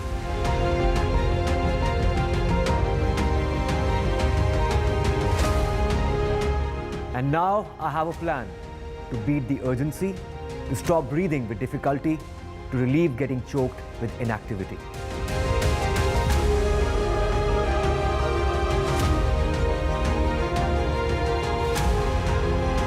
energize our government, our environment, our society, and ourselves. Everyone, everywhere, every day.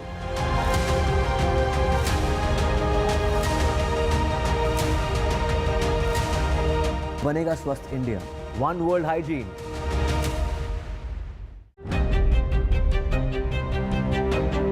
Hello and welcome to India Sense, where I speak with global opinion makers. The United States has made a strategic decision over the last 20 years to move closer to India. So a $7 trillion economy seems a perfectly conceivable number. If you want to be a national party, it's that you sort of accept the way the world is rather than want to endlessly hark back to how it was. Good evening. Welcome to Left, Right and Centre. I'm Vishnu Shom. First on the show, our continued focus on the Kargil heroes. Remember, it's been 25 years of the Kargil war this month. Today we meet the widow of squadron leader Ajay Ahuja, the MiG-21 pilot who ejected over Kargil Dras. He was captured by Pakistani forces and was shot dead.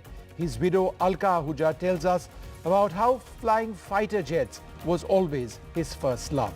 A true hero for India. Ajay told me that in case somebody comes in uniform, that means something is wrong. So when I saw him in uniform, I got scared. I had to ask my friend, why has he come to our place? So he said that Ahuja has ejected, but he is missing. And there was no news after that.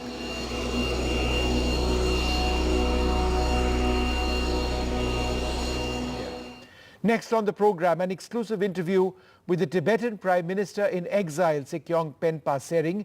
He speaks about how Tibetan soldiers have fought in wars for India and how this is a debt that Tibetans owe India for our hospitality for decades. He also speaks about China's hegemonic intentions and China's argument that no country recognizes Tibet as an independent nation, how that argument is deeply flawed. And finally, ahead of the union budget, India's top industrialists from the Confederation of Indian Industry talk about their budget expectations. But first, our big focus on our heroes of the Kargil War.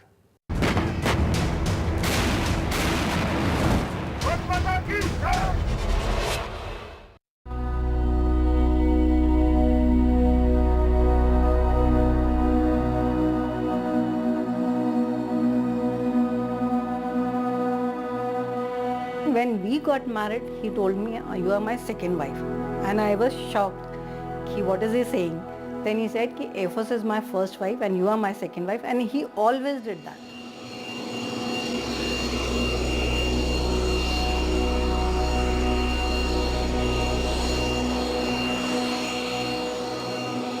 He was such a caring person. I mean, he didn't care only about me. He cared for each and every person he met.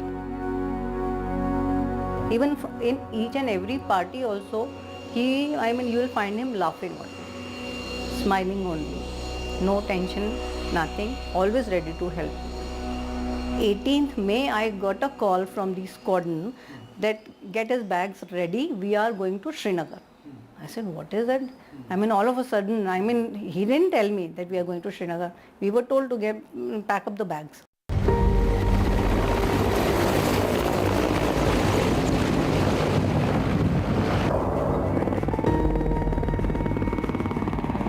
On 22nd May was his birthday, so I thought they'll be coming back by 22nd May. 22nd when we spoke, then he said कि नहीं we are not coming, and बेटे की vacations were starting, so he said कि I'll send you the tickets, you both come to Srinagar, we are going to stay here for some more time. I said okay, and my son was really excited that we are going to meet Dada. And next day, 23rd May onwards, all the civil flights were cancelled. That time also didn't struck what is wrong. 26th May onwards, when airstrikes started, then we realized that something is there.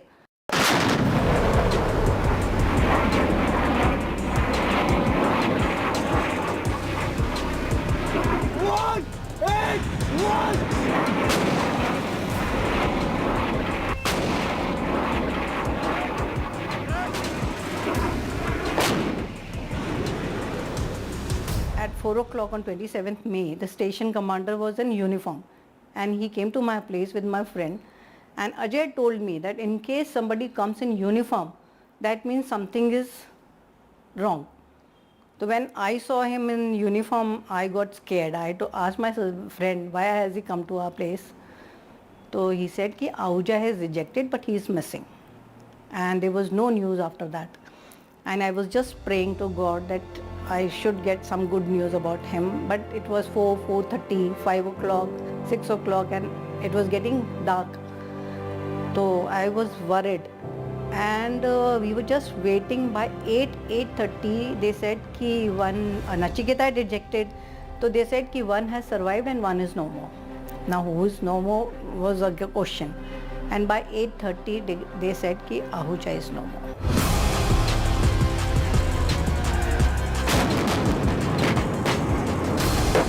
This brave pilot, who only loitered over the area in an attempt to locate and spot the downed pilot, had been shot. Now this is a cold-blooded murder, an act of cowardice on the part of Pakistani regulars.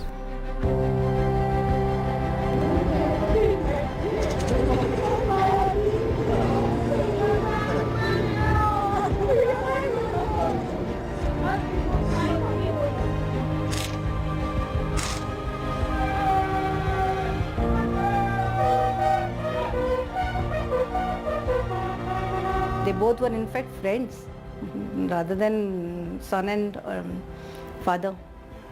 So he was very close to, and I couldn't tell him what had happened, and he was watching everything, but didn't ask me any question. But he was just watching that something is wrong, but he didn't know what has happened, because you can't imagine a 5-year-old child to think about this. And then he went to different places with me. He saw Dada's photo everywhere. And but he was just watching. And one fine day he told me, when I went to Quota and came back, he said, "Mama, Dada ab kabhi nahi aayenge." That's all.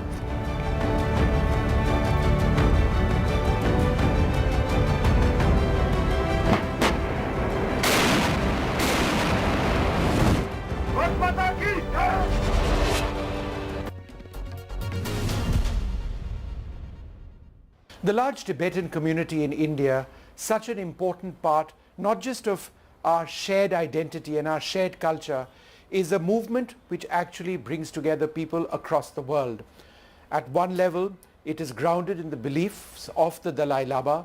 At another level, it is believed in the integrity and the identity of the Tibetan people, and the battle for an identity and the territorial acceptance of Tibet as what it historically once was. India is a key partner of the Tibetan people, the Tibetan government, and we have a wonderful guest today to speak with us, His Excellency Sekyong Penma Chering. He is the Prime Minister of the Tibetan movement. Thank you, sir, very much for being with us. I must ask you first, since His Holiness the Dalai Lama brings so much joy to people in India and around the world. He's had, I believe, a knee surgery in the United States. How is he feeling? Considering his age, now that he's already 89, he's recuperating very well. Now you have too many development in technologies. The surgery itself, I think, took less than 1.5 hours, which we have both mechanical and manual treatment. Then, of course, it takes few days for the swelling to go down. That has gone down, and His Holiness moved to north of New York, a little more quieter place where he could rest and undergo physiotherapy. Yep. So I'm told by people who are attending to him that His Holiness is recovering very well, but he will need some more weeks of physiotherapy. And his spirits, because we can't imagine the Holiness without a smile on his face. That, I'm sure, is radiating happiness to people everywhere, as always. There, in between, I'm sure you also must have seen, I think it was covered by the media as well, that on 6th of July was His Holiness' 89th birthday, yes. And he did send a message to everyone around the world, and he continues to have that smiling face. You had a very important visit, a US congressman recently who'd come up to Dharamshala to understand where the movement presently is, and it's also part of an effort in the United States to push through the Tibet-China Dispute Act. Tell us why this is important for your cause. Now, we follow what is called as the middle way policy, which is a Buddhist concept, avoiding extreme polarities. So this is a concept which His Holiness proposed, supported by a larger number of Tibetans and unanimously approved by the Tibetan Parliament in exiles, and this continues to be our official position. So me being the Sikyong, or the directly elected political leader, does not mandate me to change that policy, or the Parliament by itself cannot. So if and when we change this policy, there has to be a referendum according to our charter, under Article 56 of our charter. So that being the case, we are committed to following His Holiness' thinking on resolving the Sino-Tibet dispute through non-violence, through a negotiated solution that is mutually beneficial both for the Chinese people and the Tibetan people, and that would be long-lasting.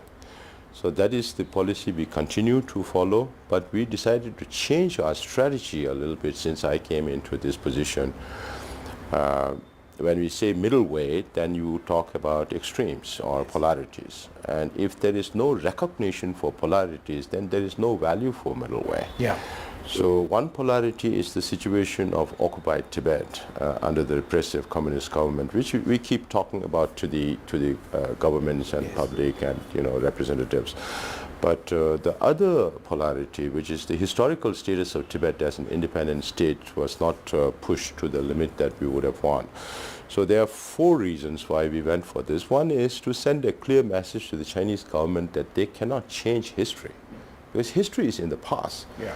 And let's leave that to historians. So when Chinese put this precondition to His Holiness, that His Holiness should say Tibet has been part of China, His Holiness says, I'm a Buddhist monk. Yeah. I cannot lie on history. So let's leave history to historians. What matters more through the middle way policy is to bring more happiness for the Chinese people and the Tibetan people. And that's what His Holiness aspires for.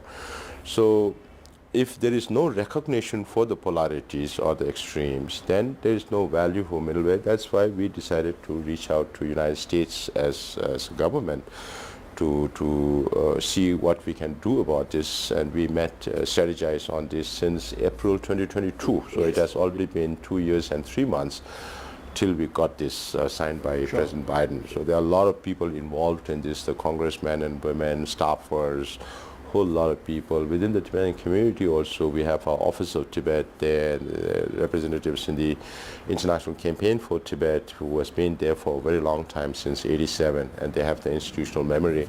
We work together very closely to get this done in the House and the Senate, and from November 26 last year till it took about 8 months to get it. But even before that, there were a lot of knots that need to be untied.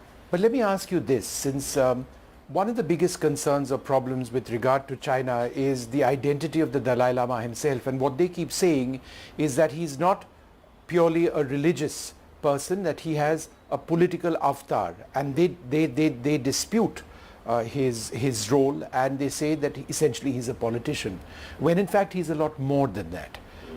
He appeals to people around the world. He is so much more profound in his identity. How would you respond to what China says on this particular thing?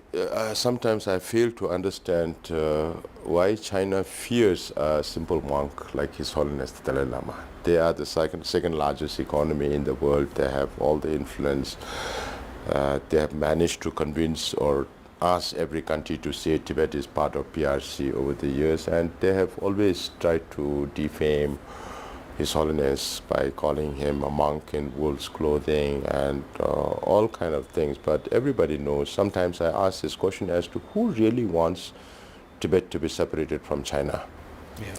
Because His Holiness keeps repeating like a mantra, middle way, all the time. And Chinese government keeps calling him a separatist. And the fact is that Tibet was an independent country. They invaded our country, they pushed us out, and then they called His Holiness a separatist. And now the question is, who really wants Tibet to be separated from China? Is it the Chinese government, who keeps calling His Holiness a separatist despite His Holiness keeps keeping on repeating this middle way policy? The whole world knows. So who are they trying to fool? That is the main problem. So, and the fear of one Lama like His Holiness against the Chinese government, that is something unfathomable in our mind. His Holiness always had a very larger understanding of the world, holistic understanding. And the reason why he went for the middle way is also because he appreciates the concept of European Union. Sure. Even now he says, if it is not for the concept of European Union, Europeans would still be fighting with each other. If that can be applied to Europe, then why not Tibet with China? Sure. Or in the whole region? Because whether we like it or not, we cannot lift Tibet out of that place and put it somewhere in the Arabian or Bay of Bengal near India. So we don't have a Hanuman to lift Tibet out of that place. So whenever we get to go back, we have to learn. We have to live in peace with China or India or all our neighbors, like we did for centuries. But Your Excellency, since we are talking about China, one of the biggest concerns here in India is the quote-unquote salami slicing of territory which China does. It's not just in Ladakh and attempts at salami slicing into Arunachal Pradesh, but also the sovereign nation of Bhutan, where even areas which have been under the royal family of Bhutan, their historic and their legacy areas, ancestral lands, have been taken over by the Chinese physically. Is this not perhaps the most profound threat that so many nations around the world face, Chinese expansionism? Yeah. China is always in a denial mood, as every one of us knows. When we talk about China's hegemonistic ambitions, they say we don't have hegemonistic. But the very fact that China invaded Tibet in 1959 was their first step in an expansion of China. Before that, with Uyghurs and the Inner Mongolians. So what they do and what they say are two different things. That is what they have always been saying. And some 8-10 years ago, if you remember, China declared air identification zone. Yes. At that time, I told our US friends, when China can claim the air, they will claim everything under that air, whether it's sea or land or whatever. So these days, China's hegemonistic ambitions are also reflected in terms of how they are renaming places, not just in Arunachal Pradesh or belligerents on Ladakh. Because I've been to Arunachal Pradesh in the north of Sikkim, to Ladakh, everywhere, because I've never been to Tibet. So to fulfill my emotional needs, I go on the border area, also to meet with my people who live there and see Tibet from across the border. So China's on anything, whether you talk about overcapacity of EV vehicles, they deny it. So anything that the world points a finger at China, China keeps denying, and this is definitely a huge threat, not only to India, but after the BRICS summit, the last BRICS summit in South Africa, China came out with those maps once again. Yes. It was not like they're coming out for the first time. But the timing is such that, all the neighboring countries, from Japan to Taiwan to Philippines, now they are having serious problems in Spratlys, and then Malaysia, Brunei, Vietnam, everywhere, they are escalating the situation. And then also, because of their behavior, all the defense expenditures of all these countries are going on, increasing every year, including New Zealand and Australia. Absolutely. But Your Excellency, let me ask you, one of the areas which hasn't been spoken about very much in the past, but increasingly is, and perhaps that's a good thing, is the Vikas force. It is a Tibetan army, but it is well integrated with the Indian army, in as much as they worship the Tibetan cause, they protect India's sovereignty, and they've done it in 1971, and they've done it in Ladakh as well. Could you tell us about how Tibetan soldiers are an intrinsic part of what both you and I believe, the sovereignty of nations and their territorial integrity? Maybe I would like to add one more here. Yes. We have the Vikas, then we have the Indo-Tibetan Border Force, Border Police. That is why I keep saying the very fact that the Indian government has not changed the name from Indo-Tibetan Border Police, Indo-Tibetan Border Force to Indo-China Border Police, and that also underlies India's position on Tibet. If we go back in time, of course, there was CIA-Tibet collaboration in the late 50s, starting from 57 till up to 1968. That cooperation was there, but India was not friendly with US at that time. Pakistan was more friendly. So if you read Noodle-maker by His Holiness Elder Brother, Noodle-maker of Kalimpong, yes. There also you'll find we have to send people from Bangladesh, yes. from East Pakistan, instead from Indian soil. But for the first time after Hindi Chini Bye-Bye 1954, India declaring Tibet region of China and all that, after 8 years as Chinese government planned at that time with Mao and Zhou Enlai at the helm of affairs, they attacked India in 1962. So that realization brought the combination of United States and Tibetans, and so they started one office in Saket. I see. Way back in 1964. The axis of India, US and Tibetans. So for the first time, then they decided to have this cooperation, and then they established the 22, where Tibetans were deployed to, because we always lived in the mountains. So we have this special lung to go to the borders. Even last time, our people have participated in the Bangladesh war also.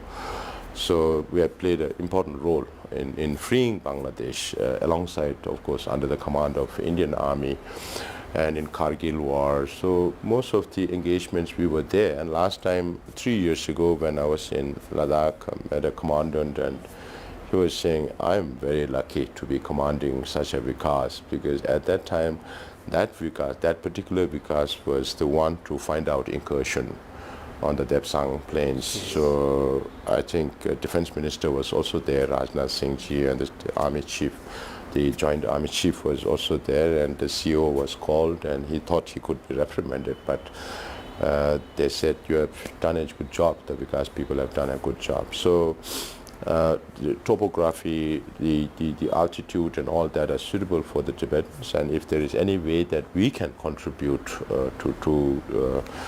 in some ways, to repay our debt to the Indian government for all the hospitality and everything that you did for us, this is in some way to repay the government of India, and we are still playing a very important role. Even with your lives, because those soldiers put their lives on the line. Soldiers are meant to put their lives at risk in the forefront before the civilians, so that is how they are brought up mentally. I want to go back to the Tibet-China Dispute Act. One of the key objectives is to stop Chinese disinformation, because so much of the information flow is skewed. Could you tell us how that's a primary objective? Yes, that is, as I mentioned before, we changed our strategy to focus on the historical aspects. I mentioned about the first message to the Chinese government, the second message to the international community, because over the last 40-50 years, China managed to force or coerce every country to say that Tibet is part of PRC. And in China, they keep saying Tibet has been part of China since ancient times. So this is the core of that legislation, of that act, where the US government says that they do not accept Chinese narrative or assertion that Tibet has been part of China since ancient times. And His Holiness also has not accepted in their findings as well as in the act itself. So which means that so far the Chinese government has been saying that there is not a single country who recognizes the independence of Tibet, or there is not a single country who recognizes the government in exile. Yeah.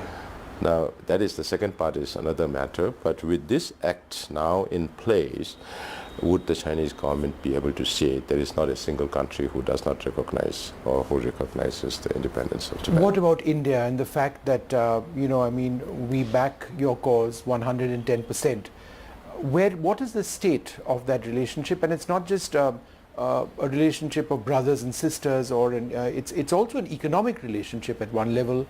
It is also about sustaining Tibetan communities within India at so many levels. You were talking to me about Tibetan schools. So when you look at the relationship, the official relationship with the government of India, is it a glass half empty or a glass half full? I would say glass half empty, but it's still, I'm sure there's still a lot of things in the works which we may not be aware of, because it's not necessary that the Indian government has to tell us everything. But we are being very transparent with the Indian government on many matters. And the support that we have received is tremendous, particularly on humanitarian ground. But on political issues, there are a lot of things between China and India right now. So it's up to the leadership of India as to when, how they need to take this up. I'm nobody to advise the Indian government. I know there are a lot of sharp people at the helm of affairs. As I tell everybody, particularly our own people, that we have to understand that if there has to be a resolution to this Sino-Tibet dispute through the middle way policy, there is no other way than by reaching out to the Chinese government. Now, on the other hand, till such a time, then we have to reach out to the international community. Now, when we reach out to the international community, we can't expect that country to leave aside their national interests and then take up Tibet's national interest. It's the same case with India as well. But the difference between India and US or Europe-US is also because of India's proximity of border with Tibet. Now that has become in China. So there are a lot of, I think, political expediencies that need to be taken into consideration when it comes to India's relation with China. But at the same time, we find that, at the beginning of Prime Minister Modi's tenure, he made every effort to get better relations with China by inviting Xi Jinping to Gujarat, to Mahabalipuram, and he himself visiting Beijing and Wuhan and all that brotherhood, Brawhaha, Panchshir. Even now Panchshir is being talked about, despite all the historical. So despite all the efforts from Indian government side, the response from the Chinese government has not been up to the mark. No. So there's serious questions like, when it comes to US-China relations, they say, oh, we are not being treated equal. But the question is, do China treat India equal? Or for that matter, any other country in the region? So these are they talk about peaceful dialogue. Where is peaceful dialogue with Tibetans, with Uyghurs, with Mongolians or Hong Kongers or Taiwanese? But when it comes to Ukraine and other things, they should be peaceful, negotiated dialogue. So they say one thing and they do another thing. A lot of double standards, and even international law. It is a law if it helps them. If it is not a law, if it doesn't help them. One final question. I was just struck by what you told me, that you were in the north of Sikkim and you looked across and you saw Tibet. It must be tremendously painful for you that you are the Prime Minister in exile of Tibet, of the Tibetan people, and you haven't been to your own home. How do you deal with that? No, this is an emotional thing that we have to keep it very close to our heart. That's the only thing we can do, because China does not give access for us to visit. Even in 21st century, you still have countries like China where your own people cannot step on your soil. So this is very unfortunate. That's why we are trying to seek a solution where we can go back, visit our families, visit our, see our land by ourselves. So the only thing we can do is now go on Google. When we were growing up, there was no Google also. So now I call it the Google Rinpoche. Right. Because you ask Google and you get to see everything. So that's all we can do. Go on Google, look at maps. And now China is changing Tibet's name also and destroying the background to that, all the historical background to that. So we are also we have to develop another map that is searchable on the internet with Tibetan names. Yes. Because China is changing all the names. And these are going to be very consequential. And particularly the colonial boarding schools. And these will have serious impact on India's security from a long-term perspective. Because right now, we Tibetans, there are stories that the first king of Tibet came from India.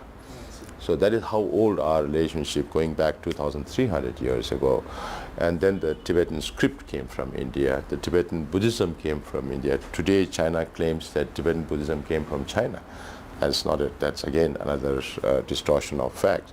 So Tibetans have remained, and we transliterated every available Sanskrit and Pali text into Tibetan language on the advice of Shantarakshita. So we are the only country that has become a repository of one part of ancient Indian wisdom, which is manifested in the messages of His Holiness to the world. So we are very proud people, being a repository of one part of ancient Indian wisdom, and we respect India because India is the land of Buddha. We call it the land of Aryavrat. So we have a lot of respect. Now with China changing the curriculum, turning the boarding schools into teaching just Mandarin and a Communist Party ideology and loyalty and military training and all that, will wean away the emotional quotient that we have with India, and that will affect India also in the long, if this continues for a long time. What about the entire debate about who succeeds the Dalai Lama eventually? China has been pushing, their own version of events. If they are serious about reincarnation, Xi Jinping should think about his reincarnation if he is really serious. It's the person who is going to be reborn who is going to decide where he or she will be born. It's not somebody else who will decide. The whole concept of reincarnation is very unique to Tibetan Buddhism. Yes. And that's understood by the Tibetans, not the Chinese. That is why His Holiness always jokingly, humorously says that if Chinese leaders are really serious about Dalai Lama's reincarnation, of course they are not bothered about the living 14th, but they are more concerned about the yet to come 15th. So His Holiness gives, if they are really serious, they should study Tibetan Buddhism. They should believe in life after death. Yeah. And then maybe they should look for Mao Zedong's reincarnation first. Right. Deng Xiaoping's second, Jiang Zemin is also not with us now. Then maybe the Dalai Lamas. So first they have to be convinced with that idea of reincarnation, believe in it, and then practice it. Right. Without believing in it, just to use it as a political tool, thinking that if you can control the Dalai Lama, you can control all the Tibetans, doesn't work.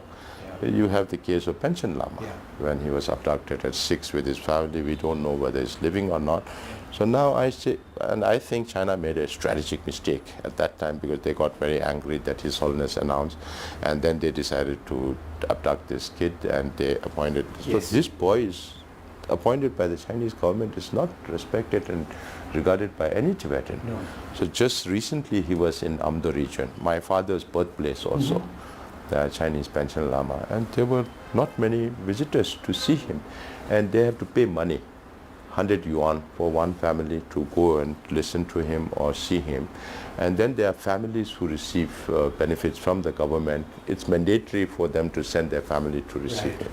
So these facades are there to show the world that Tibetans believe in the Chinese Panchen Lama, and the Tibetans say he's just another leader. They don't believe in him. So if that has happened to Panchen Lama, so I tell them, have you not learned any lesson from the Panchen Lama saga? You just cannot force people to, believe or trust another based on their volition. Your Excellency, it's been wonderful speaking to you, and for sharing your vision of Tibet, your vision of the future, and of course the message of His Holiness as well. It's so important to people around the world. Thank you for the opportunity. Thank you so much. Thank you, sir. Thank you. Well, it's time now for us to take a short break. After that, our special pre-budget program with the Confederation of Indian Industries top business leaders.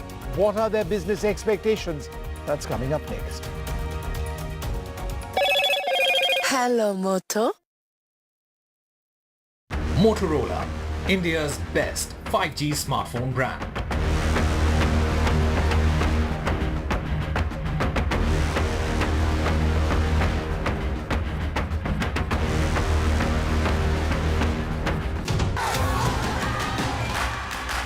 The biggest democratic exercise in the world. Team NDTV covers it from ground zero. BJP really had to fight a tough election this time. Unprecedented exercise. Unmatched coverage. There is no dispute. जनता को decide करना है. From polling to counting, NDTV brought you the most trustworthy news and updates.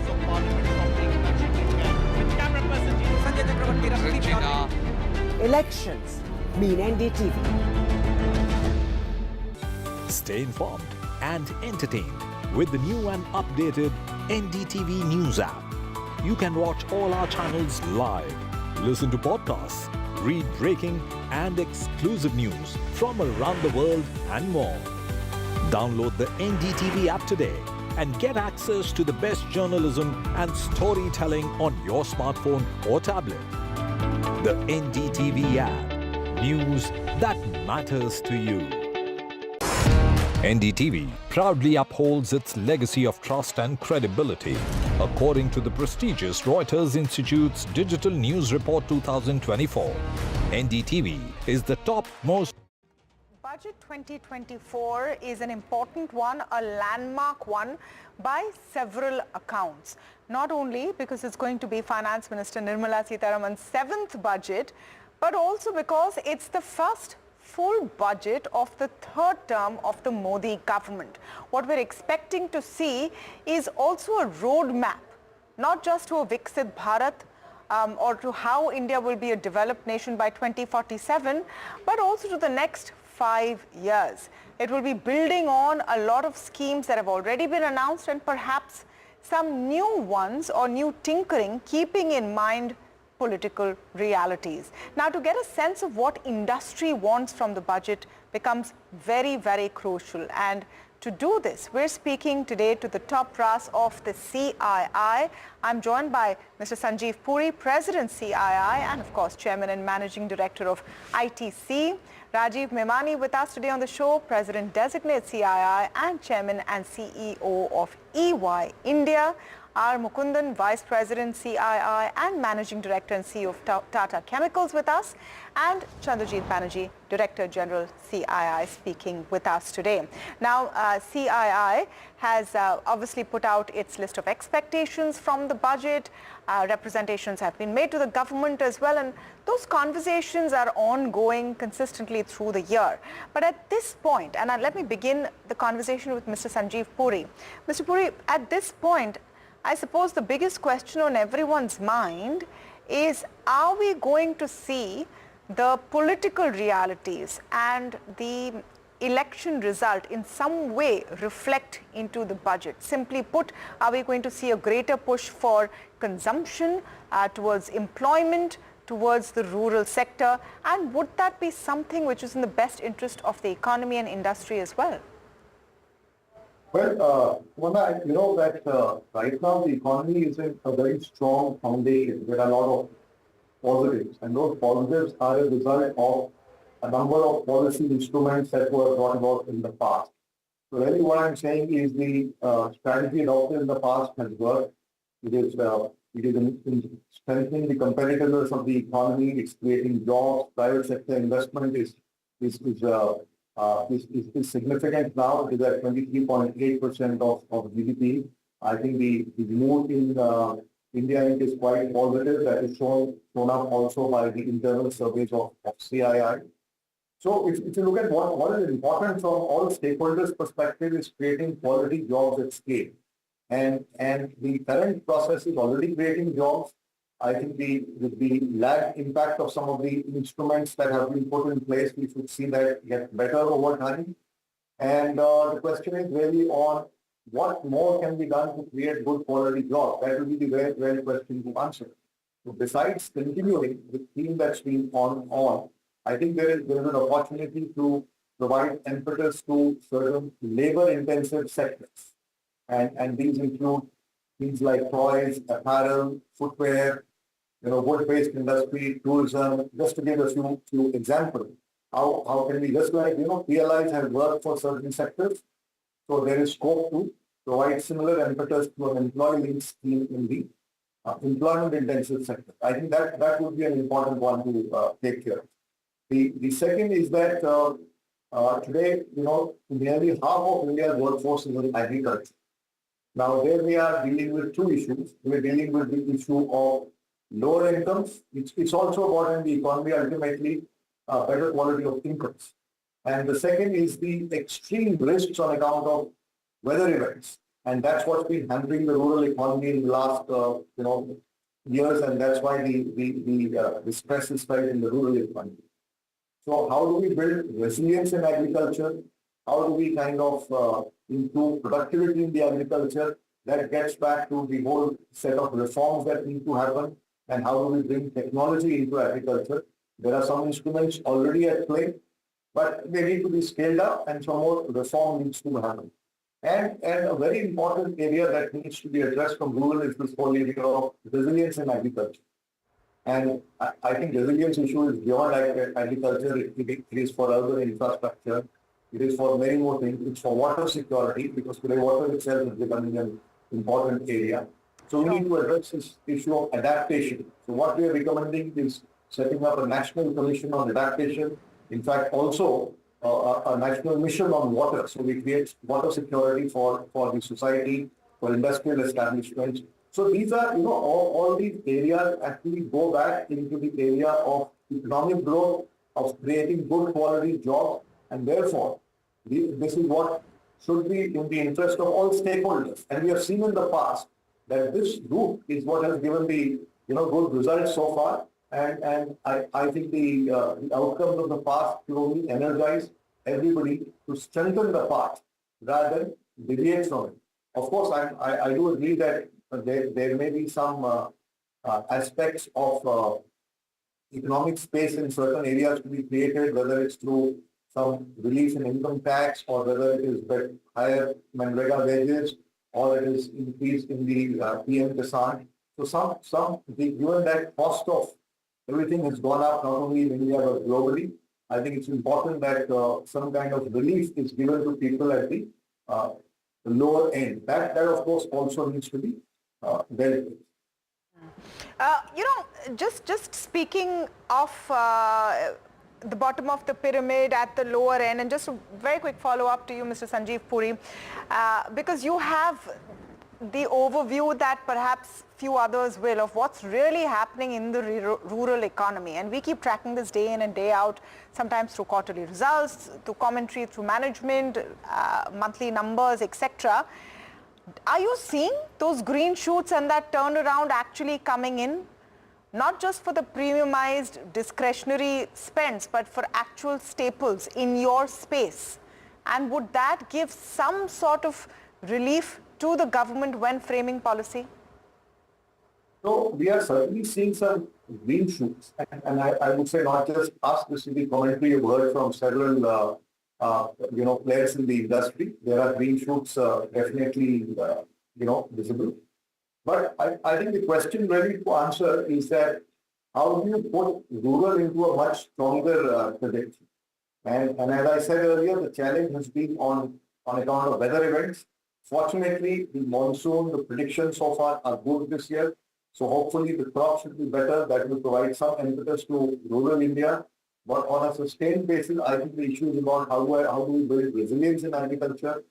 How do we create more non-farm jobs in rural India? Maybe the public capex that we are recommending, enhancement of 25%, maybe can have a higher index to rural India. It's also a question of how do we develop the human capital of rural India so that they can participate in the opportunities that are emerging in the economy. There are companies today also talking about skill shortages.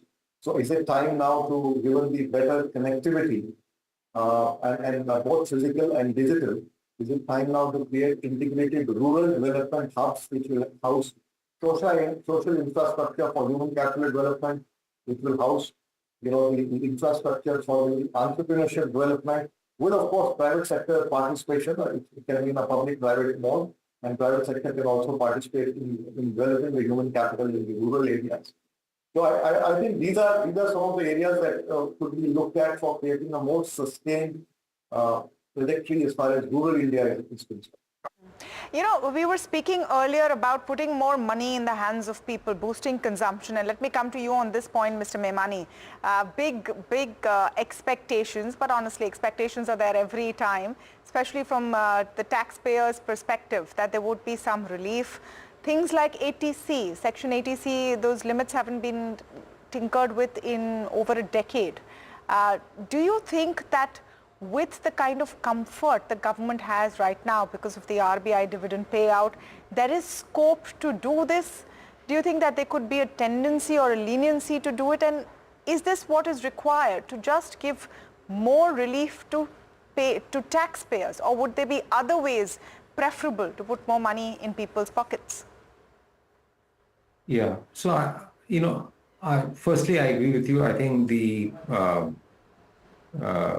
government macroeconomic situation, the government balance sheet is strong. I think it's also stronger than what was projected in the vote on account, and both in terms of tax revenue collection is ahead of plan, especially in personal tax, and also in terms of we talked about the RBI dividends and other things. So I think government, if they would want to, I think this is a good year to do something. Whether they will do ATC or not, I doubt it, because they would want people to migrate to the new personal tax regime. So I think that's where they would want people to migrate. So my view is, if anything, they may add to the minimum threshold limit. So they may add to the rebate so that they can encourage more people to move to the new tax regime, which is slightly lower tax rates, but very few incentives and concessions. So that's what I think. In other ways of doing that, obviously not necessarily in the budget, but GST and GST reduction in some basic consumption items, or also in some items which sit in 28%, when there are items of sort of day-to-day consumption. So things like that can also be enabled, but not through budget. And Sanjeev talked about income transmission to rural India through various mechanisms. I think that's another area that they can be done. I certainly think that from what the budgeted estimates were, I mean, if you look at the total expenditure estimate, tax revenues were some 38-39 lakh crores. If you add everything else, you were looking at 43-44 lakh crores of total income that the government has said. My guess is it will probably be 3 to 4% higher than what was projected. So I think the government has the economic space, if they were, without adding any new taxes or tinkering with any tax rate. So the government has the flexibility of spending, 1.5 lakh to 2 lakh crores more than what has been estimated as expenditure. Where they're going to put that money will be an interesting question. Maybe some of it will be towards consumption. I would presume a lot of that will be for consumption, transmission of income, and one or two you could see some big scheme announcements that happen around healthcare or some other things which will require budget allocation. So just to follow up there, Mr. Memani, when you say towards consumption or transmission of income, what could that route look like? If you think it's not really going to be for the average taxpayer, then are you seeing that in the form of larger payouts in schemes to farmers, fertilizer subsidies, etc.? What is that picture looking like? No, I'm not saying it won't go to the taxpayer. I'm just saying that what you had said through the ATC mechanism. Okay, it'll be for the new tax regime. It will be for the new. Would it be fair to say that the new tax regime, despite several efforts and several budgets, has not really taken off? Right. Would that be fair to say? Yeah, that's right. It's not taken off to the extent they wanted, and I think if they were to provide any relief, then they would provide it in a way that takes off, because that's the intent of the government. I mean, if the idea is to get people off the tax rebates, then you need more sweeteners there. All right, let's come back to the question of where the government can spend this money it now has, the RBI bonanza, as we've been calling it. And let me come to you, Mr. R. Mukundan, on this. So among the things that the CII has asked for is to increase capex to by 20% to 12 lakh crore rupees for 2024-2025. Now, in which direction would you like to see that capex going? What are the areas that you think need to be focused on? Kamala, really, I think the key opportunity for India, in my view, is becoming part of the global supply chain. That essentially entails that we put further stress on the logistics, put further stress on supply chain resilience, which means investments in ports, investments in railways, freight transportation, investment in air freight transportation, building freight corridors with the rest of the world. I think that is one big chunk of the capital expenditure which needs to happen.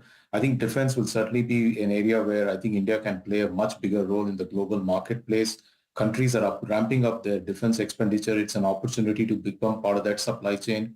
And I think if government can facilitate through big investments in that area and help the companies connect, I think that will be a great support.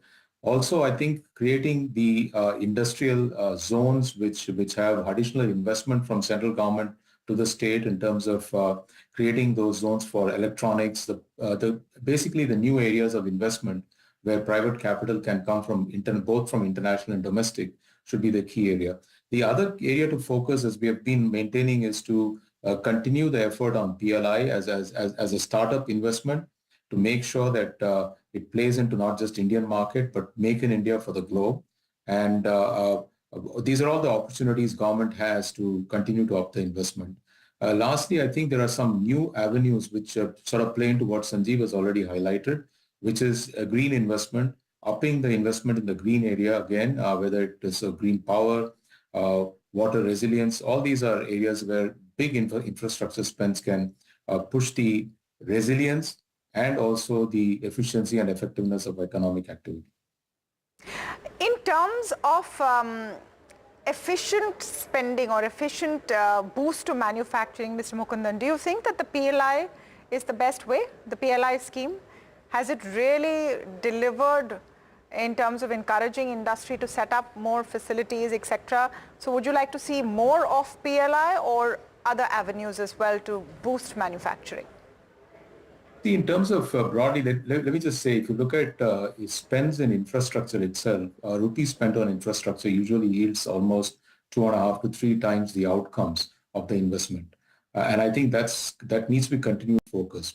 The PLI should be seen more like a startup, let's say, encouragement for the initial years where government comes in and sort of reduces the ease of entry. But after that, the scale up has to be managed by private sector alone. And I think in many, many areas, the government actually has benefited a lot more than the PLI incentive which has gone in because of smart way of doing it. Several sectors have benefited, especially electronics. I think I think we got to focus on how to make it successful and see this as a effort to sort of accelerate an investment in this window of opportunity where India has, where it can become part of the global supply chain in the next, let's say, 5 to 10 years or time.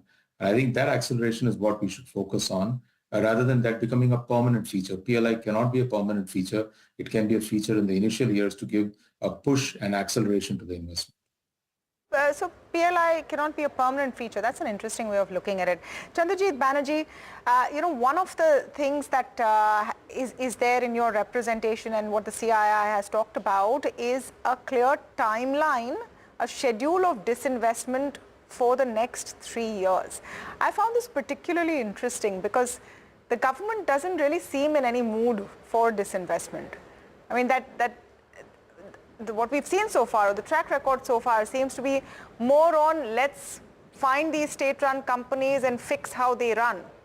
And the way, for example, the stock markets are, welcoming this also leads into it. So I wanted to know why you were interested or why CII was keen on looking for a schedule for disinvestment. Yes, we have seen some of the disinvestments work, and it's obviously we need to keep on the path of disinvestments and less government into business. And we have also seen, as you mentioned, that there has been in the track record that disinvestment targets not being met. And of course, there are issues at what is the right time to disinvest, etc. But having said that, there is no argument as to see which goes against that there should be continued and gradual disinvestment with targets met. And we do also, of course, appreciate that it is tough to, sometimes take the call as to whatever be the right time and which is the right company, which is the right sector, etc. But there are areas where it could be extremely important for the government to pursue it, given that there could be much healthier management of the company, or even not just and also revenue to the government. So we do sit on a large number of real estates which can be monetized very well, and that's where we see opportunity coming ahead. There are sectors like tourism, hotels, etc., which are areas where some of them are lower hanging fruits, so to say, where we can see a lot that can be done. Utilization in areas through getting greater private sector participation in the real estate that I mentioned that the government holds. So we should see greater efficiency coming in certain cases, and in certain cases greater utilization and also resources, financial resources coming into the government. And therefore, to see that path continue with targets which are realistic and whatever's possible at certain points in time would be important to see in the forthcoming budget and beyond. Very quick, round of views. One thing, and let me start with Mr. Sanjeev Puri. Everyone has a wish list, and then we have a list of what we think is going to be announced. Let me not ask you what you think is likely to be announced, but if there was one thing that you would hope to see from the budget in terms of announcements, what would that be? Well, I would like to see that the whole path of growth that has been adopted in the past, I think a continuation of that and really build up and adding some more layers to the growth story with the same philosophy of investment-led growth. That's what I would like to see. Mr. Memani, your answer? Yeah, no, I'm very similar to Sanjeev. I think if they follow the same macroeconomic discipline that they have, but use the surplus that they have this year, the kitty that they have this year, to transfer more money into rural India. I think that probably would be interesting to see, or at the lower income levels to create more economic space. Okay, what would be desirable for you to see, Mr. Mukundan? And this doesn't have to be in the realm of what is likely to happen. Yeah, I think this should be seen as the first 5 years in the next 25-year journey. And I think we should focus, as has been said, make it inclusive, make it sustainable, but continue to focus on growth with policy which is stable.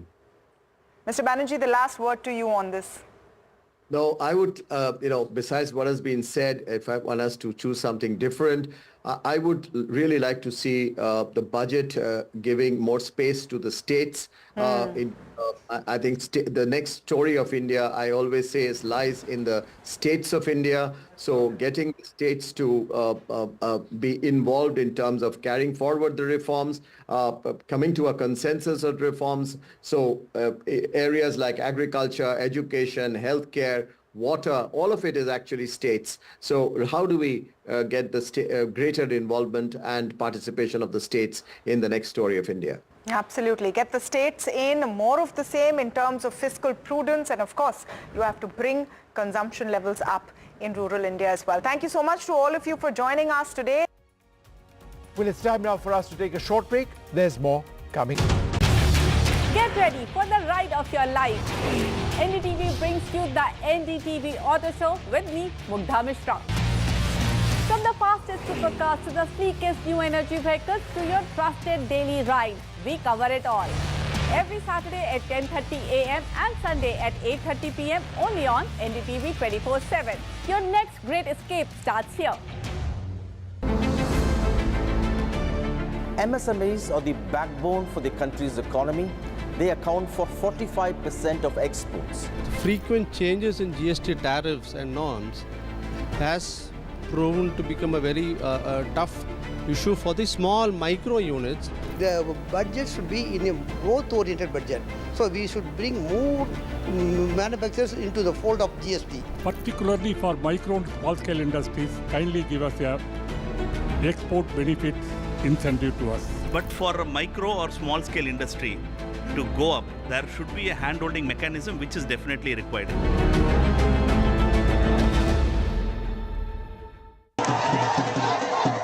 After a great victory by Indian team, and today we are reporting from Mohali International Airport where we are showing these visuals. Arshdeep hamare saath hai. बहुत ही performance आई सारे दी ते बढ़िया results मिले. We are in the city of Kanpur today because they have their champion back home, Kuldeep Yadav.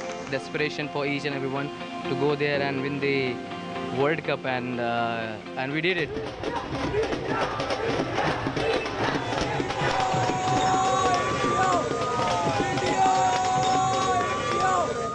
Stay informed and entertained with the new and updated NDTV News app.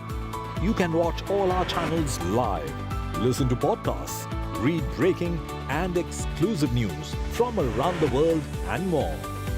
Download the NDTV app today and get access to the best journalism and storytelling on your smartphone or tablet. The NDTV app. News that matters to you. Some people say the metaverse will only be virtual.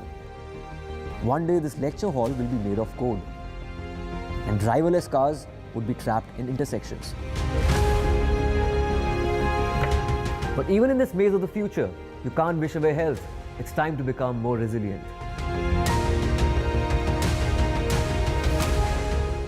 "10 years of Banega Swasth India, we have grown and achieved so many milestones.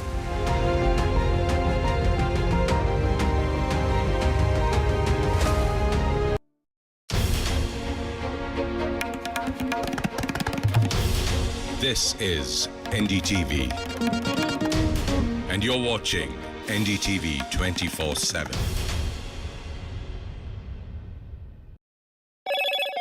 Hello, Moto.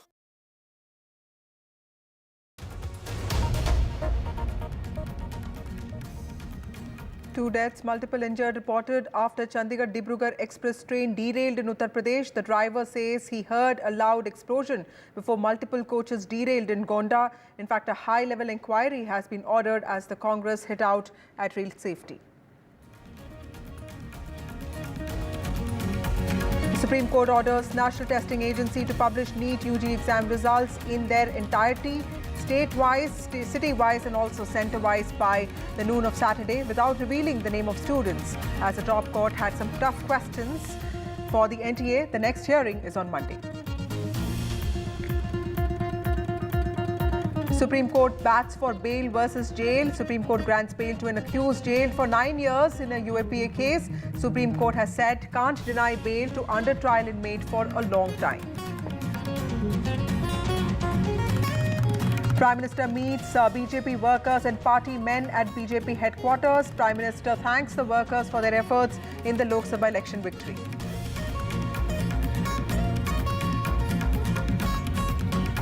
Big hitting batter Surya Kumar Yadav is named captain of the Indian T20 team for the 3-match series against Sri Lanka starting 27th of July, while ODI skipper Rohit Sharma and Virat Kohli were included for the 50-over series against the same team next month.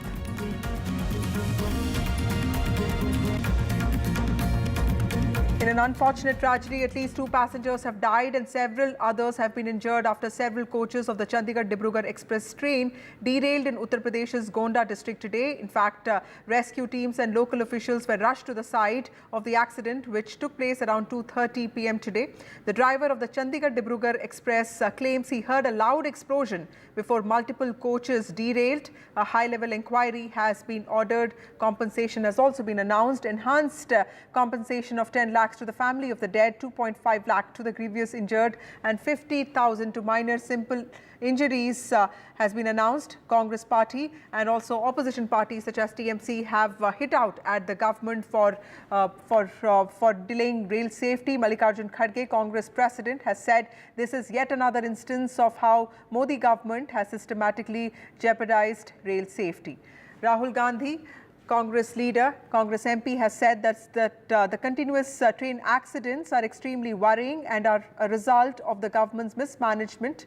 He has also said that discussion with loco pilots a few days ago, which he had, showed him that safety has to be paramount. In fact, Mamata Banerjee, TMC Supremo and West Bengal Chief Minister, also posted on X her reaction to this, and she said, and I quote, "Sad to know of yet another tragic rail accident today at Gonda. Another derailment of train, this time of Chandigarh-Dibrugarh Express. What are the railway authorities doing? What is the government of India doing? Safety and security of passengers is paramount. When will the government come to their senses?" This is what Mamata Banerjee has said.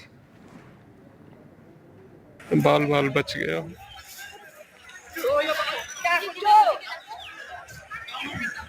एक train accident हो गया जिसमें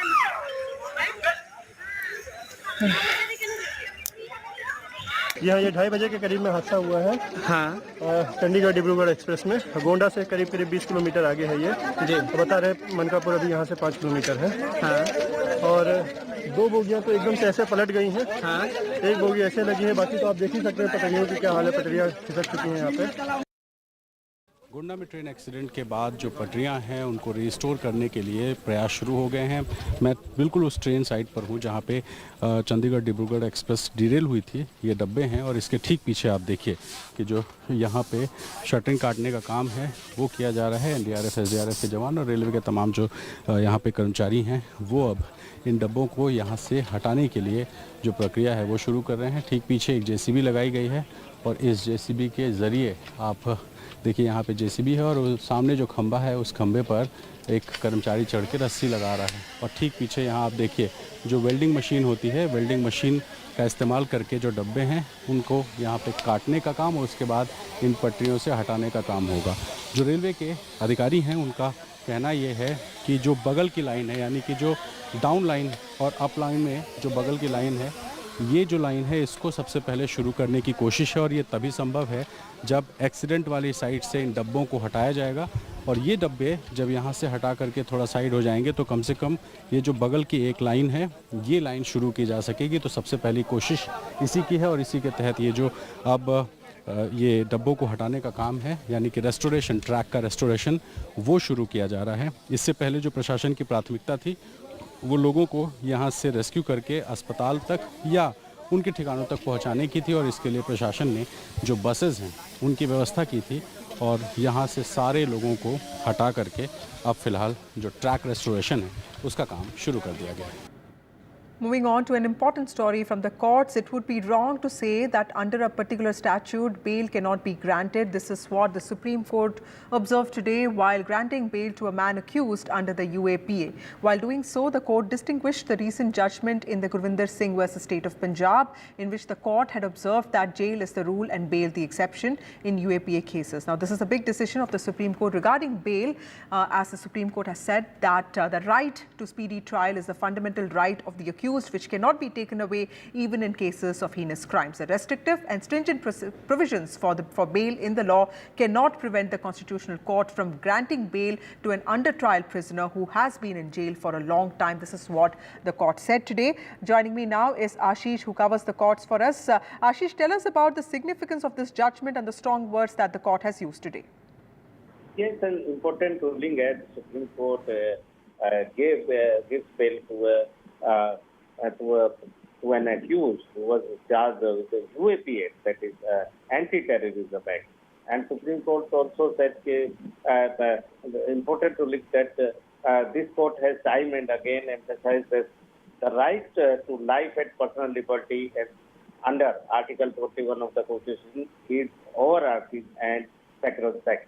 Also, a constitutional court cannot be restrained from granting bail to an accused on the account of restrictive statutory provisions in a penal statute if it is found that the right of the accused under trial under Article 21 has been infringed. So, court said in that event such statutory restriction would not come in the way. Even in the case of interpretation of a penal statute, however stringent it may be, a constitutional court has to lean in favor of constitutionalism and the rule of law, of which liberty is an intrinsic part. It means Supreme Court now laying a guideline for heinous cases also, if there is no trial, completed trial, and long time the person has spent long time in jail, as constitutional court can give bail. Also, Ashish, can you tell us a little bit about what this case was all about? Because this was about an under trial who was in jail for 9 years. Yeah, it's a matter. This matter was from UP, and that has undergone 9 years in jail, and the charges are against him was unlawful activity prevention act for indulging in terrorist acts and smuggling of high quality counterfeit Indian paper currency notes as he has been doing past for the last 9 years. So Supreme Court, while giving him this, said the right to speedy trial is a fundamental right to an accused, which cannot be taken away even in cases of heinous offences. It means the Supreme Court ruling will now apply to UAP also, and it may be apply in PMLA also, because Supreme Court now saying that right to speedy trial is a fundamental right of any accused. Yes. Right. Thank you, Ashish Bhargav, for joining us with those details. Important order by the court today saying that courts must yield to the rule of the law, of which liberty is an important part. Moving on, the Supreme Court also had some tough questions for the National Testing Agency today, as it was hearing a clutch of petitions asking for a NEET re-examination, with allegations of paper leak and violations plaguing the all-important examination for medical graduates. In fact, NEET UG examination results are to be published in entirety. That's what Supreme Court has asked NTA to do, and they have to be cross-referenced by city and centre, and these results have to be published by NTA as mandated by Supreme Court by the noon of Saturday. This is what Supreme Court has told the National Testing Agency today. The identities of the students will not be revealed. They will remain masked. In fact, this would provide some transparency for the students who have been asking for it, who can get an idea of the results, though this move was opposed by the centre. The next hearing in this matter will be on Monday.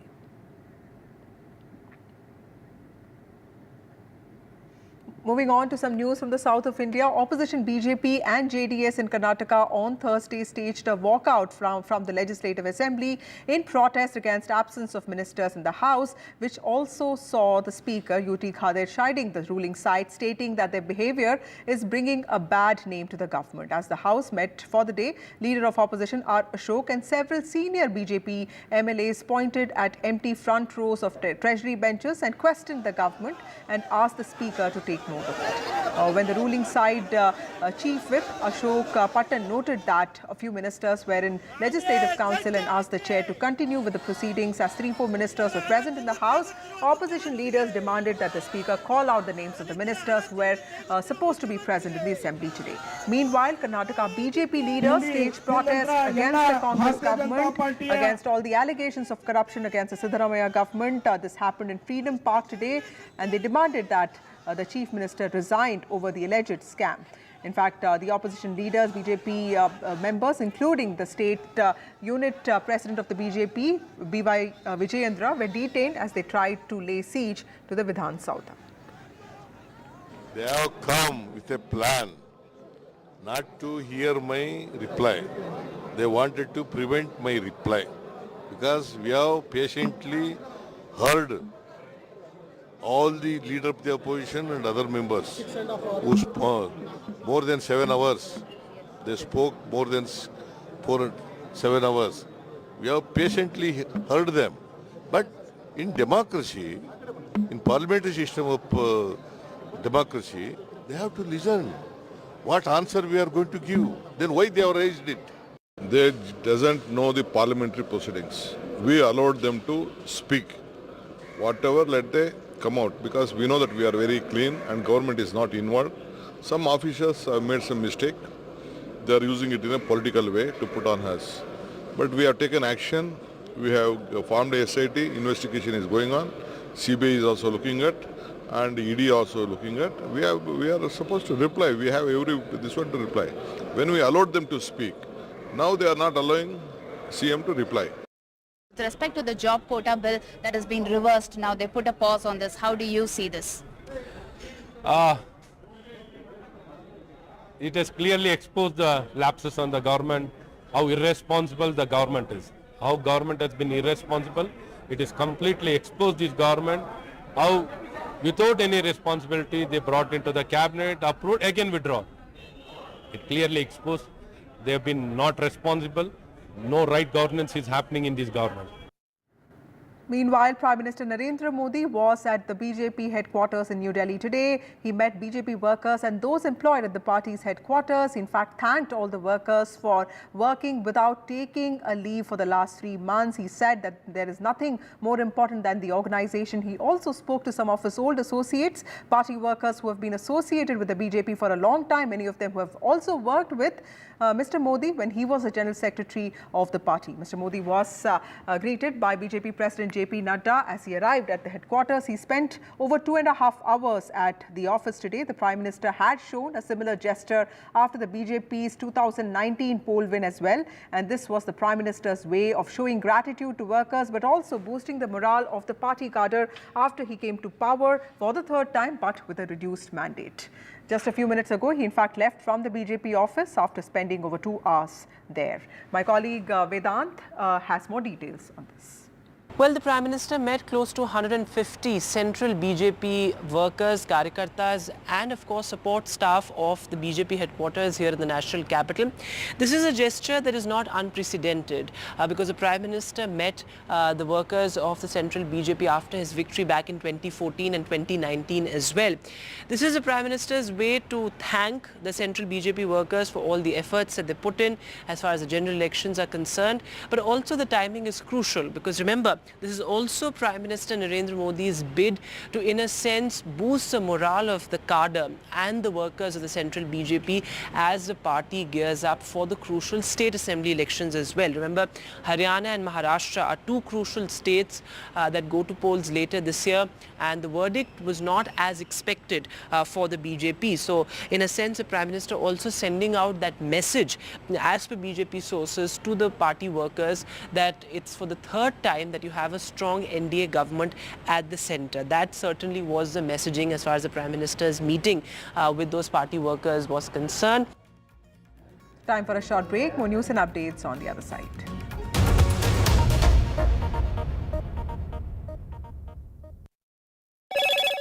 Hello, Moto. Motorola, India's best 5G smartphone brand.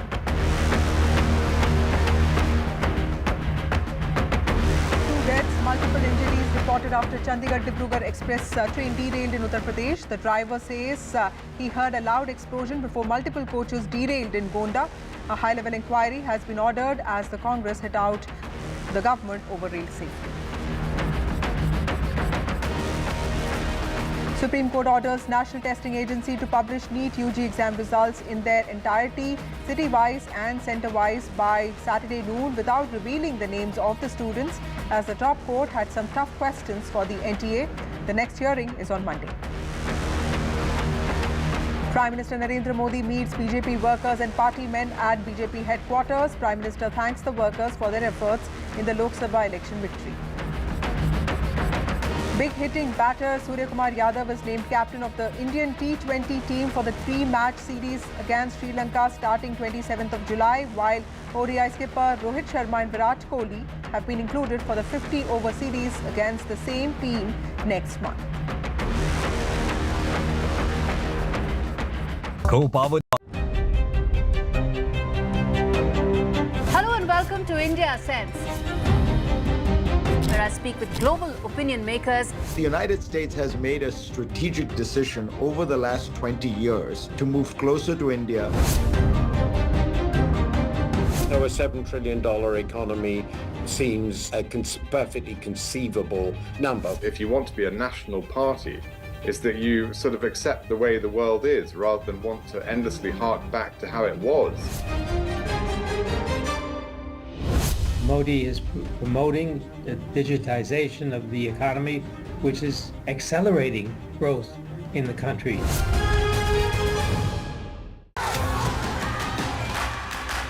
The biggest democratic exercise in the world. Team NDTV covers it from ground zero. BJP really had to fight a tough election this time. Unprecedented exercise. Unmatched coverage. There is no dispute. जनता को decide करना है. From polling to counting, NDTV brought you the most trustworthy news and updates.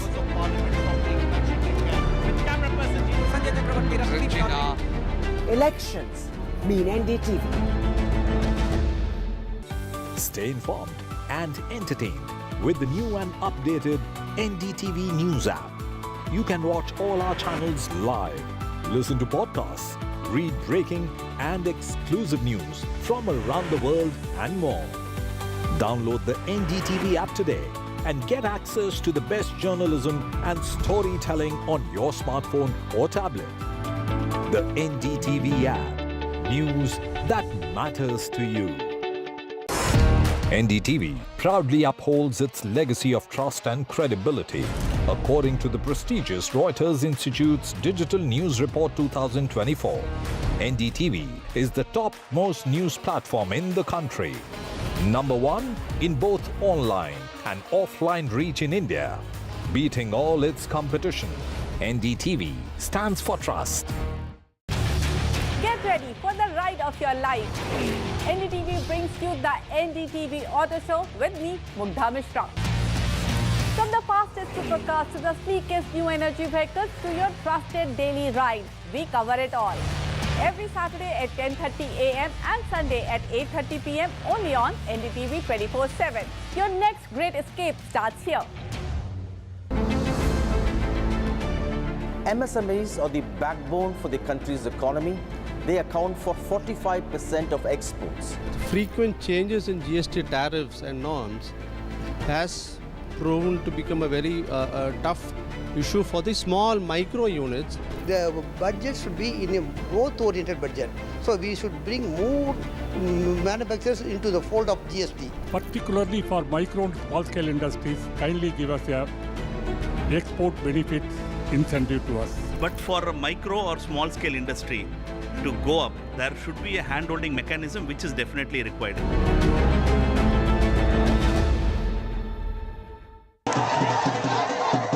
After great victory by Indian team, and today we are reporting from Mohali International Airport where we are showing these visuals. Arshdeep हमारे साथ है.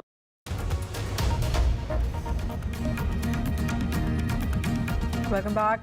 Union Finance Minister Nirmala Sitharaman will present the first budget of Prime Minister Narendra Modi's third term on the 23rd of July. Farmers are also keeping a close eye on the budget, especially those in Madhya Pradesh. We reached Sehor, where country's Agriculture Minister Shivraj Singh Chauhan hails from, to understand the expectations and demands of the farmers from the budget. Take a look at this report.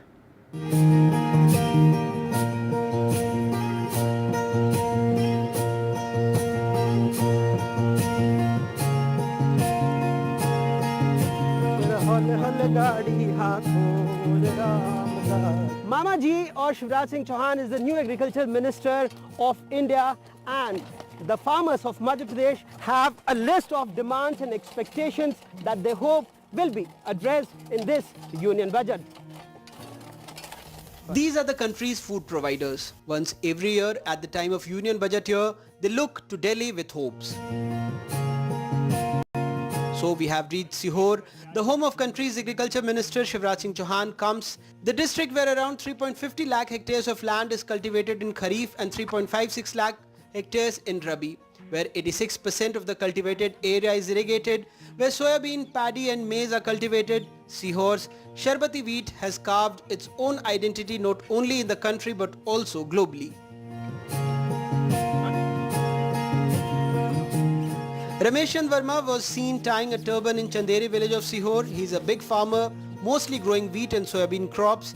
He wants cooperative banks to increase the loan limit. There are also some demands on MSP and storage of produce. जैसे जिला सहकारिता bank में किसानों की जो है limit 10,000 रुपये पर एकड़ है, उसको बढ़ा के मतलब जो है 50-60 हज़ार एकड़, बाकी दूसरी बैंक उन 60,000 दे रही है, तो जिला सहकारिता बैंक को भी जो है 60,000 करना चाहिए उसको बढ़ा के ने।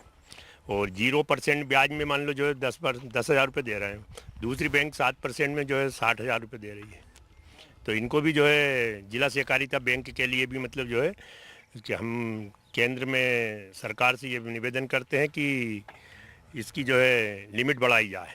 कृषि यंत्र के ऊपर जैसे उन्होंने मान लो सब्सिडी दे रहे थे, वो सब्सिडी उन्होंने ख़त्म कर दी, तो वो सब्सिडी चालू करें वापस। और जीएसटी मान लो कृषि यंत्र के ऊपर जीएसटी नहीं लगना चाहिए। Bane Singh Rajput prioritizes technology in his fields and also practices organic farming. However, he is upset with the delay in getting seeds. He also wants the market for selling organic products to be accessible and middlemen should be eliminated. आदरणीय यशस्वी प्रधानमंत्री से निवेदन करना चाहता हूं कि किसानों को जो समय पे बीज दिया जाता है उस समय के आधारित पर दिया जाए और नई पद्धति का चयन कर समय पे बीज दिया जाए। अभी मेरे को बीज दिया था जो बोनी होने के बाद में बीज उपलब्ध कराया गया और वो बीज उपलब्ध कराया गया था कि जो किसान ने 4 साल पहले उसका चयन कर लिया गया। आदरणीय प्रधानमंत्री से निवेदन है कि जैसे आप 6,000 दे दो 10,000 करें। उसके साथ साथ किसानों को जो GST अनुदान पे GST लगाई जा रही है उसे खत्म करें। Anup Mewada is a small farmer. The Madhya Pradesh government has promised an MSP of 2,700 on wheat. He wants the centre to increase it further.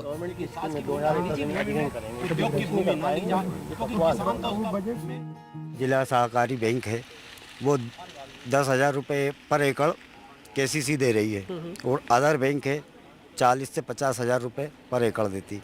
तो हम यही आशा करते हैं प्रधानमंत्री जी से कि ये जिला सहकारी का जो लिमिट है वो 40 से 50,000 रुपये पर एकड़ की जाए। NSP पे ये गेहूं पर बढ़ना चाहिए भाई, जो इन्होंने 2700 करा था वो 3,000 हो जाए। MS Mewada is a very popular among the farmers in Sihor. He roams around the village solving many farmers' problems. वो जनपद सीओ मैडम आई और PH का SDO आया और तहसीलदार आया। Now he is directly requesting Mamaji for an increase in Kisan Samman Nidhi. He also hopes the finance minister's kitty has something new on the issue of crop insurance. खुशी मनाऊं कि आप लोग कम से कम किसानों की आवाज़ उठाती है। NDTV हमेशा किसानों की आवाज़ आपने उठाई है। प्रधानमंत्री मोदी जी से भी हमारी बजट में उम्मीद है कि पूरे भारत के किसानों को 10,000 रुपये देना चाहिए। सम्मान निधि के 10,000 होना चाहिए क्योंकि 6 नहीं, सबके साथ अन्याय नहीं होना चाहिए। KCC हमारी अभी लिमिट बढ़े, जैसे अभी 1 एकड़ पे बैंक जो है 40,000 रुपये देती है, उस लिमिट को बढ़ा के 1 लाख रुपये कर दे। हम तो उसका बाकायदा ब्याज भुगतते हैं। दूसरा समय पे हमें लोन मिले। Sharbati of Sihor is also called the golden grain, golden in color, heavy on the palm and sweet in taste, hence the name Sharbati. The farmers here hope that the budget will also bring some sweetness in their lives. The farmers of Madhya Pradesh await the budget with bated breath, hoping that their voices will be heard and their demands will be met. In Chanderi village, Sihor, with camera person Rizwan Khan and Anurag Dwari for NDTV. So farmers of Madhya Pradesh hoping that the budget brings out the best for them. Moving on to a neighbouring state of Madhya Pradesh, Chhattisgarh. The Chief Minister of Chhattisgarh, Vishnudev Sai, who was in Delhi today, met Union Road and Transport Minister Nitin Gadkari, and while speaking to the media on the sidelines of an event, he said that the BJP government has managed to fulfill poll promises within a short span of 6 months after coming to power. संपूर्ण छत्तीसगढ़ नक्सलवाद से ग्रसित नहीं है। एक छोटा सा भाग करीब 5 जिला ही इससे प्रभावित है और वो भी धीरे धीरे सिमट रहा है। नक्सलवाद के साथ हमारी सरकार मजबूती के साथ लड़ रही है। तो ये जो छवि एक छत्तीसगढ़ की थी वो छवि भी मतलब नक्सलवाद का जो था वो दूर होगा लोगों के बीच से। 6 महीने में भारतीय जनता पार्टी की सरकार ने बहुत बड़े बड़े काम किए हैं। मोदी की गारंटी में जो छत्तीसगढ़ की जनता से वादा को पूरा करने में हम लोग सफल हो पाए हैं। That's all we have for you in this bulletin. Keep watching NDTV for more news and updates.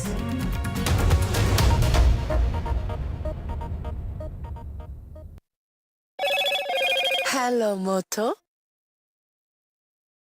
Motorola, India's best 5G smartphone brand.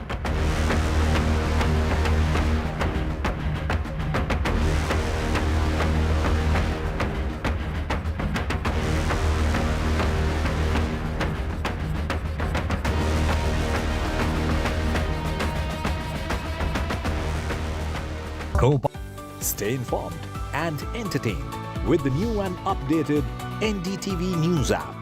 You can watch all our channels live, listen to podcasts, read breaking and exclusive news from around the world and more.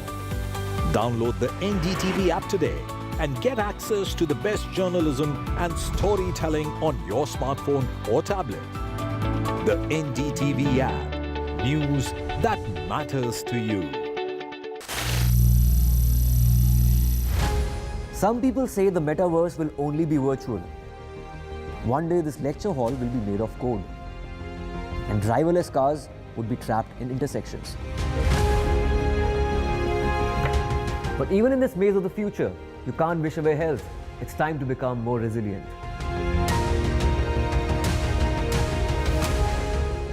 "10 years of Banega Swasth India, we have grown and achieved so many milestones.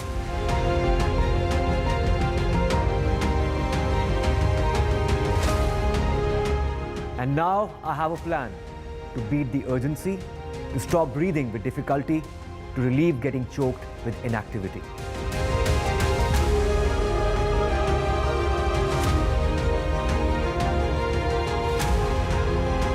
Energize our government, our environment, our society, and ourselves. Everyone, everywhere, every day.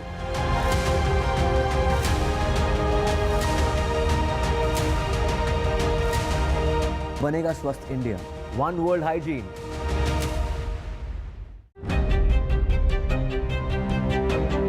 Hello and welcome to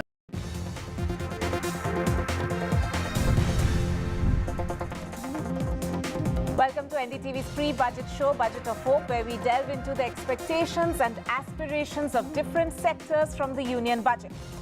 Now, in today's show, we focus on the corporate world ahead of the upcoming budget. Corporates are eagerly anticipating reforms that can boost economic growth, enhance ease of doing business, and provide tax relief. On the show today, we will specifically look at the Federation of Indian Chambers of Commerce and Industry's pre-budget memo to the Finance Minister. Let me introduce my guests first. I am joined by Naina Lal Kidwai, former president of FICCI, and Shubhrakant Panda, immediate former president of FICCI. Thank you both for joining the broadcast. And we'll